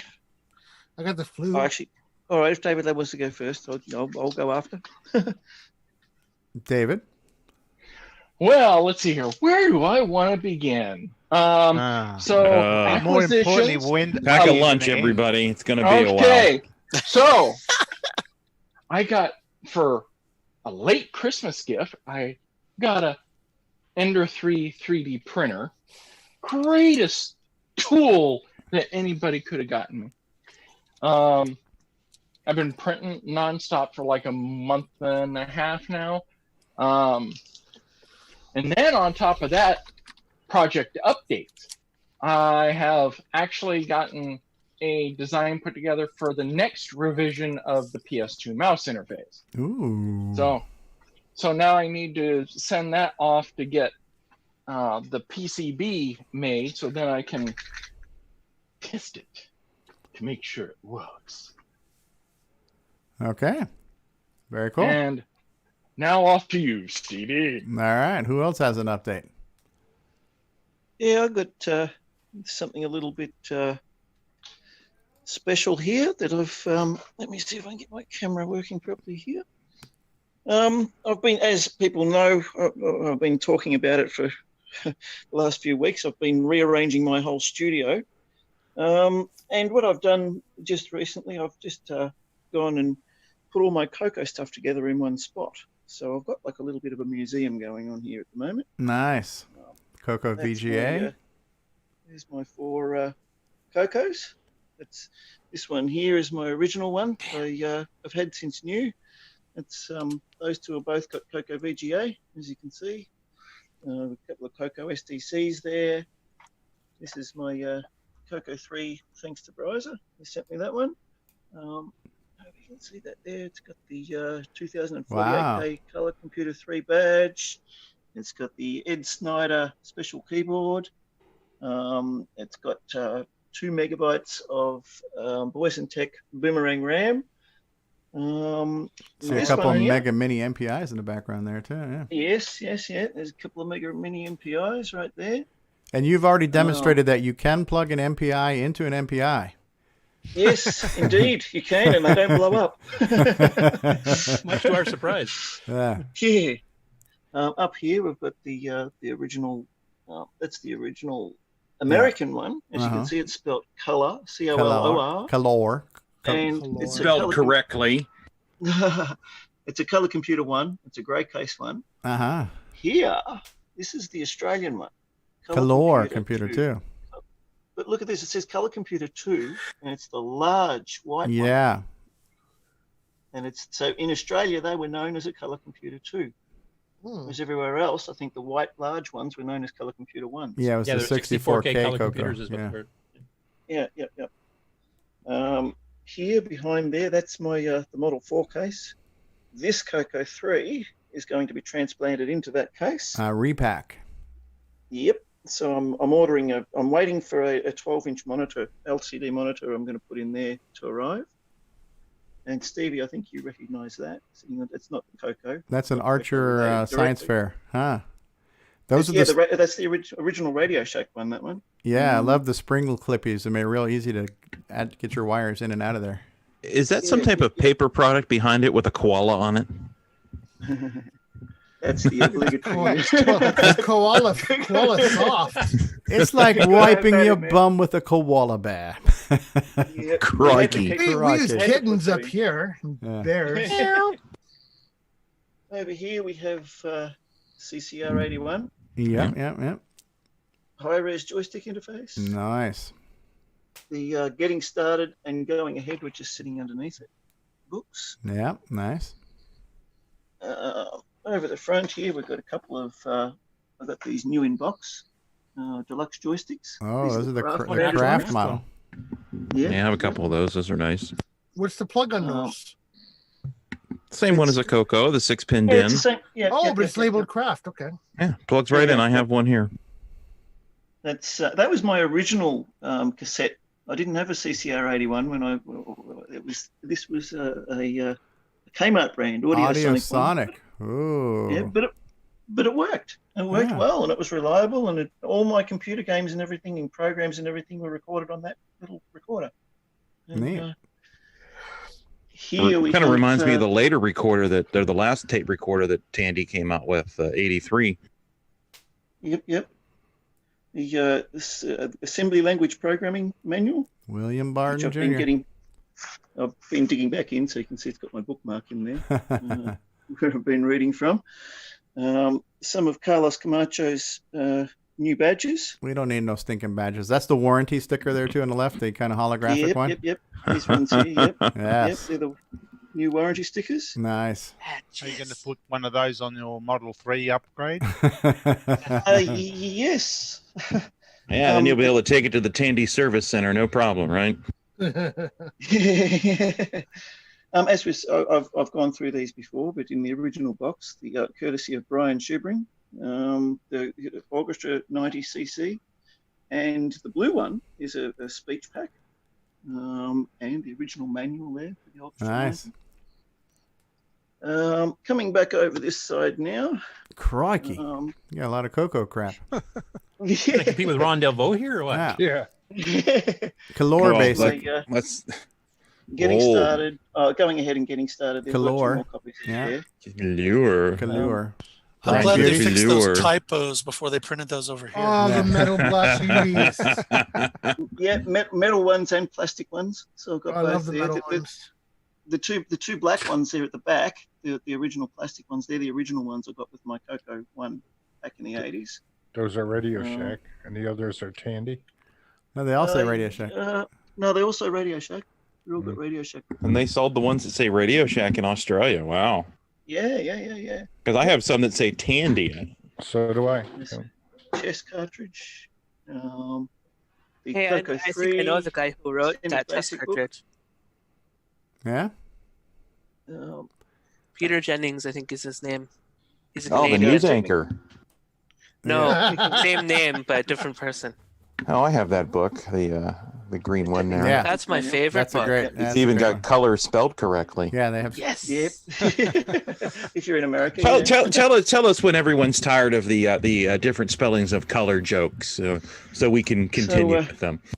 Just a little overview there. That's if I pull back on everything to see if I can fit everything in. Yeah. It's Color. So yeah, what I'm planning on doing there is with the U in it. Well, I am. Oh, there's the yeah, kitty. There's Neo. There he is. There's Neo. Meow. Good to see Neo. How's Neo doing? He's doing really well. He looks rather relaxed right now. He's very chilled out there, very happy. Hey, C Drive is out there. Strick Yak is out there. Thanks for joining us, guys, on our 3rd birthday here on CoCoTALk.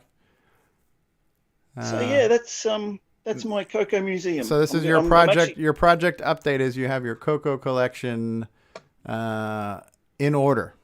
Collected. Yeah, I'm preparing. I'm rearranging the studio at the moment. So this is the keyboard rig, and I'm going to that cabinet at the back there, which you can see there under the mattress. I'm going to take all that out, and I'm going to set up a whole section there for all the CoCo stuff. Okay. So I can have it then easily reach all the keyboard rig and use wow. it for the new CoCo music album that I've been working on. So that's one thing I have to thank this show for. I mean, there's many things I thank this show for, but one of the things that's directly a practical thing that's come out of this is an entire album. Well, we have to thank you too for making the album. So yeah. And is that going to be coming to places where tapes and CDs were sold? I am actually going to be releasing that on cassette. What about? Can I get it, Sam Goody? What about an 8-track version? Or, to release it on cassette, I'm actually going to be using these.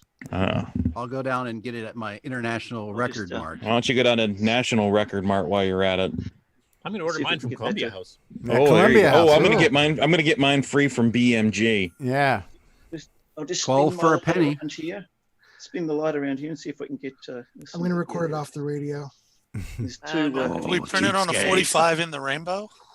These decks here are they're high-end decks. That's 2 Nakamichi decks on the bottom, and the top one is a top-of-the-range Harman Kardon CD 491. Drooling. Yeah, it's an ongoing project. I've got a bit of a love for cassettes and high-end stuff. Neat. So yeah, CoCo music is going to be recorded on those decks and made for sale. I had one of those in my possession for a brief time. The Nakamichi or the 491? The Nakamichi. Yeah, they're beautiful decks. So is the Harman Kardon, actually. Remember I had it? Deck. Right. My... All right, well, while David's finishing his panoramic view there, does anybody else have anything they wanted to share with us? Updates? Anybody else? I'm sure a lot of people received their copies of Gunstar. I'll be happy to show off mine. L. Curtis Boyle. Yeah, I put in an order with Ed Snyder quite a while ago for a whole bunch of stuff, and he's got most of it manufactured, and he shipped it out, and it happened to get here right before everything got clamped down. So I won't show everything because most of it we just saw with David's stuff, like this Mega Mini MPI and another CoCo SDC. The other thing I got though was I got a couple of his keyboards, the CoCo keyboards, but these are ones with the custom keycaps for OS 9 Nitrous 9 users. So one of them is already set up in the other room, but I brought my 8 meg. This has got the 8 meg prototype board CoCo Mem from Jim Brain in it. I didn't replace the sticker yet, but this actually has the keycaps specifically for OS 9 users. I don't know how well this will show up here. So what are we looking for in particular? Okay, like the brackets, the left and right open brackets on the 8 and 9, the caps lock on the 0, the at and the left apostrophe on the at sign. Wow. But the clear key is normal sized. Clear and break. What does it say above clear? KMSE, which is keyboard mouse. Keyboard mouse toggle. So basically, for some of the keys that have control characters that are quite commonly used, I have the regular key on the regular key, what it registers as on the bottom, and then on the upper left and upper right, I have the shifted and the controlled versions. So you'll be able to, hit your control characters for backslash and that kind of stuff without having to try to remember where the hell it is on the keyboard. I was thinking originally of doing a fourth one. I was thinking of doing a fourth one for the alt keys, but then I remembered the alt keys are high bit characters, and then with all the different fonts, and Nitrous 9 has those change every time you switch fonts, so it kind of became ridiculous to try to duplicate those. So I just did the standard control characters. But yeah, you can do stuff like your back tilde, you've got your underscore, you've got backslash, squiggly brackets, square brackets, all that's already all labeled on there, so you don't have to look up in the manual. That's neat. Yeah, it kind of legitimizes this keyboard, makes it look like a real PC keyboard at this point here. Yeah, I liked it so much. I it's ordered very- 2. Both my Coco 3s have it now. So That's cool. I like that. I noticed you got the same color scheme that I've got on mine too. I really like that color scheme. yeah, I was contemplating getting the blue one, but this one looked a bit more subdued. I don't really need the super bright colors like the blue. The blue looks really awesome too. I mean, I think it's a nice keyboard too, but I just wanted the more subdued. Yeah, I'd No, like to pick up I've one actually of got- his. I'd like to pick up one of his regular keyboards, but he's out right now currently, and Yeah, well, he keeps bouncing back and forth. Like he just got these done, and he let me know they were ready. Not everything I ordered was ready, so there's still a few other things I've got coming. But he had 2 of these keyboards made, so they both came in, and I've got both my Coco 3s upgraded with them now. Who's making those keyboards? Ed Snyder. Ed Snyder. The Yeah. Zipster Zone. when he's not distracted doing other things. Yeah. And those are the mechanical key switches. You got that nice, almost IBM feel. Clickety clickety. Beautiful, beautiful keys to use. I really love them. And Now speaking you of- can type as loud as Mark Overhoser. Yeah. Yes. On your You want me Coco. to show you? Or, Yeah, let's hear it, Curtis. We're let's used to see. hearing your Mac keyboard going. This is much louder than Mac Oh, would. great. So. Yeah. I had my other old Coco 3 keyboard in here. I could do a comparison. It's a lot softer sounding. Huh. Very cool. That's a beauty. Speaking of the blue keys, You Ed got some Snyder spare actually- keys, huh? Yeah, Ed Snyder actually sent me with my keyboards. He sent me some blue keycaps for the arrow keys there, and a key puller. So I've got a proper pulling tool there to actually remove the old keycaps and put the blue ones on if I want to. Neat. I haven't done that yet because I actually really like the grey color, but I can put the blue ones on if I want to. Yeah. I will mention one other thing too. Apparently, Ed's had a few requests for the OS9 keyboard because there's a few Nitrous 9 users there. So he's actually got that on his webpage. If you order it, I think it's keyboard option 01. Actually, is that keycaps with the extra Nitrous 9 keys on it. So that's a regular one he now sells. I think I'm going to grab one of them for my second CoCo that I'm going to put in the Model 4 case. Hey, is Ron get the sleeping or is he OS9 just resting his keycaps. eyelids? Ron, are you Resting. You're good? You're just checking your eyelids I'm for good. holes in them? Make sure there's no Yep. leaks? Okay, good. All right. I'm surprised Ron hasn't asked for a commercial break. Yeah, potty break. I already had mine. I got a telephone call from an astronomy guy. Ah, So it was way out there. absolutely. I was afraid we were brought to you by Depends. today. That's cool. Thanks, Curtis. Does anybody else have any updates, acquisitions they want to share with us today? If you some got slight Gunstar, hold it up. If you got yourself a copy of Gunstar, hold up your Gunstar. Show us your Gunstar. Show us your goods. All right, there's Mikey. I'm holding Okay. up my digital copy right here. All right. Yeah, I have my digital copy behind me here. The physical one will be arriving soon. I got Popstar though. Does that count? Okay, Do I that get partial counts. credit? That counts. That counts. I got my digital copy too, but it's a bit hard to hold up at the moment because all the bits Okay. keep falling out of my fingers. It's fun. I can hold up my SD card. That's cool. I do have a mini update. Go ahead, Mikey. Yeah. Also, before I go into that, answer the question about Stick is apparently somewhere in the area nearby where I am. I'm also in Santa Clara County. Okay. And I'm pretty sure Stick and I have probably met in person sometime in the past, if we're both in ham radio, Linux kind of circles, I think. So We met him so last year. I was washing dishes at that time. Ah. Somebody asked something? Well, We met at VCF last year. Maybe you ran into him at the electronics store, that Jameco or something. Sorry, repeat that, Mark, because you got cut off there. Oh, I was just saying, Strick was at VCF West last year. We talked to him. Yeah, right. You might have met with him before that, but you didn't. Yeah, I'm pretty sure I've run into him at the flea market or some like Linux user group or something like that. So probably. Cool. So, Anyway, my update is instead of I finally got motivated this past week, and I'm no longer completely slacking off, and and I've been making some progress on DW term, and again I'm teaching it how to do ANSI graphics. So I've gotten to a point where I'm actually testing on VCC. It's not complete yet, but doing modular testing where I complete one major component and then test that out and then complete another major component. So it's going. So I'm Very going nice. to continue working on that, and don't really, now that there's no CoCoFEST, don't really have a time limit, but I think I'm still going to try to shoot for that April time frame to get that completed. Because if I don't put a limit on it, it won't continue. So working on that instead of playing the game last week. So that's my update from here. Very cool. Well, thank you.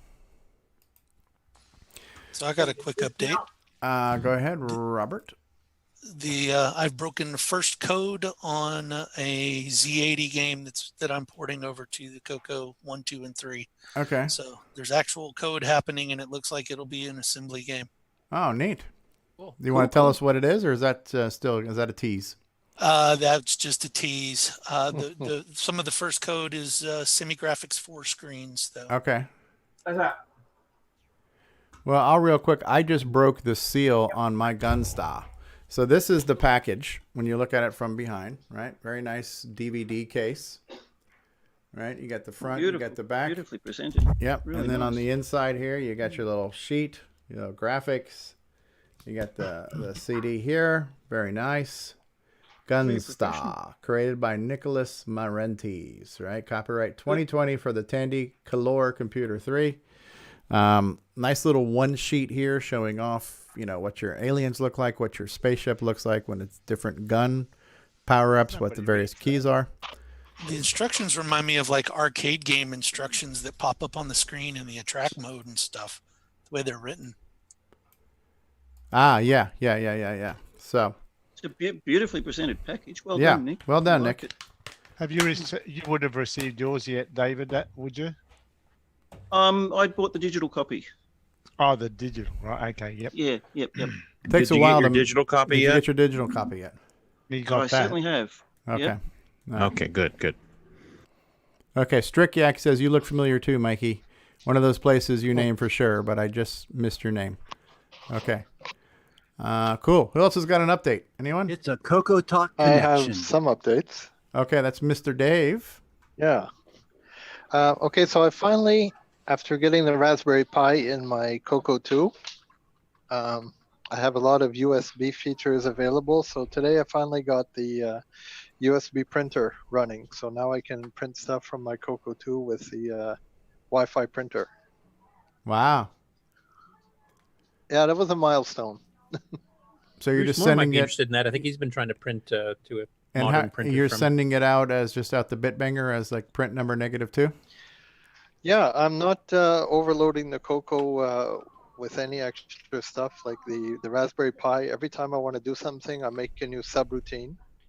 And the CoCo doesn't really have to do much. It can send it out by the print number 2, and away she goes off to the wireless printer. Cool. I'm hearing some TV noise in the background, so who do I need to mute right now? Anybody That's who's not me. Anybody who's not talking, I'm muting you right now. Can I share for 1 second? Yeah, let me stop sharing. You go ahead and share, Mr. Dave. All right, let's see. I don't know.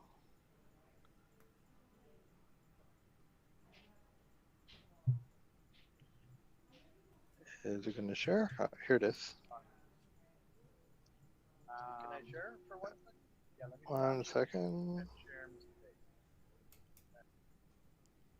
Here we go. Okay. Happy anniversary CoCoTALK, Mr. Dave 6809. Yeah, and the other one below it is I was able to do a screenshot. So I have a little, the program that you see written there actually sends a screenshot because you can see it's doing the peak of memory location 1024 to 1536, which is the video memory. Okay. So this program actually took a snapshot of itself. Because it was on the screen. Yeah, so cool. I have a hotkey and I can take screenshots and send it off to Wi-Fi. So that's pretty cool. Pretty happy with that. Cool. And you're just sending it through as just plain Extremely text. Cool. Yeah, it's coming right through. There we go. Was that the first program selfie? There's my CoCo with the. I love that keyboard. Yeah, that's awesome. So yeah, having the USB. What's the Yeah, go story with ahead. that keyboard? It's Darth keyboard. You Yeah, I'll get don't in know the power. Is that a CoCo keyboard but with lights on it? No, that's gaming mechanical gaming keyboard. It's a 60% keyboard, and it actually really fits in the CoCo well. The only problem was I had to What's the figure other out- 40%? 60% Well, keyboard. those are the savings they pass on to you. That's a neat picture there, yeah. So you've actually transplanted that into your CoCo. That's really cool. And it Yeah, uses and most of the data There's a comes in Raspberry Pi right in through the there. keyboard. Yeah, that's nice. That's cool. I like it a lot. Yeah, He that's explained cool. He explained it on last week's show. Yeah. He's running it through a Raspberry I haven't Pi had to a get it chance to to work. watch it yet. Yeah. Yeah. Yeah, so the Raspberry Pi is basically last being a week must be the USB week- controller for the CoCo. Yeah. Yep, cool. And now I'm working a little better on sending the Raspberry Pi and the CoCo are talking behind the scenes using the bitbanger, but I really should use a parallel memory address, I'll be able to do high-speed stuff after. That's cool. I've got an idea for you. I'll chat with you. Okay. That's there you go. Community in action. Sharing is caring. Plus And- CoCo DMA. Now, for everyone who wants to get stressed out about it being a Franken CoCo, it's still doing everything 8-bit, and it gets all this information through the keyboard or the bitbanger.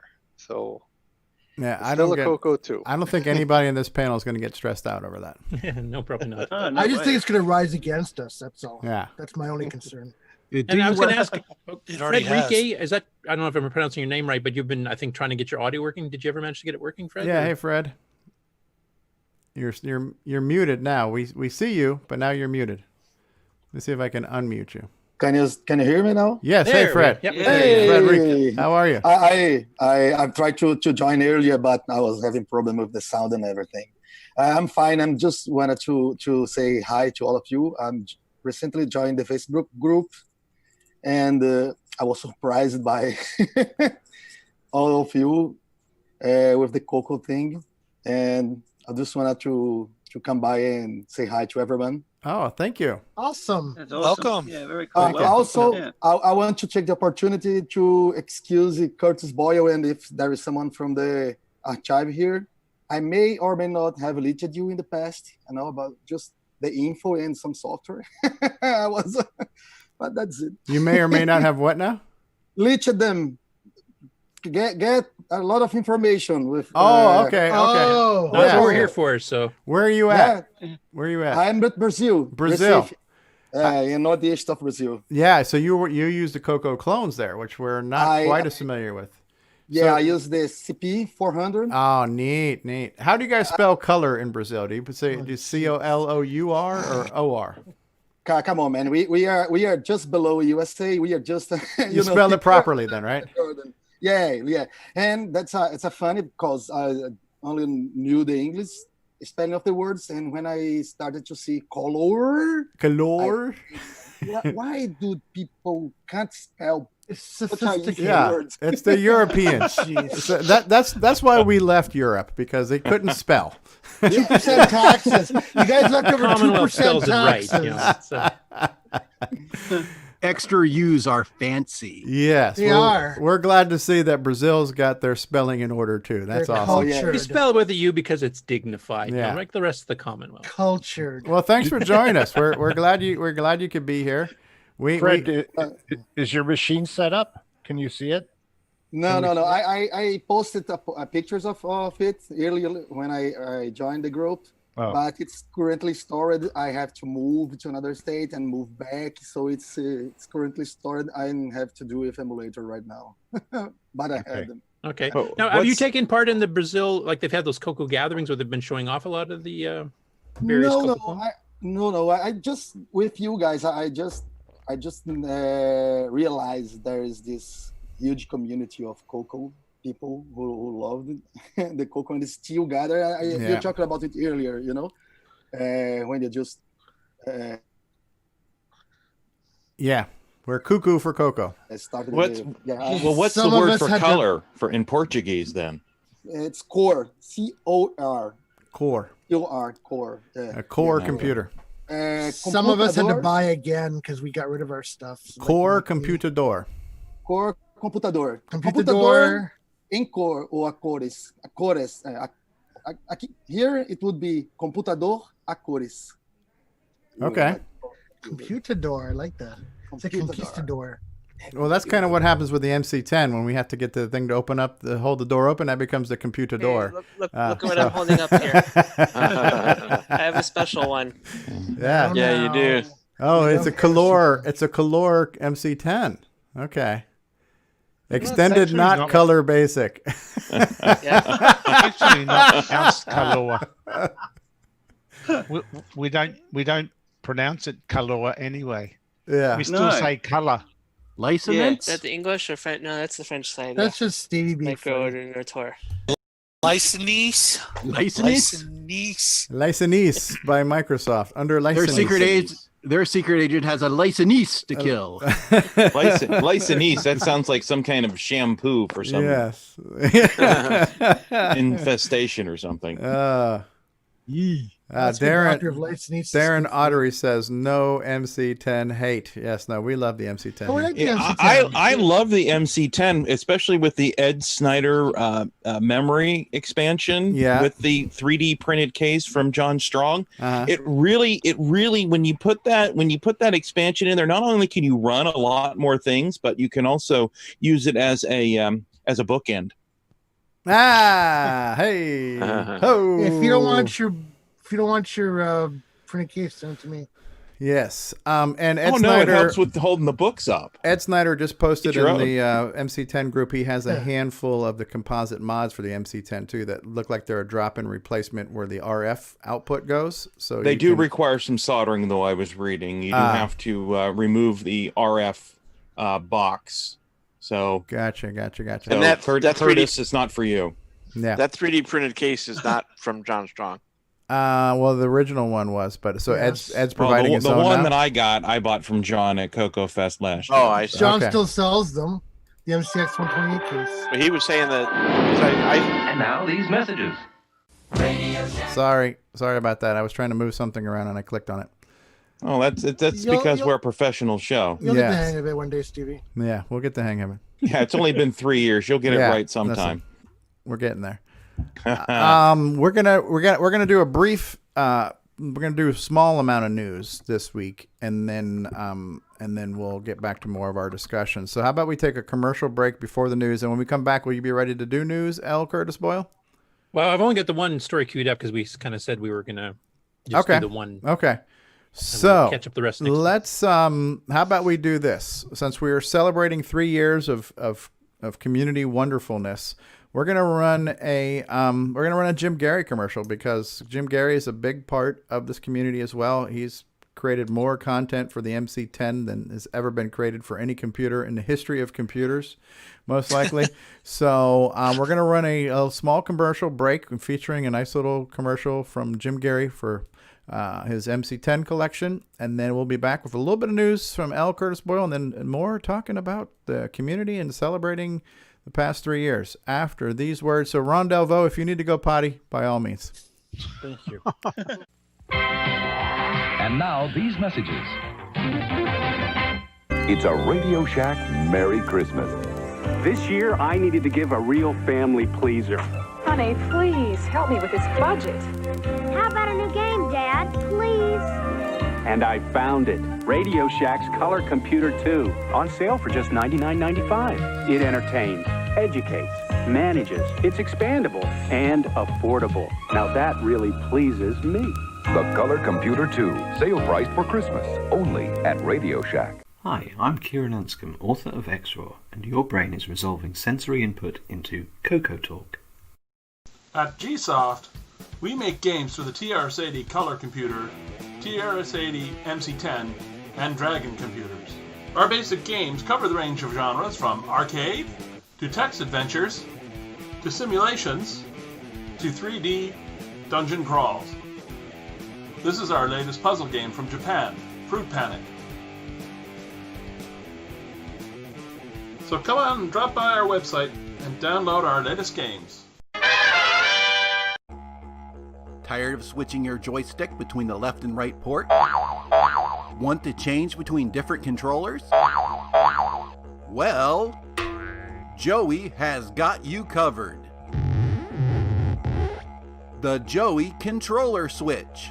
Take control of your controllers with the flip of 2 switches. Order today at cocoman.biz.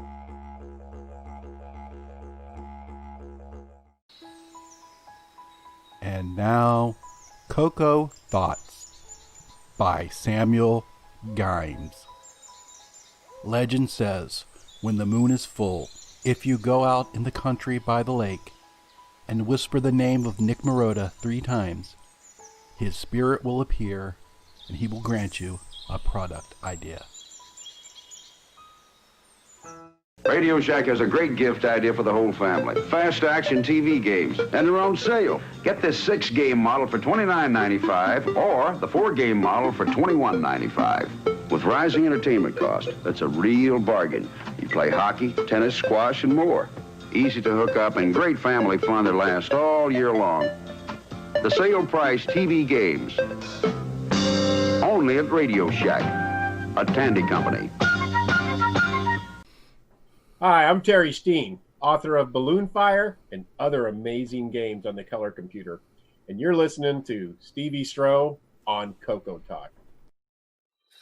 From around the world, what you need to know. Get caught up on News with L. Curtis Boyle. And now a Muppet News Flash. All right. And we are back, and we are here with L. Curtis Boyle. And because we're really just celebrating our own self-proclaimed success, we've decided to keep it short on news this week, but there's at least one story that's got to be mentioned. So L. Curtis Boyle. Yes, and of course, since we were just talking about Ed Snyder and all the wonderful products he's done, it's one of his projects, of course. Surprise, surprise. So I will share. We will follow his career with great interest. That boy might be going somewhere. Yeah. And okay, so I'll just read his text verbatim here because it kind of explains what it is. But yeah, we've mentioned his CoCo 2 project before. He's basically duplicating the hardware of a CoCo 2. He said, I just received a new revision back on the little CoCo 2 clone board I've been fiddling with. This one has some changes that were requested, such as 2-button joystick support, which will greatly please David Ladd because he's been thinking of hacking a 2-button, connecting the one missing pin on the PIA, so you can actually do that on regular CoCo 1 and 2s as well. Cassette relay control, signal added to cassette header, improved power system decoupling, several bug fixes and experimental improvements, adding mounting holes for flexibility in case design, etc. Playing around with the video circuit, I noticed a way via clock mixing to add a second color set via a simple switch, both alphanumeric semigraphic and the artifact colors. A bit non-standard, but why should it be exactly the same as a standard CoCo's video? Kind of neat. I think I'll use it. I will mention that was actually also in the design for the deluxe color computer, and actually some of the software notes Microware has actually mentions the specific screen colors that he's getting. So they had that exact same thing back in 1984 planned for the deluxe color computer. So we'll just go through a couple of pictures here. Yeah, and maximize them when you get them up. All right. Is that maximized? Yeah, so that is a CoCo SDC. So the cartridge slot is now vertical instead of horizontal. Yeah. Okay. And so there's that's our picture using one of his CoCo Mech keyboards. Yep. And the CoCo 1 and 2 does support the extra 4 keys. I should mention that too. That's already built in even on the current CoCo 1 and 2s, which is why third-party keyboards used it. Okay. Here's the underside of the circuit board design itself. CoCo 2 Plus. Look at kind that. of telling you where everything is, all the chips and stuff. Uh-huh. Getting some noise from somebody there?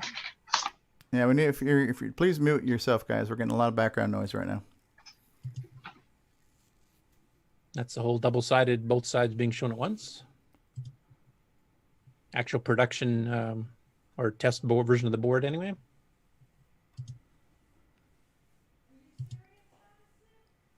Yeah, it looks good. Sockets. Sock it to me.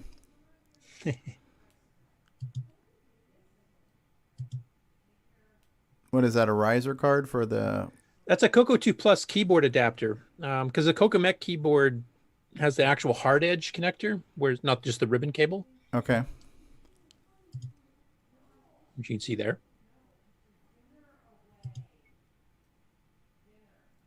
Okay. There's the cartridge slot. There's the back. There's your joystick DINs. Yep, There's your supporting both composite buttons, which is output. cool. There's all your chips. There's all the all chips populated. assembled. That's the whole CoCo on that little board. It's like a little mini. That's an entire CoCo 1.2 Mm-hmm. with some additional features. Yeah. No bitbanger port. And look how clean that is. That's composite. That is super clean. And there's that's the alternate character set. Yeah. So this, what are they doing? Changing the color phase somehow or something? Yeah. I don't know exactly. The Which is term for exactly it. what the CoCo Deluxe did. In fact, they had an option on the ROM. If you held down a key, it would kick in this color set. And they had another key. If you held it down, it would automatically boot OS 9. And I like that he's using the original VDG too, not the T1. He shifts the color burst signal basically. The color burst signals gives the video a reference to tell it what colors to decode from the rest of the signal. And so if you shift the phase of that color burst signal, you change basically doing a similar thing to what the tint control does on a TV set. Okay. Yeah, and you'll see some new colors here, like on the color bars on the bottom there. That looks brown. Some graphics, he's got like a brown, and he's got a really light yellow, and some a different shade of purple, and of course the blue is different too. So it's not just an alternate, shifted of just the text. It's you get a whole new color sets. You can pick your different color sets for games and stuff too. So yeah, would that affect the artifact colors? Yeah, because see now it looks like orange and green instead of red and blue, right? Yeah. And then there's your standard color set. Orange and blue. It doesn't change the phase like you do like F1 reset on a CoCo 3. I'm not sure if he's doing that so it's a controlled phase or if it's the random phase like the old one. I would assume it's controlled now. And here's a screenshot of one of the Infocon games. Is it software selectable or it's a hardware, one or the other? I'm not sure on that. I know on the Deluxe it was both. You could do it via poke and you could do it with the hardware, but I'm not sure which way Ed's implementing it here. I think he's doing it software though, because he did mention you could switch the color sets between the two. Knowing Ed, he probably does it both. He's probably got options for both. And there's the exact same screen using the standard. So it must be hardware selectable for this, I'm imagining, else he rebooted the game twice. But it is software selectable, I'm pretty sure. Yeah, that's neat. And it's a lot easier to read with the blue. Yeah, it looks more like a Commodore 64. Well, we won't hold that against it. But... Shame. Okay, there's PackTac. Did someone swear? Now look at that. Set. It just went to peach colored or something. Yeah, and the score's blue now instead of green. Blue. Yeah, that's interesting. It's cool. SDC normal colors. SDC phase shifted colors. Yeah. That's We're getting into a whole pastel suite of normal time bandit. Recognize that. Ooh, yeah, that almost it looks like your TV's off when you look at it this way, So that looks like some of the alternate color modes you could select on the SVGA adapter in composite mode. Okay. A little bit. On the artifact colors. Yeah, there was like 4 or 5 or something you could select. The nice thing is though, if it's software selectable, if you have a game that would use a palette like this better than obviously we're just taking games that were meant for the CoCo's original palette. Teal and orange now. So the trees are green. You could design a game specifically for that. This is more like a VG or a CGA style. Trees are green. Yeah, I know trees are green.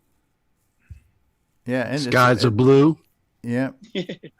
Yeah. So for specific games, I mean, since it's software selectable, you could just say if you have a code. Well, it'd also be just kind of a cool visual thing too, kind of like how you can change the 2 screen modes back and forth to flash them.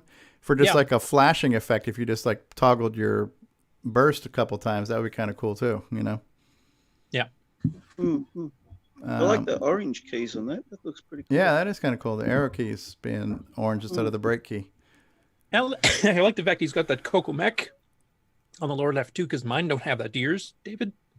Oh no, it doesn't. Yeah, that must be a new addition he's put on Now, I have to wonder if you can plug your color script set cartridge in there.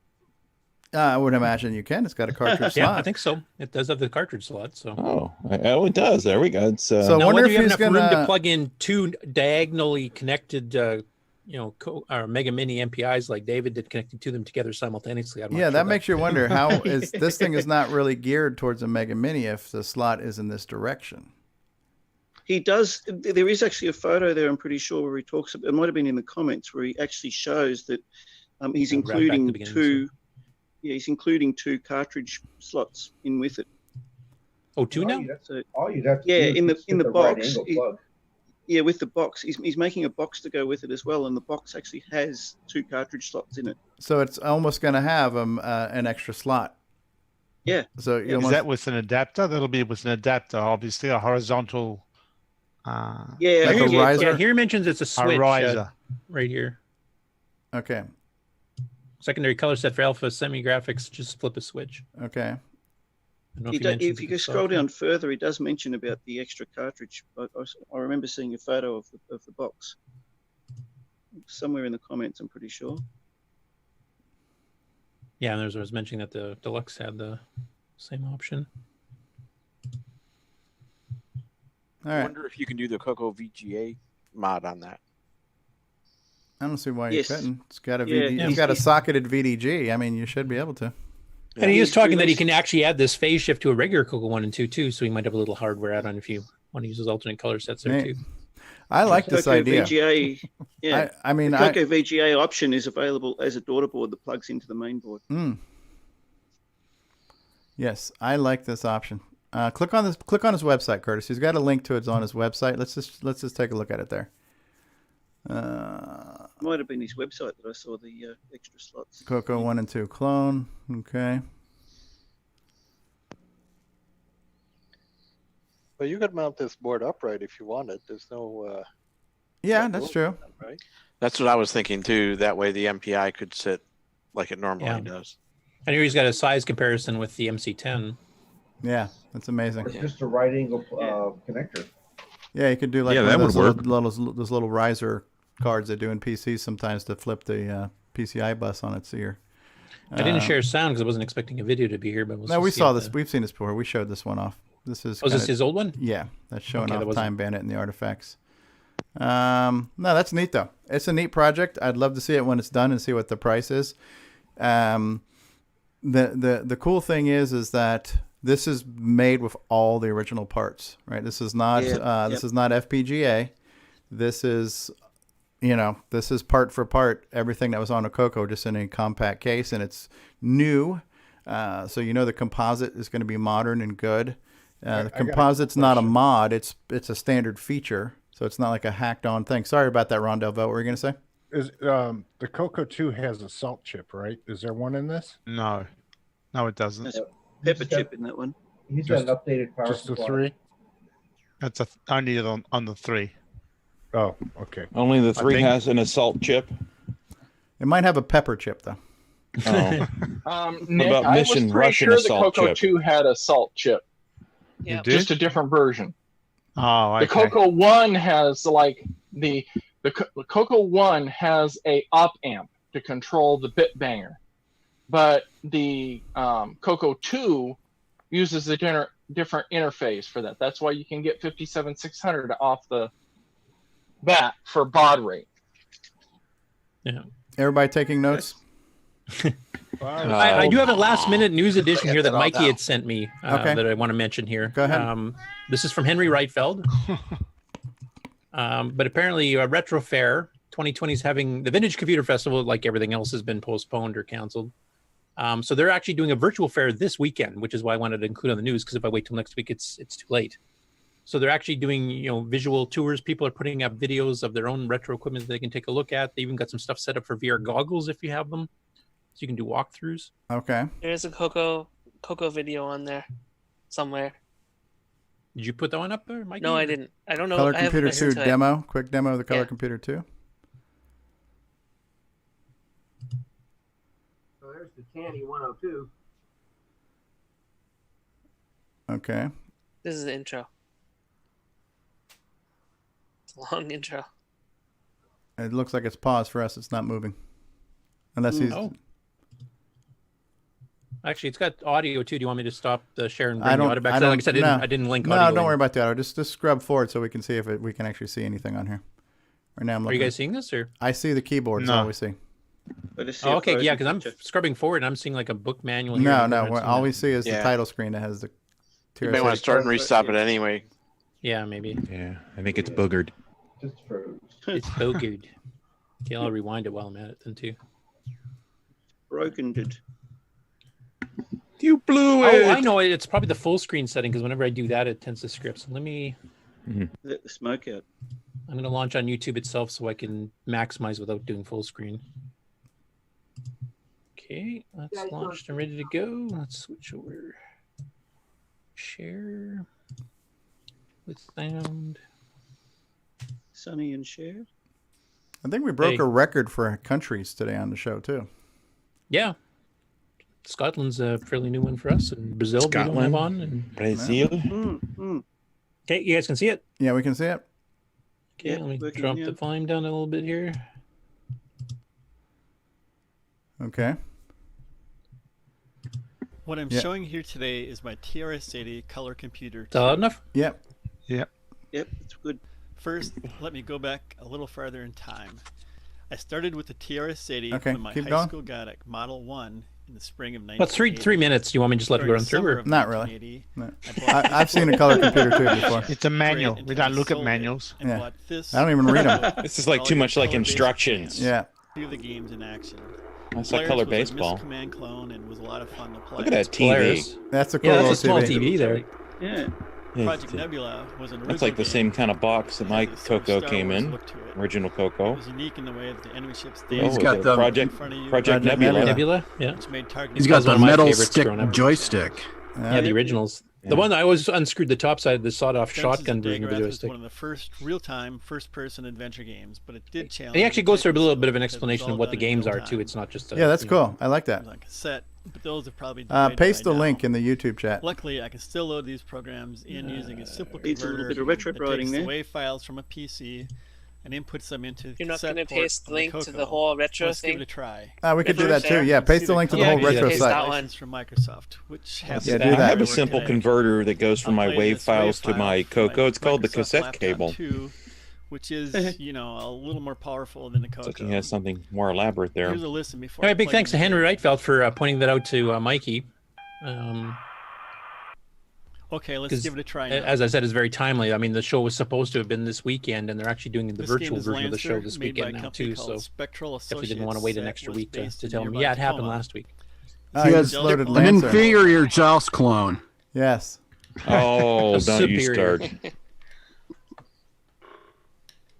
And I think they're encouraging people to upload videos. So if you guys have any little videos you've made in the past, or if you want to make a quick video, you know, Final about your item CoCo I'd like stuff to and want to show send you it up, is they're this basically joystick doing that I this put together. virtual thing, so One of the everybody can color come in. That computer would have been at magazines the back in the 80s VCF had and an actually just article take a on look what at it all parts and to kind of buy see at a your virtual local Radio tables, Shack just like you store do with the show. and instructions on how to put it together. We should have Ron It was Delvaux fairly reach out to simple. this guy. Offer to have See a guy lunch a with him, little see if we can get him on the close show beside next there. week because this is cool. Love to hear about. Love to talk to Hope you this enjoyed guy. this little tour. Yeah. Yeah, they can both go to the same drive-through and Yeah. talk to each other for about 12 feet away. Oh, and for even more fun, be sure to check out the Living Computer Museum in Seattle. It was if you nice though ever because get he a actually has chance. originals of some of the third-party stuff. He has like I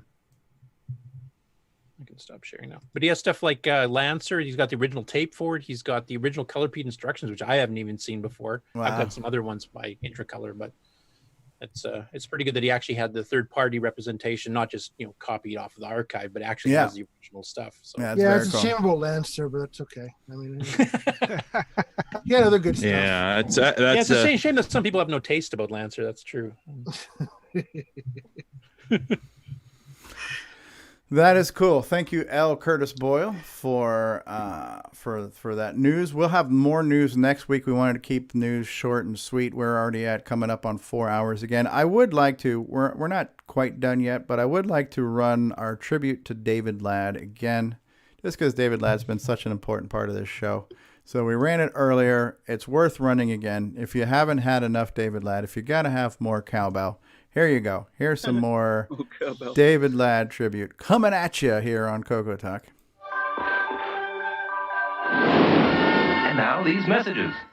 Radio Shack, America's technology store. Computer shopping has never been better at Radio Shack. Here's proof. Our new ultra-high-performance 386SX 20 megahertz computer with 85 megabyte hard drive, only $12.99. And it's from Tandy, manufacturer of the best-selling PC compatibles in America. Or get a 286-based Tandy home office computer with color monitor and hard drive, only $899.95. Shop your friendly nearby Radio Shack. Great selection, superior service. Nobody compares.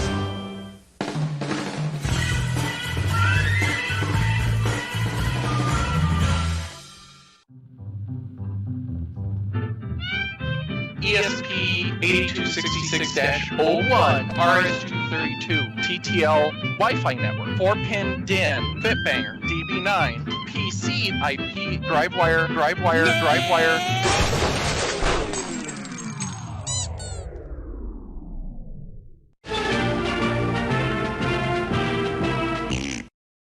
Good day. This is Nick Marionettes. Crikey. After you buy Gunstar... Stop right there. Okay, fine. After you bought Gunstar, go ahead and buy your copy of the CoCoFEST edition of Nightmare Highway. Nightmare Highway. It's a quarter of the quality at half the cost. Hello, I'm David Ladd. Thank you for watching CoCoTALK, the world's leading live CoCoTALK show. This portion of CoCoTALK brought to you by Placeblex Dietary Supplement. Placeblex, thought to help you with your floppy life.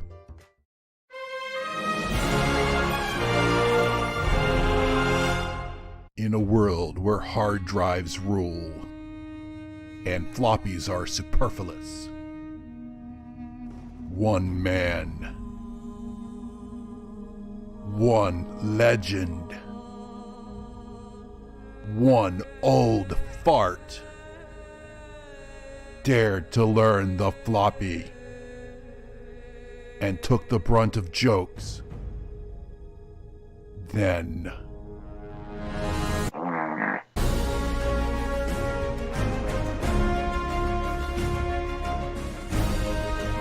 all hard drives and SSDs died, but the floppy survived. And the only man who knew floppies became a legend once more. Floppy Life, the David Ladd story. This summer, straight to YouTube. 8-slot MPI, floppy drive, CoCo SDC, Sound Speech Pack, Orchestra 90, RS232 pack, modem pack, Super IDE. You start adding all those together if you want them all usable at the same time. Well, guess what? You just went over the 4-slot MPI. David Ladd. Oh, I'm much happier breaking stuff. And there we have it. We have. Oh, wait, CoCoTALK Inception. There we go. That was our tribute to David Ladd. And during the break, I went ahead and headed down to America's Technology Store. All right. What'd you get? Did you get a $1,200 386 DX? I got what I got here. I have some LEDs. Ooh. Battery card. And a 4011 NAND gate. Oh, nice. Oh, it's one of my favorite NAND gates. Yeah. Yes. So, Curtis, there was one other thing that I happened to see in the source code for MAME. Okay. Last night. So another new piece of hardware's made it into MAME before any place else. Ed Snyder's CoCo PSG. Ooh. Okay. Is that like top of tree or something? I was pulling it so I could build the most current code, and I happened to see CoCo PSG pop up. I'm like, what the hell? So I went through and yeah, it's in the cartridge list. I was like, nice. that would I make think you better go back developing on the meds, David. Yeah. Nick, baby, you don't want me back on the med.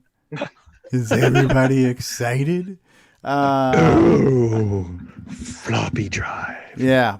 Oh, don't worry, Nick. I'll make it worth your while. Yeah. We're not after dark Yeah. yet. Well, David Ladd, we appreciate you. You've brought us 3 years of joy. It You was brought us- added 20 hours ago. Yes. I'm looking. Was there anything else we wanted to comment on as far as our fond memories of the past couple of years, things that have been going on that are special to you in any way, shape, or form? I'm just grateful to you guys. Just a bunch of good friends, and that's really helped me a lot. Awesome. Yeah, and I'm bummed that I'm not going to get to hug Stevie in person. Me too. That's exactly right, Kitty. I don't get to hug Stevie. Hey, Nick Maroda. Yo. Right on cue. Check out the CoCo Color Computer group on Facebook. It has, I posted the cards? Cards, yeah. Cool. Card. Pretend one. Well, I didn't come in earlier on the 3-year thing because I was a little busy. What's that? Mostly, I don't get a chance to get on here very often. Mostly, I'm listening to the podcast version while driving through the wonderful Silicon Valley traffic. But, sort of got me interested in going to CoCoFEST. And, I really, really love hanging out with you guys every once in a while. And every once in a while? Come on, it's supposed to be all the time. What the hell, man? Well, I can't all the time. He has a lot. But as other people have said that, when I'm on here, when I'm on Discord, even when I'm listening to just driving around listening to podcasts, it's like I'm hanging out with my friends all the time. People have said it feels like home. So thanks for doing this the last 3 years, Stevie. I've really enjoyed it. It's really, really building a great community. Neo's got something to add to that. Neo, Neo, how's the past 3 years been for you, Neo? Meow. I don't know if you heard him purring there, but he's purring his head off. Well, what I like too now is we're getting to the point where we have more than one person that can also stream the show. So I think, as we mentioned, there was only one time where we didn't have a show, and that was because real late, like less than an hour before we were supposed to go live, I kind of ran out of gas and I couldn't do it. And at that time, we weren't really set up to have backups. So we are constantly making efforts to have more people set up to do the show, so it's no longer dependent on any one person. And the times that's happened, we've had some really good shows because it's kind of like you got people splitting responsibilities. You got hosts and co-hosts, and I love the new format that Rob Inman has introduced, where we have the different segments and we kind of have a different host for each segment. So it's just the evolution and the kind of organic growth that happens over time always continues to please me. So I'd love to have it where we have. And this is maybe an open call too for somebody who wants to help us be a backup streamer. I'd love to have, a good 4 or 5 people set up to be able to stream, where we could almost have it where we have a different person streaming every week. And that way nobody's responsible for having to do the streaming part more than once a month. You know what your week is.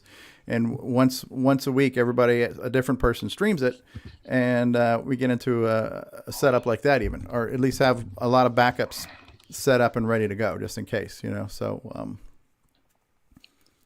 progress. But yeah, it's been a fun journey for me, and I've learned a lot. I've made a lot of friends. I've seen a lot of cool products. We've talked about stuff. We've met in person. We meet virtually. We continue to inspire each other. It's been a lot of good times, a lot of positivity. The world is not always a friendly, positive place, and sometimes our lives aren't always as calm and as nice as we'd like them to be. So it's nice to, even if it's just once a week for me, sometimes this is my safe place when I have a week worth of chaos dealing with the real world and responsibility and stress and pressure. It's nice for a couple hours to close the door and get together and forget about everything and just talk about something that you enjoy, so it's been fun for me doing this, and it's great to have us get together like this as we do. So I want to thank all you guys too for making this one of the best parts of my week. Okay, community group hug. All right. A social distancing, Hey, Polly Fiscarelli, how you doing? Group hug. Hey guys, apart. how you doing? Good. Happy birthday, CoCoTALK today. How are you, Polly? Yeah, happy birthday, guys. Yeah, I just dropped in to say happy birthday. Congratulations on 3 years, Stevie. It's been great hanging with you guys. And Absolutely. amazing community as a result of everything that you guys do each week. So thank you. And thank you. Thank you for Long Branch Never and for all your 3D printed stuff and for Run Dino Run and all kinds of stuff, Yeah, it's a team effort, right? Everybody does it a little bit, huh? Absolutely. All right. Let's run the they're going to run the closing credits, and then we'll have post thoughts. We don't really need to have a caboose today because this whole show has basically been a caboose. So we're going to run the credits. We'll come back for parting thoughts, and then we will put a fork in this. This concludes another episode of CoCoTALK, the world's leading live talk show featuring the Tandy Color Computer. For all things CoCoTALK, visit us on the web at CoCoTalk.live. We'd love to hear from you. Send feedback, suggestions, even segments via email to CoCoTalk@CoCoTalk.live. CoCoTALK is rocking the 8-bit world, keeping the Tandy flame alive. We may be mocked, but we'll never stop, 'cause CoCoTALK is rocking the 8-bit world.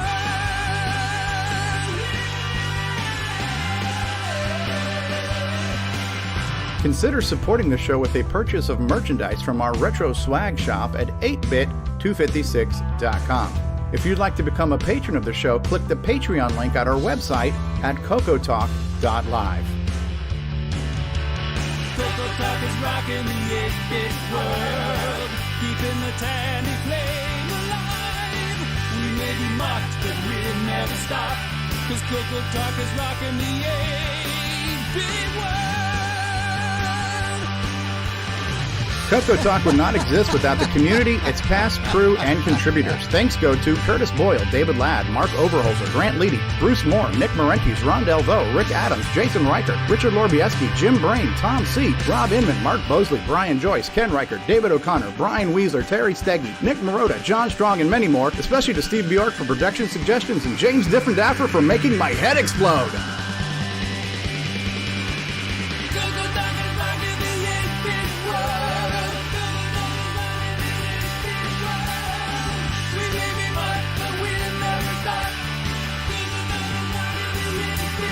Please help support the CoCo community by visiting some of its various contributors.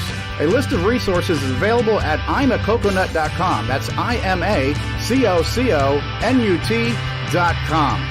The CoCoTALK theme song is copyright 2008 by D. Bruce Moore and Greg Sheeler. Mixed, mastered, and produced by D. Bruce Moore.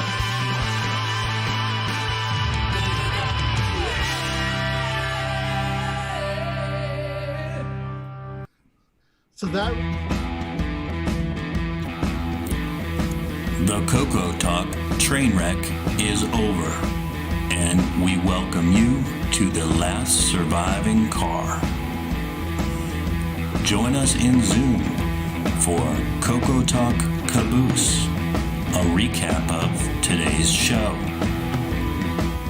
CoCoTALK Caboose starts now. All right. Well, we had a last-minute suggestion from one of our producers, Mark Bosley. He says, "Go ahead and run the caboose." And I'm like, you know what? When you're right, you're right. And so I can't argue with that. So here we are. This is the wrap-up show to talk about the show that we just talked about that wrapped up the past 3 years of this show. So let's wrap it up now, folks. I think we spent 4 hours talking about how awesome we are. Yeah, my shoulder's hurting. I've been patting myself on the back so long, I got to go have this thing relocated. Enough about us. What do you guys think about us? Yeah, Nick Marotta. My spiritual advisor, my financial advisor, no less, is Nick Marotta, too. Oh, my God, you're in such trouble. A lot of people say, my broker's E.F. Hutton. But I say, you know what? My broker's Nick Marotta.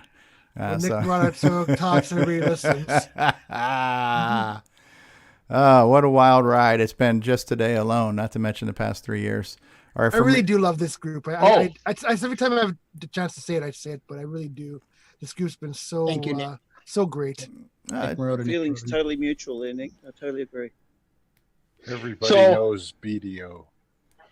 So if anybody wants to blame somebody for getting me started on the grease weasel, talk to Paul over here. Oh, I'm much happier breaking stuff.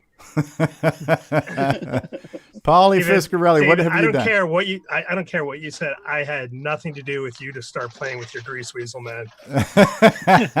Are we in After Dark? Oh, coming in hot there. Ken. We had at one time or another about 24 or some odd people in the panel. We had I think we had 26 at a couple times. And we had 26 odd people. So let's count the countries. Scotland. We are all odd. We had Scotland. We have Australia. We have Canada. I'm not sure. Karen is in the UK, so that's 4 countries there. United States is 5. Then we had Brazil. Diego from Uruguay, which is 6, and then we have Fred from Brazil. That's 7. Henry's in Canada too, so you can't count Canada twice. Texas. But we have at least 7 countries. 7 countries Texas is on this no panel. longer a separate country. Not anymore. And Quebec. Quebec? Are you in Quebec? Is Quebec different than Canada? They want to be. Yes, but not a different country. Like Texas. I'm glad we only got up to 7. I was running out of fingers. Yeah. So I think we broke a record for not only the size of the panel, but the amount of different countries on the panel today, which just goes to show you we truly are a global community. Global phenom. Global, yes. A global pandemic. And we are. The show has been a pandemic. It's amazing. Yeah. And not even a pandemic can stop it. I was we're not talking about the CoCo virus, are we? Yeah. When you were looking at that slideshow in the credits, that was from last year's CoCoFEST mostly. Those pictures are definitely worth 1,000 words, because what you saw there were a bunch of shiny, happy people holding hands, right? To quote REM. Because none of that right now. No. Hold on a second. Jason, Stop wait, there. Yeah. Joining your party. Wait a second. It's been spotted. What is it? Hold on. I got to see what button that is on my soundboard. Ladies and gentlemen, we've just seen a MC10. All right. So, hey, Damon's holding it up. So, yeah, I want to thank especially all the new faces to the panel today. Robert Allen Murphy, shiny new face here. Richard Chrislip, not always here, but always a shiny face. Duncan has been here. And Frederique, thank you for being here. Did I say your name right? Frederique or Frederic? Or how do we say your name? If you want to say like Portuguese, it's Freddy Hickey. The R is not R. Freddy. Okay, I'm gonna leave that to the professionals. Yeah, like with an age. Hickey. Hickey. Okay. Yeah, that's it. Like what you get on your neck? The hickeys? Yeah. Okay. That sounds like an after dark topic. Yes. Damon, thanks for being new to the panel today, Damon. Glad to have you. Yeah, glad to be here. And Robert, you're all invited back. Yeah, you're all invited back. Robert Murphy, thanks for being here for your first time. Ken Reichard, thanks for being here for an infrequent visitor, but we're always glad to have you. Henry Reitveld, we made history today. We got Henry Reitveld on the show. Thanks for joining us, Henry, and thanks for all that you do for the community, all your projects and interesting things.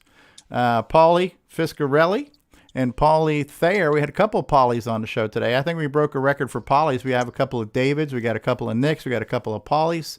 Thanks for being here. Crackers. Yeah. David, Mr. Dave 6809. Thanks for being here. No, it was fun. Yeah. And Duncan, we'll have to get in contact and see if we can arrange an interview sometime in the future when you have time and the inclination to do so. It sounds like you have a fascinating history of the dragon. I think a lot of us would like to hear about. Yeah. Okay. Yeah. People are interested. Are you still talking to us? Yeah. You're still here. I haven't scared you off yet. Wow. I'd say, wasn't he tight on time? I was socially distancing myself from friends and family, and I feel like I've fallen into another friend. Yeah. Fortunately, all socially distanced from myself. Yeah, literally across the world in a lot of cases. Hopefully you can join us. By the way, the UK is not a country, and we spell color properly. So. Yes, exactly. Yeah. So what is the UK if it's not Well, you're half right. Is it Great Britain? There's 4 countries. It's Northern Ireland, Scotland, Wales, and England. Yes, you said Scotland today, then, right, Stevie? Yeah, Scotland's. I did. We counted Scotland as a separate country, which is quite right. But then you counted the UK as a country, which isn't correct. Okay. Well, it's like saying North America's a country. Okay, At least everybody in the Commonwealth spells color correctly. I think that's there's the at thing. least 48 Everybody states. in the world does, except for the US. Okay. Right, let's get into this argument about spelling color then, shall we? Yeah, shall we? Let's lay it on. We could do at least another 20 minutes on Color. that. We have Color. Why you are wrong. Anything that isn't shall we is a good idea. I mean, as far as you're still here, that's great, and we haven't chased you away. And have we mentioned Discord? Have we mentioned Discord in the last 30 minutes? We have not. CoCoTALK Discord server. Hope you can join us there, along with other folks that are on the panel and watching. Discord. I was thinking about the true meaning of the word. Yes, no, it's not social Discord. It's just CoCoTALK's Discord server. Yeah. So it's been interesting. Maybe I'll see you in another 3 years' time, then, guys. Yeah? Made quite the impression. Yes. Hey, catch you all later. Yeah. All right. Thanks for coming by. Yeah. I prefer anti-social distance. Yes. Yes. Right. That's where you insult someone from at least 6 feet away. And Darren Ottery says, "Great programmy." Right, PROGRAME. Oh, yes. Double ME. We're gonna go to the, it's the social distancing. We're not going to the shoppy either. Yeah, this programmy was brought to you in living color. So the old shopping. the old shopping, yes. Chopay. Oh, I have to go out to the Chopay. So Chopay. For F's sake. F1 or 2. Yes. For some reason, though, the Seagate Center or the convention center in Toledo is the Seagate Centre. I don't know Centre. That's because you're within an hour of Canada. That's why. Yeah, that's proper spelling. Yeah. Look at We're not the one with Spock on our money. We go to the theatre. Padding out the dictionary. Yes. My dog has flippy ears. It sure does. Like long live and perspire. And we measure our distances in metrays. Metrays. That's the metric. That's the metric. Have you guys ever some meat? Yeah. Have you ever cashed a CHEQUE? A check you? No. Yes. Checkway? Yes. A checkway? Yes. We certainly have. Check you. Checkway. Me? No, check you, buddy. You better check yourself. Nonsense now. Yeah, this is silly. It is. It's silly, even silly for us. So we need time to pull that plug. It's not a bonus DVD though. This is a loose caboose. Our mission now is to start playing Gunstar and ready for next week's challenge. And maybe we'll do a Gunstar live stream tonight or something. I look forward to seeing everyone soon or sometimes in the future, but right now I'll just see you from a distance. That's it. We'll admire you from a distance. David Ladd, any parting thoughts? Everybody support each other, lift each other up, and let's all get through this as one happy community. David lifts you up where you belong. All right. Mark D. Overholzer, our resident Apple guy. Any parting thoughts from you, sir? Just two. Thank you for letting me come along. I'm new to the CoCo, only since 2012, but I've been Apple and Commodore a lot longer. But you let me in here nicely anyway. And I did have one PSA I wanted to mention. Oh, yes. With this virus thing going on, I'm really concerned about people working on projects that they don't have them publicly shared. They're putting stuff out, but they don't have, the source or the, whatever it may be, source code, FPGAs, all the basic source to build the stuff, schematics, all that stuff. So if you don't have a project that's open source for the community, find somebody you trust and share with them. So if something happens to you, we won't lose it. Great advice. Yeah, because it takes a heck of a lot of time to disassemble programs and stuff, I'll tell you. It does. And some of these hardware projects, even longer, Can't, especially If for it's FPGAs. FPGA, yeah. I can't even imagine how to disassemble that. So, I have the SDC. I can play all kinds of stuff, and I don't have to screw around with little numbers and assemble. Yeah. Anyway, Yeah. that's your PSA. Thank you, Please, Mark. share- Mark, you were here on our first episode, and you're here I was. 3 years later. Thank you. Yep. You're too kind. Robert Allen Murphy, your first appearance on the show. How was it for you, sir? Love it. Well, we're glad Keep this to have train you. rolling. Yeah, we're glad to have you. Thanks for joining us. Any parting thoughts to the folks at home? Yeah, just keep the train rolling. There we go. And L. Curtis Boyle, parting thoughts? Well, I never thought it would last 3 years. That's for damn sure. But yeah, it's been a great ride. A lot of progress on the show. A lot of new friends made over the years. A lot of new products. I'm really looking forward to the next year. We already know some projects that are coming out, both hardware and software, over the next year here. Looking forward to CoCoFEST whenever it does happen. Depending when that is, I may or may not be able to make it, but I'll definitely be there. It's another Gunstar. Just got opened. Oh, Nightmare Highway. Robert just got his copy of Nightmare Highway. Just in. I saw it being handed to him. So his Nightmare Highway just arrived. Just walked in the door. Yes. Thank you very much. I'll be at the Lambo dealership. Now I've really paid too much. Yes. Well, and definitely Robert said to keep that train rolling. So here we go. Great, soundboard's not working. Anyway, looking forward to the next year's worth of shows and everything else coming out. Absolutely. And thank you, Curtis, for all of your contributions. Most of them positive, and in the area of Nitrous 9 negative. But thank you, anyways. I'm just trying to help spelling worldwide. That's all. Nick Marotta, parting thoughts. I really missed the show. Doing the show last week. There was a big absence in my week, so I was really happy to be here today. You were missed as well. Thank you. I think you were busy growing your hair, weren't you? Yes. Yeah, this is my post-apocalyptic hairstyle. I decided. That's working. It's working for you. Yeah. Any parting thoughts? Any words of wisdom to the folks at home, Nick Marotta? For the next generation, any pearls of knowledge? Buzzard bait all the way. All right. Richard Chrislip, any parting thoughts? Any words to the folks at home? Well, it's a great ride, and I hope it continues. Why, thank you. We appreciate that. Jason, the Coco Man Reichard, half of the celebrity brother duo of the Reichard brothers. Any parting thoughts, words of wisdom for you?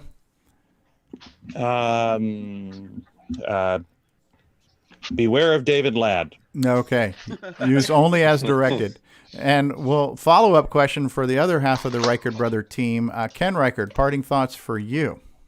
Probably only 25% of the team, but let's just say I enjoy the show. I enjoyed when I discovered Stevie. I think he was doing Return of Junior's Revenge, and I just sort of stumbled around watching your channel since then and with this, and it's always glad to listen to people here. You start to feel like friends, even if you're just making snarky comments in the chat room. That's what friends do. But I really enjoy it, and I want to apologize for me screwing up the mic a bunch of times today, but thank you for having me in, and hopefully I get to do this again sometime. You're always welcome. If we had to bump Jason to let you on, we'd gladly do that in a heartbeat. So. Gee, thanks. Do it right now if you want. He's already been. I just feel the love. He's already been bumped for the 8-bit guy. So. Oh well. Wow.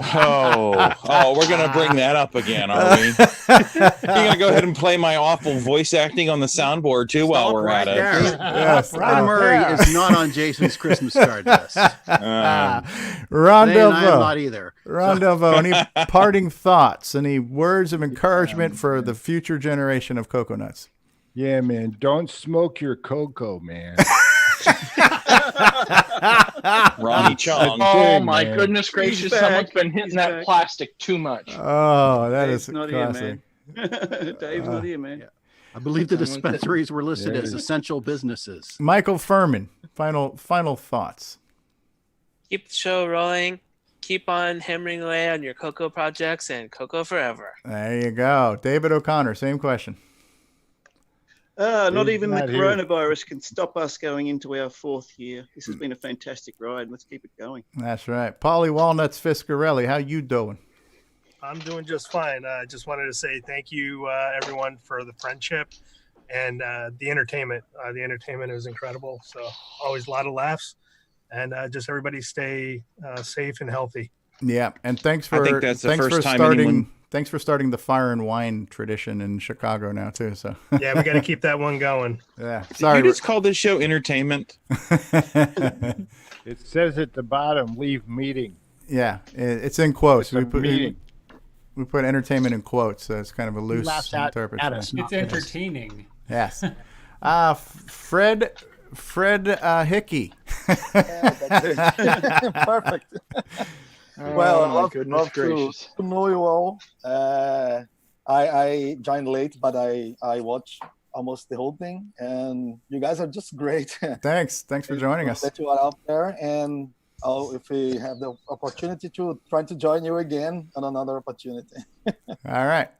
Awesome. Thanks for joining us. And Mark Bosley, a guy who's kept the flame alive when the flame might not have been able to burn, has been back up streaming for a while. Mark B., thanks for all you have done to help us keep this show going.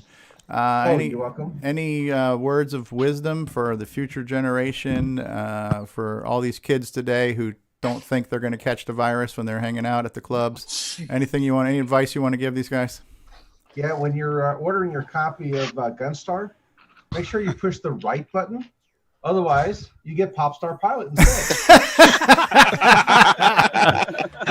Oops. You know what Nick Murty said when he saw another one of those sales come through? Oh, crikey. Crikey. You never have too much Popstar Pilot. That's right. So I went ahead and ordered the Gunstar today. Is that a PSA or just buy both? Take two, they're small. Yeah, friends don't. Yeah, just buy them both. Yeah, there you go. Was that your second copy of Popstar? No, that's my first. I've been wanting to buy it anyway. All right, we'll make that game of the week one week Yeah. for you. Still got my Paul floppy Thayer. copy of Popstar in the other room. Paul Thayer, final thoughts, parting words. Yeah, thank you guys for the show every week. It's always a good time. And yeah, you guys better be ready for the Gunstar challenge. That's all Oh I gotta yeah, say. it's on. We've already seen Paul beat the game, so we got our work cut out for us. All I got to do is have a super high score. But I don't it is necessarily a have scoring, to beat the game. it's a scoring challenge. That's the thing. Right. And I'm not going to tell you my strategy. I almost did. I know but- your strategy. Well, yeah. I just play to lose anyway. His strategy is to use VCC and the keyboard. Hey, Paul, there's actually, I think, about 15 of us that I know of already know that strategy. So if we're going to use that strategy, we're going to have a whole racked up score where no one ever actually finishes. It's really going to come down to who cannot okay. get bored doing that strategy Yeah, the longest is what it's going to come down Who to. who can stay Okay. awake the longest? Paul, I've been in this Sounds like level room 2. unchanged for 22 years. Sorry? So, He's been staying awake for 22 years. Is that what she said? You've been in a room for 22 years? well, this Unchanged. room No, has it's- not changed in position in 20 years. Oh. Doesn't go well every So time. you it don't comes live. up. So you don't live in a mobile home. Time for some new carpet. Yeah. I know you've left because I've seen you at CoCoFEST. Yeah. No, I said the room hasn't changed in 20 plus years. All right. Okay. Oh, I thought You know, said Nick the Marentes, I underpants think we have to haven't start changed. changing your games a little bit here so that if you actually win the game, you get some huge 50,000 point bonus or something to Yeah, away probably from doing should this type change of it. strategy. D. Bruce Moore, any parting thoughts from you? Well, let's just keep the Tandy flame alive, right? What would Joey say? There we go. What would Joey say?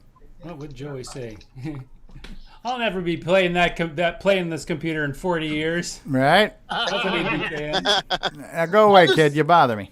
I don't need this stuff anymore. I'm going to throw it away. I'll never need it again. Right? Mr. Dave 6809, any parting thoughts from you, sir? Well, I'm pretty new here. It's only been about 4 months, but it's definitely a great community, and it's encouraged me to, work harder on my projects because you're the only guys who appreciate it. I'm sure a lot of people in the Commodore group appreciate it too. So. Yeah, no, I'm kicking their asses with this. And speaking of the commenter group there, Retro Innovation Jim Brain there just said, "Unchanged, get that man some new underwear." Sorry, it's now part of him. Jim, you actually have to wear underwear first. Oh, visual we did not need. No. David Ladd, are you still enthusiastic? Oh no! Oh yeah, baby, are you ready? Let's get that caboose going. Let's hear that train whistle rocking. All right. And we've the saved button, the Frank. very best for the very last. Nick Marentes, the Thunder from Down Under, whose inbox sounds like this. Thank you for all you have done, Nick Marentes. What are your final thoughts, parting words for us? I'm sorry. No, all I can say is CoCo forever. CoCo forever. And Forever, yeah. my parting thoughts is David Ladd, you should have given up meds years ago.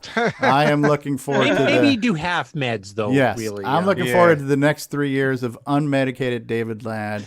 David Ladd After Dark, all David, all the time. David Ladd pay-per-view specials. So yeah, we got a lot of exciting content in the years ahead with David Ladd.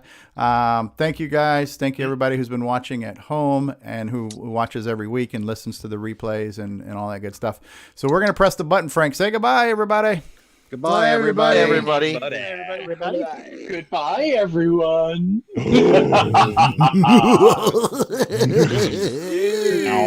I'm